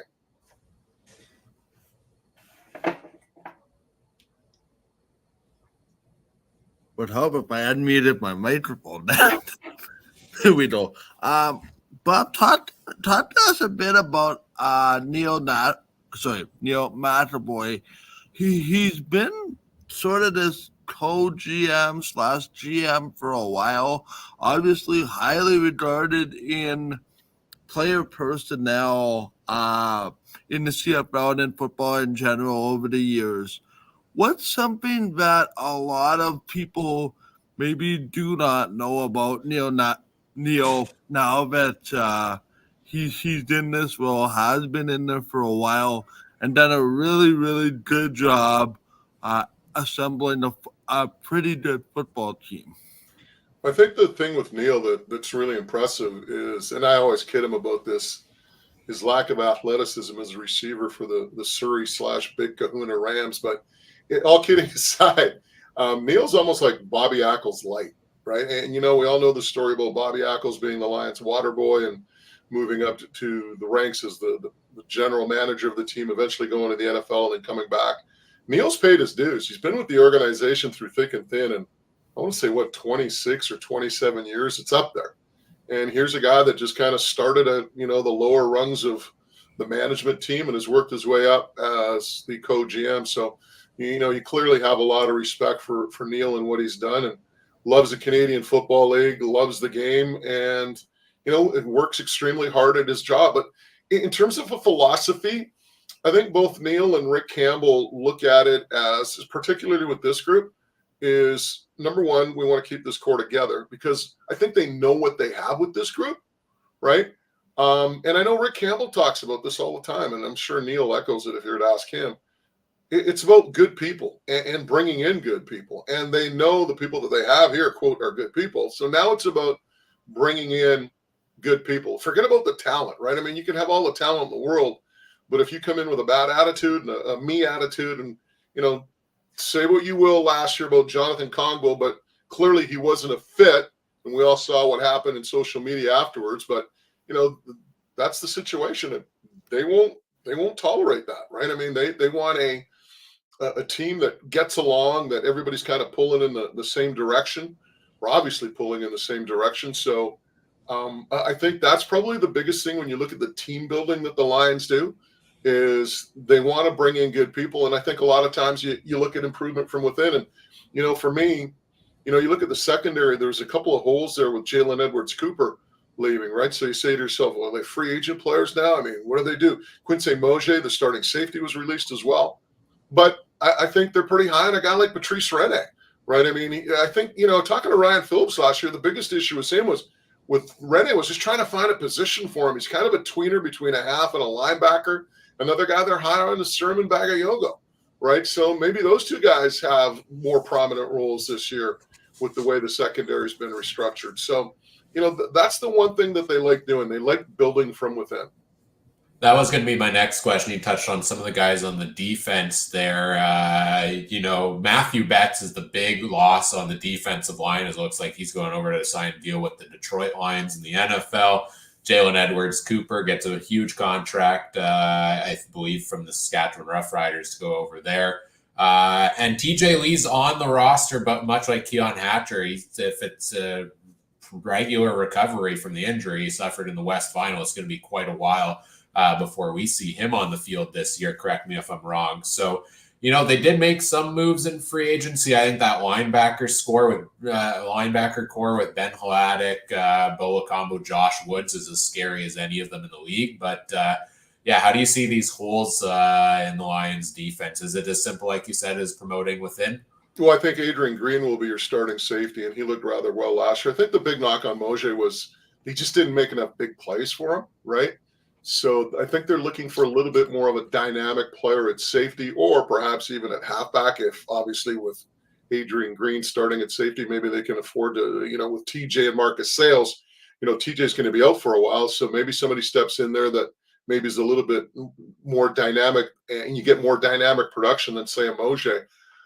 So I look at that secondary, and it's going to be intriguing to see how that all works out heading into the season. I mean, Manny Rugumba's pretty versatile. Where he shows up, I don't know. I mean, he could play Sam. He could also maybe work into the mix in secondary as a half. Again, I'd have to really kind of look at that one a little bit more closely in the numbers. But another guy to be really high on in this defense is Ryder Varga. And had Ben Hladik walked, I think they would have been extremely comfortable moving forward with Ryder Varga, the kid out of Saskatchewan, or the University of Regina, I should say. So there's another guy that when you look at, quote, improving from within and maybe playing more of a role this year for the Lions, it could be a guy like Ryder Varga. If you have to, maybe you can move Rugumba to the secondary as a patchwork type thing right now. Yeah, it's nice to have those options to move some of those guys around, right? Really leave some flexibility for the team there. Looking at the Lions, we kind of talked about most of these positions here for them so far. Where do you think they stack up against the rest of the West at this point? I was just going to add one thing, too, when you're talking about the D-line. They need to get more stout up front, and we've seen them go out and re-sign Stove Richardson, but it wouldn't surprise me if they get an Almondo Sewell or a Laurent on the cheap. Right. So maybe that's a possibility. They released Woody Barron because he was owed a $30,000 bonus. But at the same time, it's not that Woody Barron's a bad player. I think Woody Barron's a really good player. But the thing is, you have to have different types if you're building a team. It's like baking a cake, right? You can have all the ingredients sitting out there, but if you don't have the right ingredients or the right combination of ingredients, you ain't going to bake that cake. So conversely with the Lions, I think they have to get more stout to be a lot tougher to play against the run. Stove Richardson obviously will help if he's 100% ready to go, and maybe, just maybe, they bring somebody in on the cheap like a Sewell or Laurent and see if they have any tank left or any gas left in the tank. As far as the division goes, man, I honestly believe that it's going to be a lot tighter and a lot tougher this year. I think Winnipeg's going to take a step back with some of the hits they've taken. I think Saskatchewan's going to be a lot better. I think Edmonton's going to be a lot better. Calgary, we'll see. So I think what the Lions had last year, 13 wins or whatever it was, maybe they slide back to 10 or 11. I don't know, but it wouldn't surprise me just given the fact that, like I said, teams are getting better in the league. And when you have success, you lose pieces. And that's what we've seen with the Lions. Obviously, losing Matthew Betts hurts, right? That's a big hit. You lose Dom Rhymes. There's another player. So it'll be interesting to see how it all shakes down. Now, I want to ask you, like I said, you spent a lot of time around the NFL circles this past week. You got a chance to watch a guy very closely in a BC Lions uniform 2 years ago that's now in the NFL circles himself, and that's quarterback Nathan Rourke. We saw him bounce around a little bit between Jacksonville and New England last year. Not really get a shot there. Any thoughts on Nathan Rourke's chances in the NFL, and if we see him come back to the CFL anytime in the near future? Well, a couple of things. Number one, every year it gets tougher because every year you have a new crop of NCAA quarterbacks that flood the market, right? You're also looking at the XFL and the USFL merging. So again, there's a reduction of jobs there. Maybe some of those players try to get NFL tryouts and such. It's hard, guys. I mean, and the reason I say that, you need to have, unless you're a draft pick, you need to have somebody in your corner. As a free agent, you are the odds are stacked against you so much, particularly when you don't meet those parameters of being 6'4" or running a 4.6 whatever parameters a team has for their quarterback. Excuse me. So I mean, when Jeff Garcia went to San Francisco, Bill Walsh believed him, said, "Hey, I believe in this guy. We can run with this guy." Nathan Rourke needs that type of belief, somebody who wants him to be the guy who has belief in him, or at least give him an opportunity as a number two. And right now we haven't seen that. And do we see it? I don't know. I mean, I think, maybe there'd be a taker by now in terms of Nathan Rourke and where he might wind up. And I think sometimes it's just all about opportunity. And, it's kind of funny. We were talking with Johnny Holland, the 49ers linebacker coach down in Vegas. And he was with the Lions for 2 years when they had Elamimian and Big Hill, right? And he told me at that time, if these guys were 4 inches taller, they'd be playing on Sundays, right? I mean, sometimes it's just about not meeting the certain parameters that NFL people are looking at. But a lot of times it's just opportunity and having somebody that, believes you. And the other thing too is, don't kid yourself. I mean, the difference between the elite athletes in the NFL, okay, I'll give that to you. Everybody will give that to you, right? There's no Patrick Mahomes in the CFL. But if you take, say whatever, 30 through 100, a lot of those pieces are interchangeable, right? I mean, guys just, and again, despite what Boomer Esiason may think, it's a situation where it's just about being at the right place at the right time and just getting an opportunity, right? And having somebody that believes in you. So, and that's the case. I mean, you go ask Chad Johnson about the CFL. I don't know if you guys have ever seen the clip. We almost had Chad on the show. He was down there floating around. It was the craziest thing. He's asking me about Lucky Whitehead and saying how, Lucky Whitehead is his guy and he wants Lucky to sign somewhere, but we never had the opportunity. It was kind of swamped. But there's a guy who, he's gone on the record and said, it's not that much of a difference, folks, especially, like I said, when you get from that, from that 30 to 100% of players in the league. Absolutely. On that note, how do you think Matthew Betts will do with the Detroit Lions? Do you think there's an opening there for him to make a name for himself? Well, it's interesting because one of the things, maybe as a pass rush specialist, and this is going to be an interesting way to look at it. Matthew, I think one of his weaknesses in the Canadian game was playing against the run, right? And that's obviously a little bit more paramount in the American game because you're playing on a smaller field, you're playing against bigger competition. It's more of a phone booth, right? So it'll be interesting to see what the Lions tell them and what they want out of them. If they say, we want you to come into camp and we're just going to look at you as a pass rush guy, right? Well, then, we'll see what happens. If they tell him, we want you to be able to play much better against the run, right? That means Matthew Betts will probably have to add a little weight. How does that impact him in terms of the pass rush? He'll need a different body type, so to speak, to play in the NFL if he wants to be successful against the run. So it's going to be interesting what type of direction the Lions, and I'm talking about the Detroit Lions, with Matthew Betts in terms of what they want him to be and what they're looking at him moving into camp. Before we wrap things up here, anything else on the BC Lions you want to touch on? Wow. No, I'm looking forward to the season as I think we all are. It's, it's going to be here pretty quick. And I just think, to me, it's going to be really interesting seeing some of the position battles in camp. It's always a lot of fun. And, it's always, I don't know how many camps you guys have been around, but there's always that moment in camp where there's kind of like a Star is Born type thing.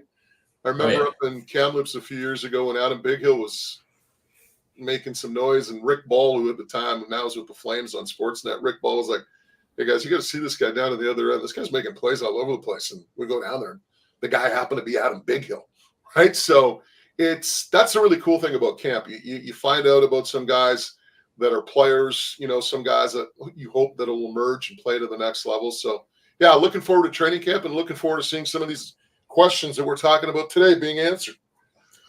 Yes, aren't we all? Is it May yet? It's no longer is it June yet. It's is it May yet now as the preseason kicks off in May. Before we let you go, where can people find everything else you've got going on and all the content you've been working on lately? Well, on Twitter at The Real Moj, on Instagram at The Real Moj. On YouTube, you can see all of our content, Mojon Sports, and you can also see mojonsports.com for more content. Right on. Well, I appreciate you taking the time to join us today. We'll let you get back to recuperating from the week-long festivities. And the funny thing is, I usually get sick the week after the Super Bowl. This year, I actually got sick Thursday night. Oh, no. I had to shut it down, right? So since Thursday, I've been battling this cough and this bug or whatever. So my apologies for having to hit the mute button a few times. Oh, no worries at all. We appreciate you taking the time for us. We'll let you go now. Rest up. Hope you feel better soon, and enjoy the rest of your day. Thanks, fellas. Anytime. All right. Take care. All right. I'll bring the rest of the panel back in here if everyone's good to go. It's our final guest of the day in the books, as we've got about 43 minutes left here in the show, guys, in CFL Free Agent Frenzy 2024. Not a huge eventful day in the activity department in terms of free agent movement, but a busy day for us here with guests covering every team and more topics in between here. We talked about the Lions earlier, right off the top of the show. You guys got a chance to hear Bob now talk about, he's more in tune with what the Lions are up to on the regular. Any new thoughts on BC from what you heard?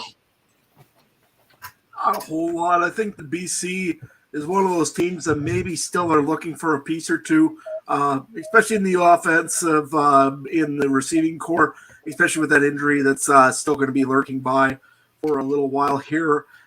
Same thing. Also, they might want to take a look in their secondary if TJ Lee is injured for a little while. It sounds like from what Bob was saying, they're looking from within to replace some of these pieces, especially a guy like Matthew Betts. You can't really replace him, but you definitely can put a person in his position. Again, I don't mind Ryder Varga. Actually, I didn't think of that one before he talked. He'd make a good piece to help fill that position. Mike, you got to leave in 5 minutes here. Any final thoughts from you, I guess, on Free Agent Frenzy 2024? Winners, losers, everybody in between. I just can't wait till the games, before the games start.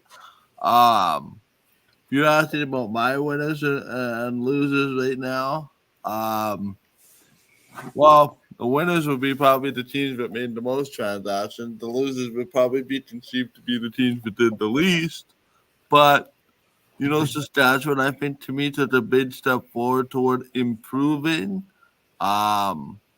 Whether that's going to be in the playoffs, just outside the playoffs. I like to look at it objectively, and sorry, Adam, I do not see a great top in the cards this year. Steady improvement would be the way I see it. It's certainly a team that wins a couple of games after Labor Day, after the last 2 years, would be well adverse to be a pretty good situation.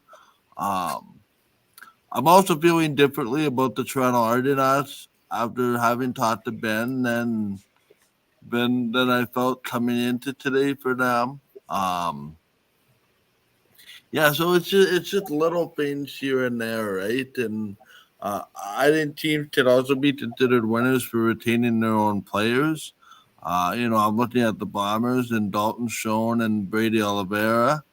How much that'll amount to success, I guess, remains to be seen. But I say this every year. Now it's up to the bargain bin hunters to come alive and start searching through whatever's left. And this is also where the scouts come into play, right? Not only with the draft, but these free agent camps that are coming up, rookie camps. Who's gonna be that Dalton Schoen? who's going to be that Austin Mack, just to name a few. And that's the beautiful thing about our game is every year this time we have this discussion about what we think logically is going to happen, and the games get played on paper, and somebody comes to the forefront that nobody's really talking about, and is the net star. So that's why they play the game, gentlemen, and that's why they build these teams. But I think it's a subtle reminder that free agency doesn't win you championships. It helps you build towards something. If you can't get something in the draft, or if you can't get anything, scouting wise, it helps you around the edges. But I certainly don't think that it'll solely win you a championship. And I think that's the same thing in the NHL. I think that's the same thing in the CFL. This is to kind of build your team around the edges to help you out.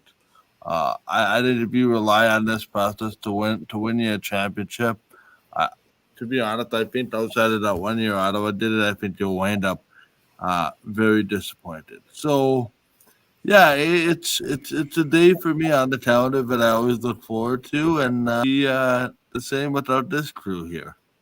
Aw. Before you leave, Mike, give us your quick Grey Cup, way too early Grey Cup predictions, East, West, and who's winning it. Yeah, I'm gonna go in the West. I'm going with BC beating Winnipeg in the West final in BC. I think Winnipeg takes a bit of a step back this year, and then in the East I have Toronto losing to Montreal in the East final. Grey Cup being Montreal, BC, and I have the Alouettes repeating right now. All right. I like it. Mike, where can people find everything else you've got going on these days? We know you're busy, and we'll see you again in like 8 months, I guess. Yeah, you'll be seeing me probably next time if there's a show in April, probably, to them knee-deep in playoff preparations, which will begin on the TV side. Plus, I'm working out some other stuff with contracting with the third party. So, yeah, it's been busy. You can find me on X or Twitter at Mike Darrell. You can find the game time stuff at watch.gametimetv.ca or gametimetv.ca to be more precise. Facebook.com/GameTimeTVMB. And just about in every other minor hockey, or in just about in every major hockey rink at every major playoff game possible. No, that's cool.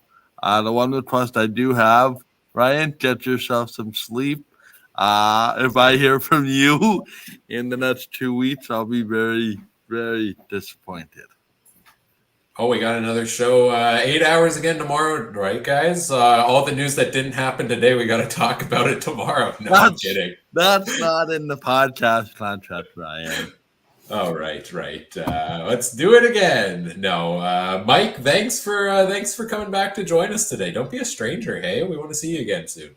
Don't be a stranger, but you know what? It's interesting. If I could just say this for a minute,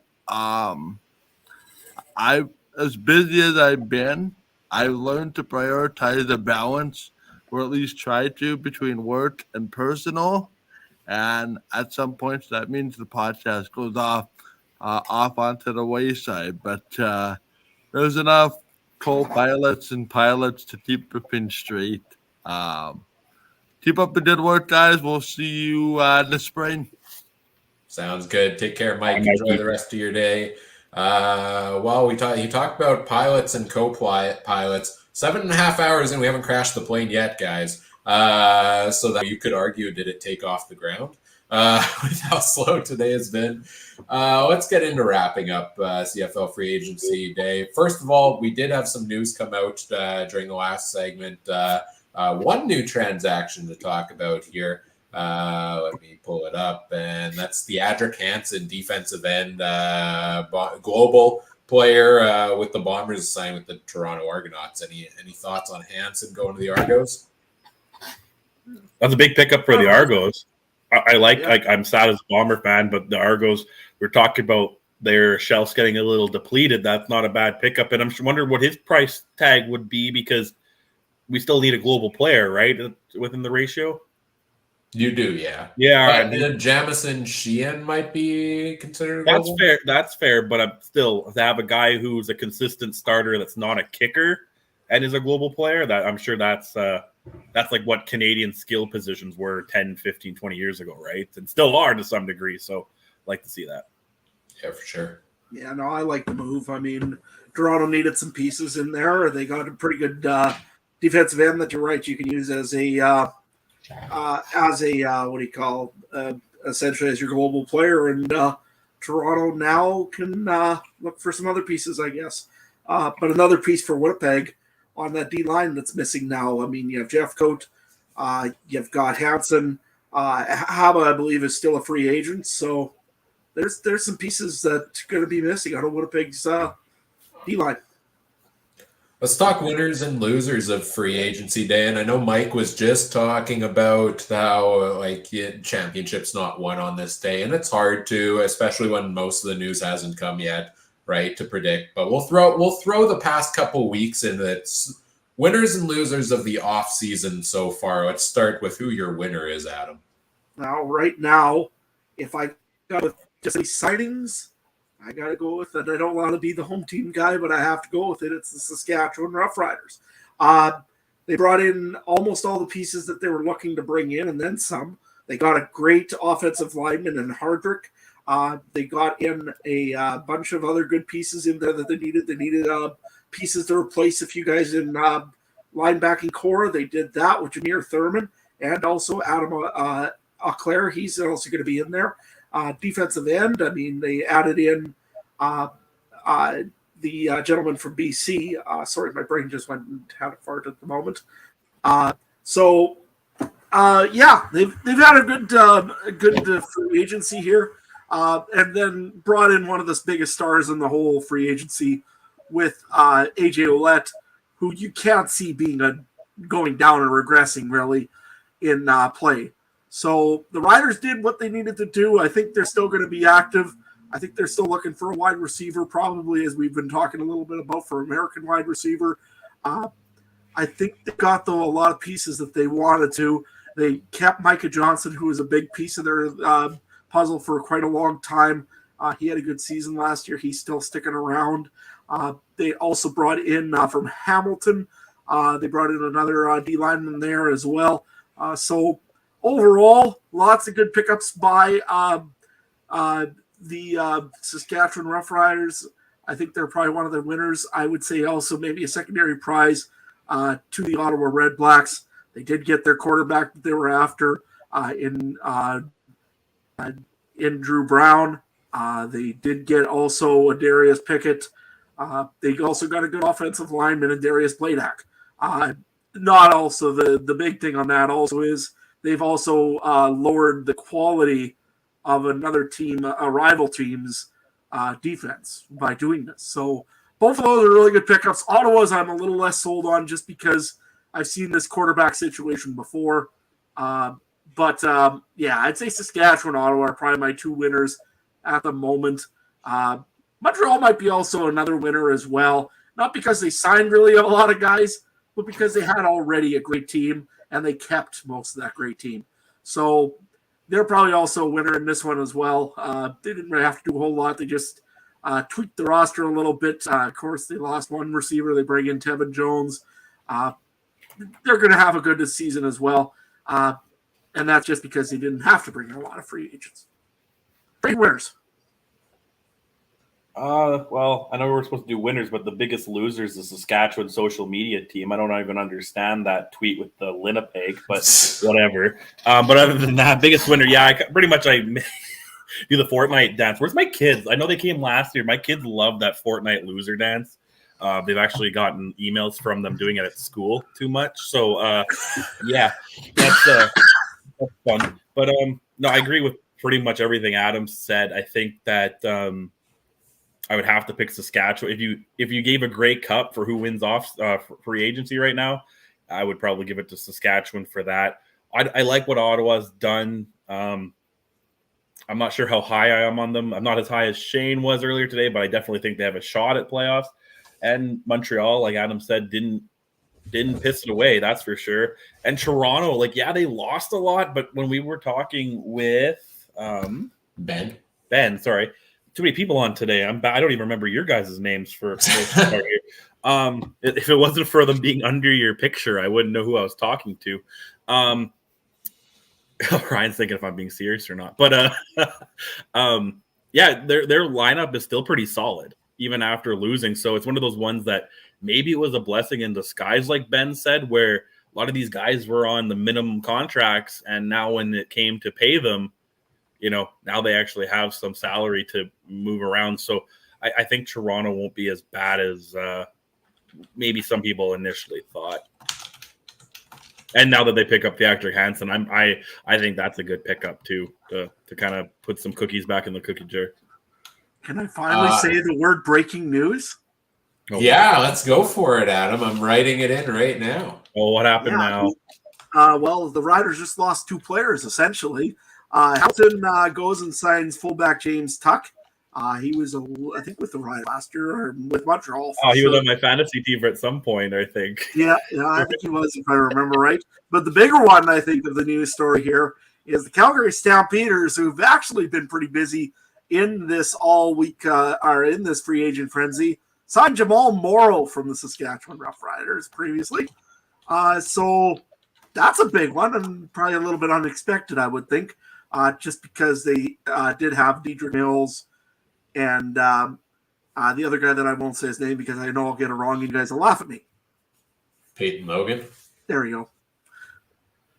Yeah, Jamal Morrow to Calgary is an interesting fit for me because they just moved on from Kadeem Carey because of the logjam at running back. Maybe more. Now you've got Mills and Morrow, 1A, 1B maybe in that offense. Maybe Peyton Logan is just focused on return duties, or you're concerned about he had that big injury last year. But seems like still a crowded room for the Stampeders. I'd love to know what the money is on this deal for them.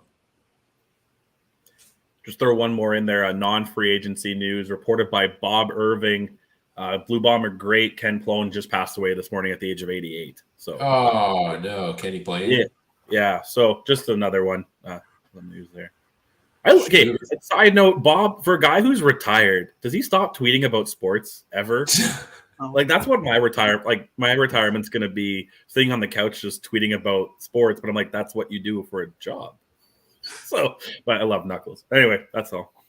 Yes, Kenny Plone, one of the greatest players of all time for the Bombers. I believe was one of the most integral in the Bombers dynasty era there. So, rest in peace and condolences to the family and the friends and former teammates of Kenny Plone. The other one also that I got here for you is they already have a number for Jamal Morrow. Jamal Morrow will be wearing AJ Ouellette for the Rough Riders. He will be wearing number 45. Of course, he can't wear 34 in Saskatchewan because that is George Reed's old number. So he will be wearing 45 for the Rough Riders. In case anybody wants to get his jersey. Just saying. Are you going to get his jersey there, Adam? No. I don't get names on the back of mine because they're never around long enough. That's fair. Winners and losers of free agency. For me, the winner is honestly going to be the Montreal Alouettes and the Winnipeg Blue Bombers because they managed to both bring back the majority of their integral pieces. And I know they're going to lose a couple. Like you look at Winnipeg. Winnipeg didn't sign anybody today. They did lose Prukop. They lost Jermarcus Hardrick, Jackson Jeffcoat, Theodric Hansen, Jesse Briggs, Houston, and Karfalo Exume. They've got some free agents that they won't be able to bring back most likely, but I don't think the team really took that much of a step back. We expected they were going to lose one of Brady Oliveira or Dalton Schoen. They managed to keep both of them. We thought, they managed to keep in the mix as well Drew Wolodarski, a key piece of that wide receiver core. The bulk of their O-line is back again, even though, yes, there is concerns about them aging. Willie Jefferson, Brandon Alexander, Deatrick Nichols. These are key pieces of the team that they managed to bring back. When everybody expects this team to break apart, they find a way to get it mostly done. So I got to give the Bombers kudos. You don't really need to be active on free agency day if you make it to the Grey Cup 4 years in a row and can bring back the bulk of your team and tinker with it closer. Same thing with Montreal. I really like what they did shoring up that defense early in free agency or early after the season. They brought back their major pieces. They did some tinkering. They brought in some depth today. Sean Thomas Arlington, a notable one there. Tevin Jones is a great addition for them. I'm really excited about that. And some even more pieces on the D line coming over from Calgary there for Montreal makes them my winner of the day. Maybe I'd even throw Calgary in there for finally being active. And on a day when everybody else gave us no news, somehow the Calgary Stampeders were one of the most active teams of the day. Who saw that one coming? But what about a loser of free agency quickly for each of you guys? Is there a team that's a loser here for you, Trey? No, I think most teams. I mean, I think Hamilton. I'm gonna say they haven't really added too much, and they might lose Tim White and Simone Lawrence. I mean, that's not official. If they're able to re-sign those two, I guess it kind of changes my opinion. Because I said I was really thinking Toronto was for a while, but I mean, they had such depth; it's kind of hard to lose. Other than that, like again, Edmonton didn't do a lot today, but they've had a lot in the last few weeks with Bethel Thompson and the Gittins trades and a couple other things. So I think most teams did enough where I don't think anyone lost per se. Yeah, my pick would be Hamilton as well. Before Adam jumps in here, that everyone expected this to be the day that Hamilton's going to be very busy, and the only thing we've really talked about for the most part with them today is how they have two big pieces that they haven't been able to secure yet, despite there being not a bunch of activity out there in the market. So, and that those are at key positions with not a ton of options still out there. So I'm down on the Ticats for now because I haven't seen enough from them, and I think they're a team that needs a bit of an overhaul. But ask me when we reconvene in a week or two, that opinion might change. Adam? I think we'll make this a consensus. I thought the Tiger Cats should have probably already have brought back Tim White or gone after Lucky Whitehead. They do not have receiving depth in Hamilton, and they need it. They do not have a great American receiver right now. Don't get me wrong, Terry Godwin is very good. He's a good receiver. I don't know if he's one of these all-star exceptional receivers. Like I said, I was very surprised that I haven't heard nothing on Tim White, that there was even like a spoke of an offer or anything. It was radio silence. Well, they didn't expect to be signed. But like I say, that there, I think, makes them a loss right there. And again, their linebacking core got picked out. Jameer Thurman is a big piece that's gone out of the Hamilton Tiger Cats. And right now, Simone Lawrence or, well, for that case, Larry Dean or anybody has not been re-signed or picked up by the Ticats. So right now, I got to call them the losers of this free agency. Toronto, to an extent, just because they've lost so many pieces. I don't care what you do. That's a lot of things that went moving on Toronto today. And you can't just recover that all in one day. I'm still interested here. I could not believe that Kadeem Carey didn't get signed already by Toronto. Something's going on there. And Jamal Morrow got signed before Kadeem Carey in Calgary, which is weird. But to me, it's Hamilton or Toronto. Toronto has the depth, though, and Hamilton doesn't. So to me, if I was a Ticats fan, I'd be a little concerned about that receiving core and definitely a little bit also about the linebackers.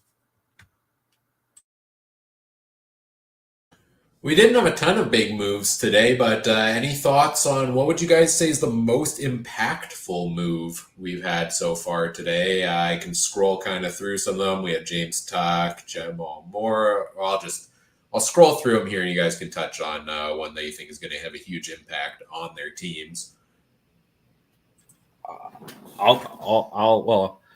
I mean, they became official today, and I'm going to go with Hardrick and Ouellette. If those two guys actually hit the field for Saskatchewan, I mean, Ouellette's going to. I'm still praying Hardrick retires and gets the bonus, but he's probably going to play in Saskatchewan. So I'll give those two mine because I think that just hugely it changes that offense. And even if Saskatchewan can't add any more big-time receivers or something, that's two big pieces on your offense. You got a guy, and again, maybe Hardrick's talent isn't what it once was. Maybe his speed isn't quite there. I thought him and Bryant looked really slow this year on the Bombers line, but man, those boys still love to run, right? And you got a guy like Ouellette firing up back there. I think that's going to change a lot of things back there. Adam, did I take yours, and what else do you got? No, actually, you didn't really take mine. Mine actually is a weird one. It's DeMario Houston going to Calgary. Calgary's defense was not the best on the pass last year. Having a guy like DeMario Houston, he's an all-star. He's a real ball hawk. He really does pick up people in the pick up a lot of footballs in the back, and quarterback's got to watch for him. He's pretty dangerous back there. I think that was a big signing, as well as also Micah Tights, the Calgary Stampeders. He was a big signing as well. Yes, he didn't have a good season in Saskatchewan. I'll tell you right now, with Konar with him, you have three Canadians right there. You've got Konar, you've got Cam Judge, and you've got Micah Tights. That's a dangerous, dangerous linebacking core. You just opened up an open spot for another American. Watch the Calgary defense. That's going to be a very strong defense going forward. Yeah, I like that. There's a lot of impactful moves that have been made over the past couple of days, over the past week or so. If we go back, I'll say re-signing Brady Oliveira was the most crucial move of any team could make in this free agency period. I think that would have been a disaster if the Bombers let him walk. So I think that's huge. I'll say of the ones that became official today, yeah, I'm high on that Tevin Jones signing. I really think 800 and something yards last year and then being sad a couple of games. He fits the mold of exactly what Montreal needed. I think it's a perfect fit when there weren't a ton of better options out there on the market. And I'll make the prediction right now that Tevin Jones is a 1,000-yard receiver in 2024 for Montreal, together with Cody Fajardo there at quarterback. Let's see, we got about 15 minutes or so, 17 minutes to go here. Do we want to get into predictions for this year? Kind of the way too early standings predictions. Let's start with the East Division. How do y'all see the East shaping out here? I'll go first there. Yeah. The Montreal Alouettes, I think, are the team to beat right now. I mean, they've brought back the most players. They're the most coherent team together. They know what each guy's going to do. And not only that, the player they brought in used to play with Corey Fajardo as well in Saskatchewan, in that one position there in receiver. I think Montreal's a team to beat in the East. Probably it'll be a toss-up between Toronto and Ottawa. I think that's going to get a little closer. I should put a star, though, on Ottawa because pending what happens with Drew Brown, he's going to take some time to get adjusted to a new playbook, and he's going to have to learn his receivers and everything else. If he does have a camp and he gets going well, I could see Ottawa doing pretty good this year. They do have a few extra little pieces with them. And they might still add somebody or extra here. I haven't heard very much of the news there. Toronto, I mean, they still have Chad Kelly. They still have a good pile of their receivers that they had last year. I haven't heard anybody say if any Demonte Coxey has been re-signed or not. He was re-signed with the Argos, yes. He did? Okay, perfect. Yeah. So most of the Argos receivers are all there. Their defense was scary before. I think it'll be maybe a little bit toned down, but not by much. They'll fill the pieces in that they need to. And I think Toronto will be okay. Hamilton, until you get some pieces on that receiving core, and I see what you have for linebacker, you're going to nice. I just don't see much out of them until we do. And Bo Levi Mitchell is still in there as quarterback. I don't like it. Trey, what about you? So we're doing East. Yeah, I'll stick with Hamilton in fourth as of now. I'll give Ottawa third, and I'll say they make the playoffs. Like, it's no crossover this year. Again, and I'm kind of 1A, 1B with Montreal, Toronto. I know both of them will host a home playoff game unless something catastrophic happens that we don't foresee. Is that all we're doing, or did we doing with like Mike and picking the playoffs too? We'll go to playoffs afterwards. Let's just do standings predictions for now. I guess for argument's sake, I'll give Toronto the 1. I think on paper they're still a little bit better. No. I'll give Montreal the 1. I'll give Montreal the 1, and then Toronto the 2, and Ottawa the 3. I see a comment here in the chat from FM Fan, by the way. Justin Dunk reporting that Dylan Wynn was spotted at the airport in Montreal. That could mean that he's signing there. It could also just be a coincidence, I suppose. Hey, I'd go to Montreal for smoked brisket. Yeah, maybe that's all it is. Also see another message in the Discord here that the Argos just signed defensive back Quincy Moje, who was the starting safety for the Lions last year. So Toronto tinkering maybe a little bit more with their defense after they lost some pieces there. And so the moves keep coming at this point, of course, right when the show's about to wrap up here.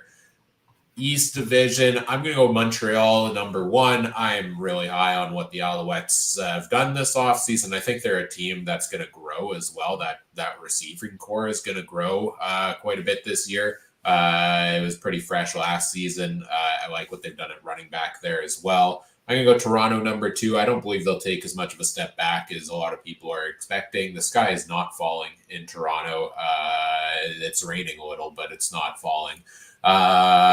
Hamilton, Ottawa, yeah, I'd flip a coin on those. I have a tough time buying in on the Red Blacks until I see the free agency moves translate out on the field. But as of right now, I would probably put them a little higher than Hamilton just because I'm not seeing the vision for the Ticats currently until we see a little more movement from them. So I think we're all kind of pretty much in line on this. What about the West Division here, guys? Trey, you want to go first this time?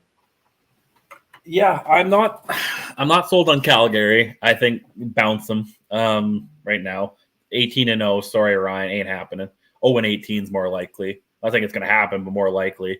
Edmonton, I'm not sold on them either. I wonder if maybe this is one more washed year. Is the idea Bethel Thompson comes in to mentor Trey Ford a little bit, and they still don't overly care, but they got a guy with a recognizable name for jersey and ticket sales. I don't know. I'm still not sold on them, but give me, and this is going to be close, okay? Like, this is going to be like what 2019 was, I think, in the West, where it's going to be like 13, 12, 11 wins. But give me BC 1, Winnipeg 2, and Saskatchewan 3. And it's all going to come down to, like, Bombers win 2 out of the 3 head-to-head with Saskatchewan or something, and that's all the difference was. Adam? The West is going to be wild again this year. You know what? Calgary there has improved their D. Edmonton, they got a better quarterback, I guess. And plus they got Jason Chivers calling the D, which is a lot better than Chris Jones calling a defense. BC, they lost Matthew Betts. That's a big piece to lose. And they did lose Lucky Whitehead, and I still think that they got a little bit of receiving core. Maybe not issues, but they're going to have a guy that's going to be out for a while. So, I don't know. I'm going to look at BC right now. Unless they really can get it going, I'm going to put BC in the back. Not by much. I'm going to say they're 7-11. But they will be in the back of the 4th place right now. I'm going to put Edmonton maybe a game above them. Calgary maybe a game above them. And then I'll have Saskatchewan in 2nd right now, which is insane. But I still don't know. Something about the Bombers, man. That receiving core is crazy. And I hate to do it, but I'm going to go with them with 1. You think BC fell off that much, huh? I'm sold on their receiving core yet, and I'm not sold on the defensive line. That's fair. You lose 18 sacks. That's a lot of loss. Yeah.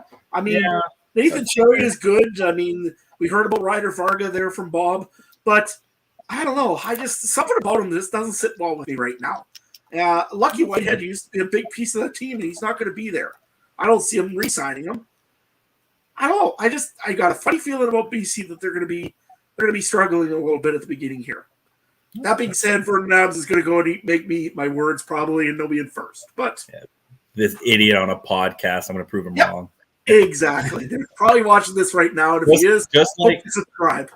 Just like Swag Kelly did when you guys didn't believe in him last year, right? So that's what I'm going with my way too early rankings. I'll sign a receiver, and I'll be like, okay, great. They can move up to number 2.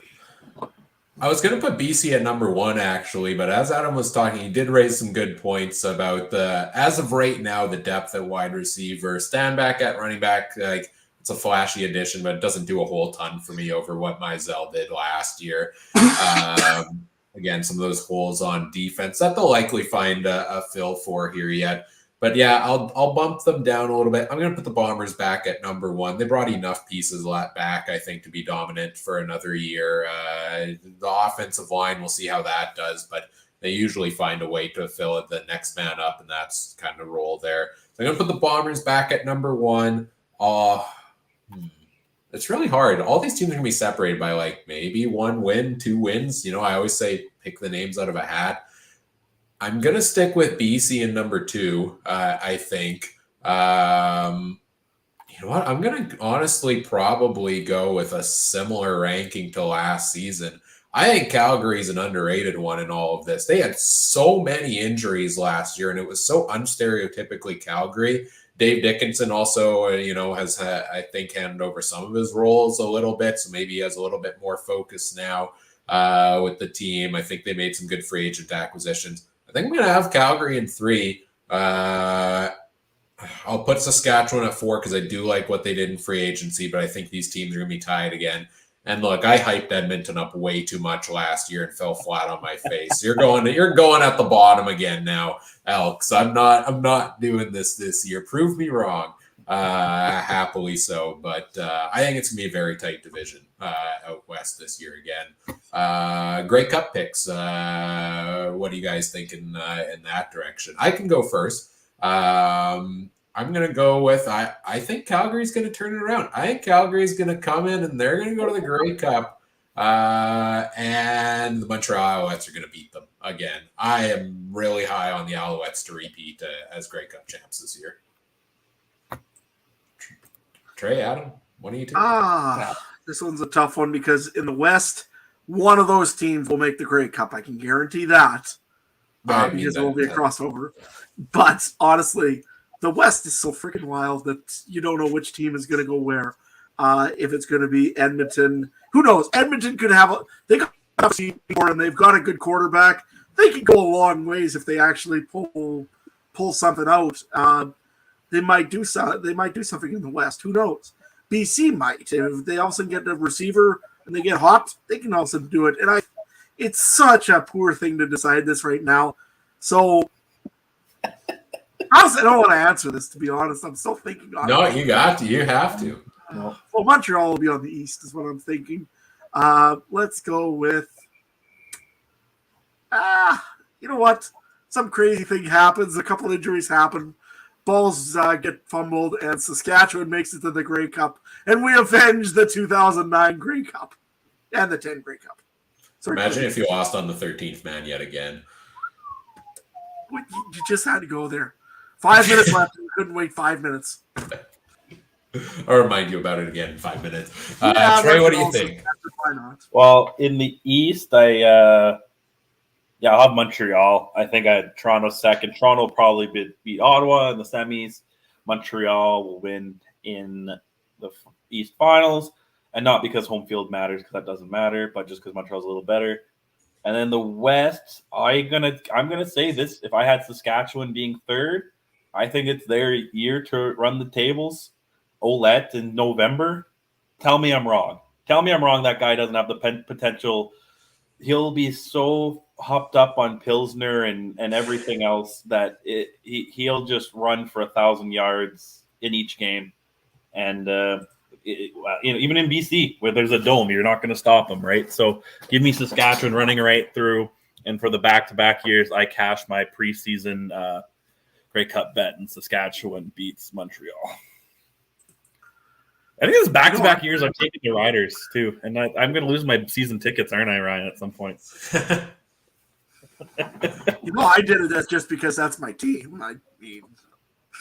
Oh, I did it. I try to separate this and my betting, but the more and more I made that bet, I'm thinking I'm getting more excited about. I completely forgot I bet on Montreal last year until about Labor Day, and it was just sitting on my phone. But this one, I'm getting more and more excited, and I don't want to get too hyped up, but they're that team where I think they're maybe still a couple pieces away. But we saw Montreal add those pieces in September, right? We saw other teams add these pieces at the trade deadline or the NFL cuts. Or later in training camp. I know Adam, but come on, man. Just let me. You get me one of those rings, though. Okay, that's all you got to do. You get me a replica ring when they win. Okay. You guys have a parade. When you guys have a parade, a ring. Don't think I have to worry about getting you that. Man. You got to get me a ring. Well, I'll get you a ring if we win. Don't forget it's Valentine's Day tomorrow. So. Oh yes, good reminder for everybody. Last year, I think we did this show on Valentine's Day. Yeah, we sure did. You know what? Looking at my predictions, bump Calgary up to number 2, BC down to number 3. That's my hot take way too early in the offseason is that everybody is not counting on Calgary having a bounce back when they're going to get their major pieces back in there. Well, we're pretty much ready to wrap things up here. We've got 2 minutes left until we hit the 8-hour mark. We can probably ramble for 2 minutes. I guess what's coming up next on the podcast, yet to be determined. We'll be back throughout the offseason, probably with more roundtables. I'm sure we'll have a lot of news, so maybe we'll reconvene in a week if we all have gotten enough sleep by then to talk about some of those. But maybe we'll try to bring in some guests throughout the offseason some more as well. I know I had a couple people reaching out to us to try to coordinate some stuff there, so that should be fun. So stay tuned for that. Subscribe on the YouTube channel, youtube.com/@CFCountdownPod. You'll get notified whenever we do go live or schedule recording. We've been mostly recording things throughout the off season. Doing the late night live shows has been a little tricky lately, but we'll probably bring those back once the season starts. You've seen it go across the ticker. You can see it on the screen there now as well. Follow us on X. Follow us on Facebook at CF Countdown Pod on all of those. And join the Discord community. There's a link in the video description if you want to join us there. We'll continue the discussion there throughout the coming weeks as all the news comes out there as well. Adam, you've made it through 8 hours here pretty much today. How are you feeling at the end of this? And where can people find everything else you've got going on? I don't smoke cigarettes, but maybe I need to start having to after all this. You can find me at Adam Stewart 1. Be talking a little bit about free agency as well. We'll be talking more about senior hockey. It's a big thing going on right now in Saskatchewan here. I can almost see AJ Ouellette showing up to a hockey game in the middle of Saskatchewan. To be honest with you, be pretty cool. Follow me at Adam Stewart 1. Calving season's coming. You can see that as well. Probably won't take a video of the cow actually calving because I'll get banned off of everything. But with that being said, Trey, where can people find you? Well, I got to ask when I was on the AFN the other day, I said a Saskatchewan senior hockey game is probably straight out of Shoresy. Am I pretty close? Exactly. It's not it's exactly Shoresy. Minus the first guy. So I didn't lie to any of the fine folks at AFN. That's great. If you want to check out my interview there, that was on Saturday. Go to Alternative Football Network. I had a good chat there explaining everything Canadian football to our new American associates. It was supposed to be a 45-minute interview. We get to about 40 minutes, and then the question is explain the rule differences. And I was like, okay, this episode's going to be a little bit longer. That's okay. I had no problem. But you don't realize how many, to us, that we don't realize the differences all the time, right? So, until we explain them. But it was fun. yeah, if you want to check out my other stuff, go to Twitter at Trey Harness Link. Very excited. Hit 25,000 viewers on my horse show. Almost 250 on my new UFC show, which is 250 more than I thought would be, too. But that's also 25,000 more I'd have on my horse show. So, yeah, get a little sentimental here. It's weird that these people, we've had almost, 30 to 40 people watching constantly today, if not more. So we appreciate the fans. If you watch just this, if you watch all our stuff, if you watch Adam's farming stuff, if you watch Mike's hockey stuff, we truly do appreciate it. Yes. And everyone loves Ryan's fantasy stuff, right? That's the real reason most people here, yeah. Yes, absolutely. We've been, fun fact, it looks like you have an 8-hour streaming limit on Facebook. So I guess goodbye to everybody who's tuning in there, because I just got the warning that that's gone. YouTube exclusive content now only. Yeah, like when McAfee gets off of ESPN, right? Things get wild. But no, everybody tuning in throughout the day, thank you so much for joining us. As of right now, this is our second most viewed video of all time on the YouTube page. That's not counting the other platforms as well. Only last year's show beat that, and a lot of those views came in after the fact. So I'm hopeful this will smash the record in the long run. I know it's a Tuesday. It's a busy day. Many people are at work, so we appreciate you taking time to join us throughout. All the fun comments in the comments section throughout the day, joining us as well. Thank you to all of our guests, 10 plus guests joining us throughout the day here. There's no way we make it through 8 hours without all of them and all of their input as well. Thanks to our friends over at the Canadian Football Podcast Network, at the Alternative Football Network, for helping us promote the show, bring Trey on the other day on the show, and sharing the links on social media as well. And thanks Adam, Trey, and Mike for helping make my vision for this thing come to life. It's been a lot of fun. I enjoy planning this every single year, and hopefully we can do this again next year and maybe have a bit more activity on that day in particular. How did you do this with just you and Mike?